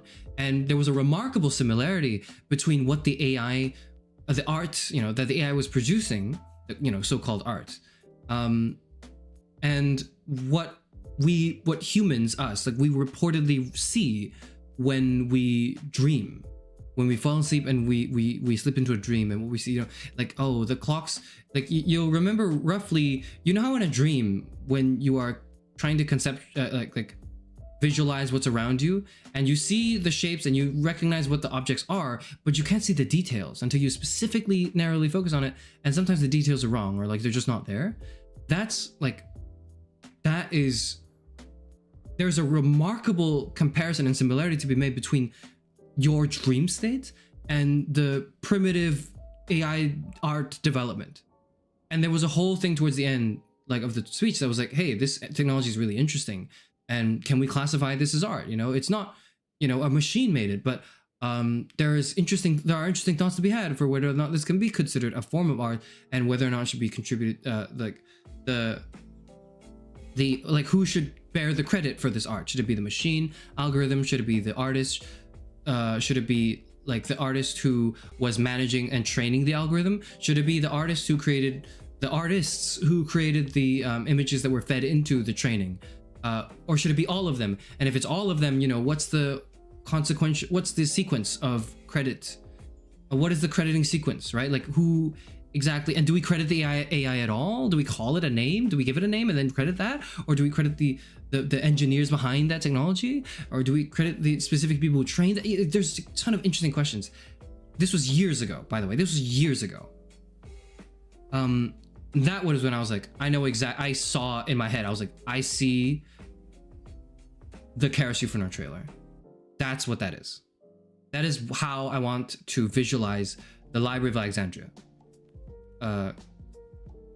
Which I affectionately call the Library of Babel as well in the trailer video, which, you know, you'll understand if you read the Library of Babel.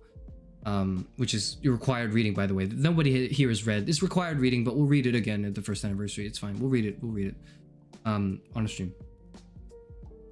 But anyways, that's why. Like, my use of AI was incredibly intentional. Like, I genuinely could not have done it without this generative AI. Because that was exactly what I was going for. It was exactly like the thematic parallels between, you know, the library and the bird were part of what sprung the character of Kara Sufranar from the ground up in the first place. The library came first, and then the bird didn't come first, but like the library came first. The character was being molded, and then the bird sprung, and the moment the bird sprung, the character was complete.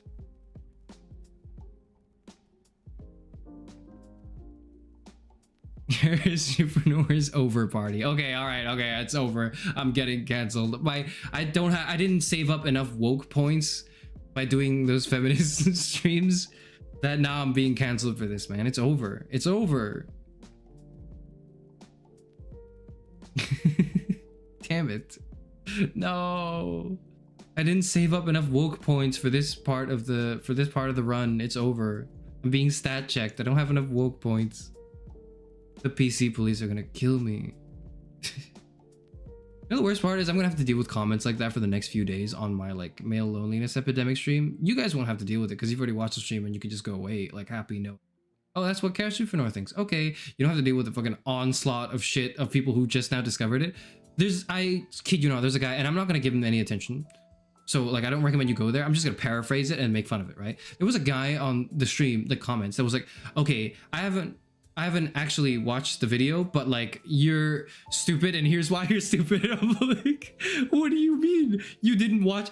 He literally said I did not watch the video, but you know, or like I refuse to watch the stream judging by the transcript. This guy is not cooking. I was like, what? That's insane. It's incredible. I understand that you can do that. It makes sense to me that someone would do that. So it makes sense that someone would like not watch the thing at all and just comment, like just go like oh shit, that's my like mic mute button, sorry. Like it would just like do that and then like I don't you're wrong and here's why. Like that makes sense to me. I understand why. I don't understand the self, like the almost the sense of pride that comes with loneliness stream. The sense of pride that came with the I didn't even watch it and here's like what I think about why your opinion's wrong. That's crazy. And then there was another person that's like making that was trying to make fun of what the message I was trying to say was. And then I was like, okay, you're making fun of it, but you're not making it a constructive point. Like, because there was another comment that was also negative, but in a way that was constructive. I responded to that and I liked that comment because I was like, you are making a good point and you are disagreeing with my approach with certain things I was explaining in the stream. And I went, hey, I appreciate the feedback. I think that's good. Thank you for that. I'm going to bear that in mind. Like, for example, the person said, the way you explain certain things, like the way you explained how, or the way you said how, oh, you just don't like, the audience presumably just doesn't understand feminism and that's why they don't want to engage with it, can come off condescending. And I was like, you know what? Yeah, you're right. Now that I'm thinking back on it, I probably could have done better in not having that come off that way. That's absolutely true. And I took that to heart and I take that feedback to heart. I think it's good feedback, right?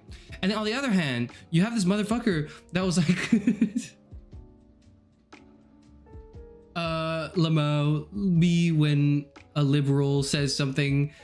And I was like, okay, could you maybe elaborate on what you think? Like, what do you think about this issue? And then the person replied to me, but I hadn't read the whole comment because I'm busy doing this, which is much better. But the person replied to me and said, what did the person say? Something along the lines of, okay, I'll be honest, I only watched about like 10% of the VOD, so I kind of tuned out after that. But here's my thing. Here's what I think. You can't deal with this And then the he way was you're like dealing with replying this to a issue. girl's comment like no one cares. Oh, that's like another person. That's like another guy. It's funny. That's a whole ass other person I didn't even mention. That guy was straight up like, I refuse to watch any VTubers. But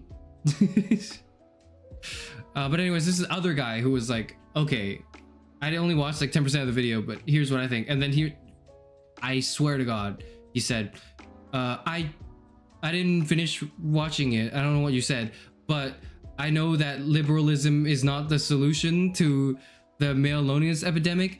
I would type out my thoughts on YouTube, but I feel like it would be censored and my free speech would be oppressed or whatever. I don't even know if this YouTube comment will get through, but I'd be happy to elaborate on my opinions on a different, like, through a different channel. If you would like, I could offer a write-up. It's like, okay, all right, okay. They all sound the same too. It's crazy that they all sound the same in my head. It's like they came from the same factory. It's interesting.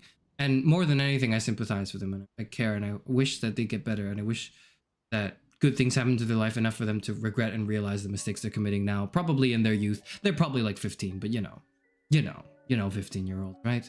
I do. I know them.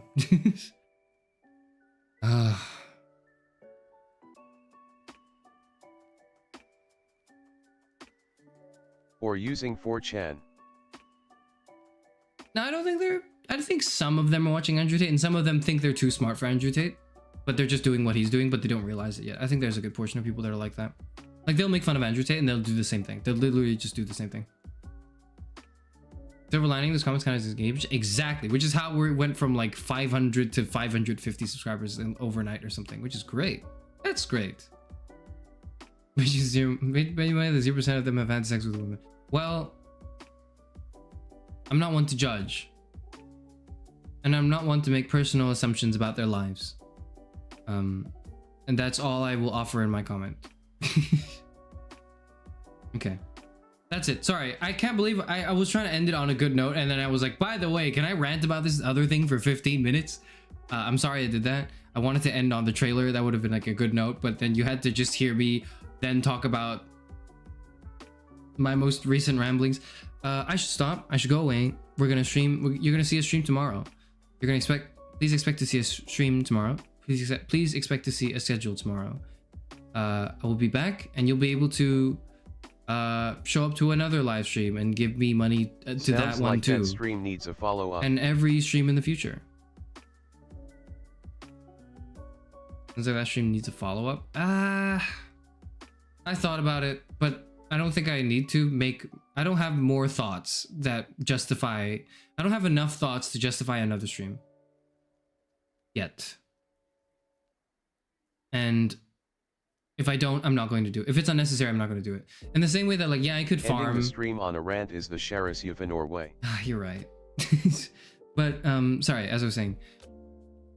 there is the Class of 09 temptation. Just make another Class of 09 video or stream.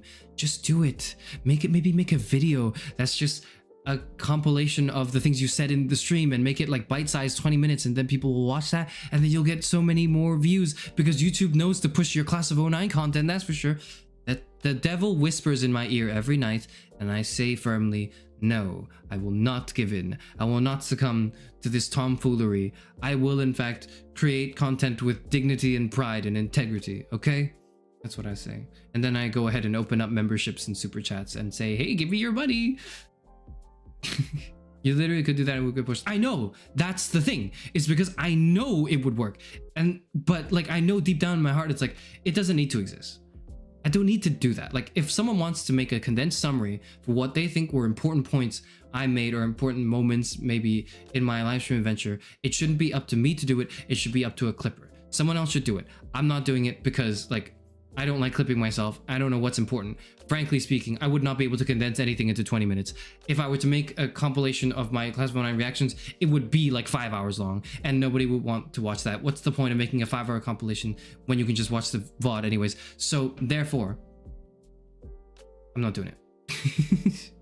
But I know it would do well if I just, what if I just asked a friend to help me like edit it and just put it together, and I just did like, what if I just, no, I must resist. I'm resisting.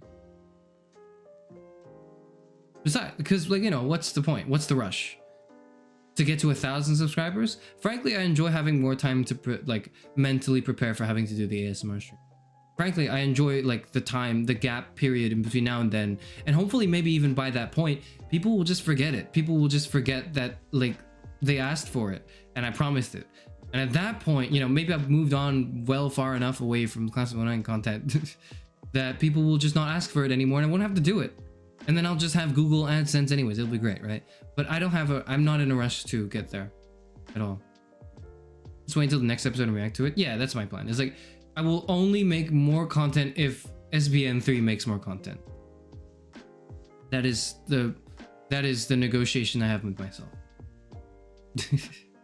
Okay, I've talked enough. I would raid someone now, but I've got 500 subscribers, which means I'm not a real person yet, so I can't do raids. No one I know is online, no one I follow is online except Gavis Battle, so never mind. Gavis Battle does not need or want my raid, I think. So I think Germa is also live right now, or he was live like an hour ago, playing the game that someone asked me to play. So go watch them. They're much better streamers. You should go watch them. Honestly, I might just do that. No, who am I kidding? I need to go to sleep. I'm fucking tired. The bee has killed me. Kill Spider-Man. I mean, do another male loneliness stream. Oh, no, I couldn't bring myself to. One is enough. I prepared for it and I said it, and maybe in a year I'll revisit it, but it's too fresh right now that I don't need to revisit it again. My rule for like essentially reposting my own content preemptively right now, or redoing old content, is it has to be longer than a year since for me to make an update for it. Otherwise I can't justify it. But thank you guys for I'm not gonna say it again ever, by the way, like I'm until the next like milestone stream. But thank you very much for watching me. I sincerely appreciate each and every one of you. I do remember all of your names because believe it or not, even if I didn't want to, that's the comments coming from the same like 10 set of usernames does leave, for every day of my life, for like 5 hours every day, does leave an imprint. Unfortunately, it does. And I appreciate everyone's support for these live streams and just me yapping in general. Everyone who's bought a super chat today, or like, a membership, whatever the fuck you did, I'm very grateful for, because I know the last thing anyone wants in their life is another subscription. So like a paid subscription, because fuck that, right? Like fuck all that shit. And that's really nice, and you make my day a little better when I do a live stream and you show up and chat and talk. Okay, you're never gonna hear that again. I'm never going to admit, no one's gonna check through a 4-hour 22-minute VOD to replay this bit and like, hold me hostage to it. So for all, by all accounts, I didn't say that, and that's not real. And fuck off, I'm ending stream. Goodbye. Get off my lawn.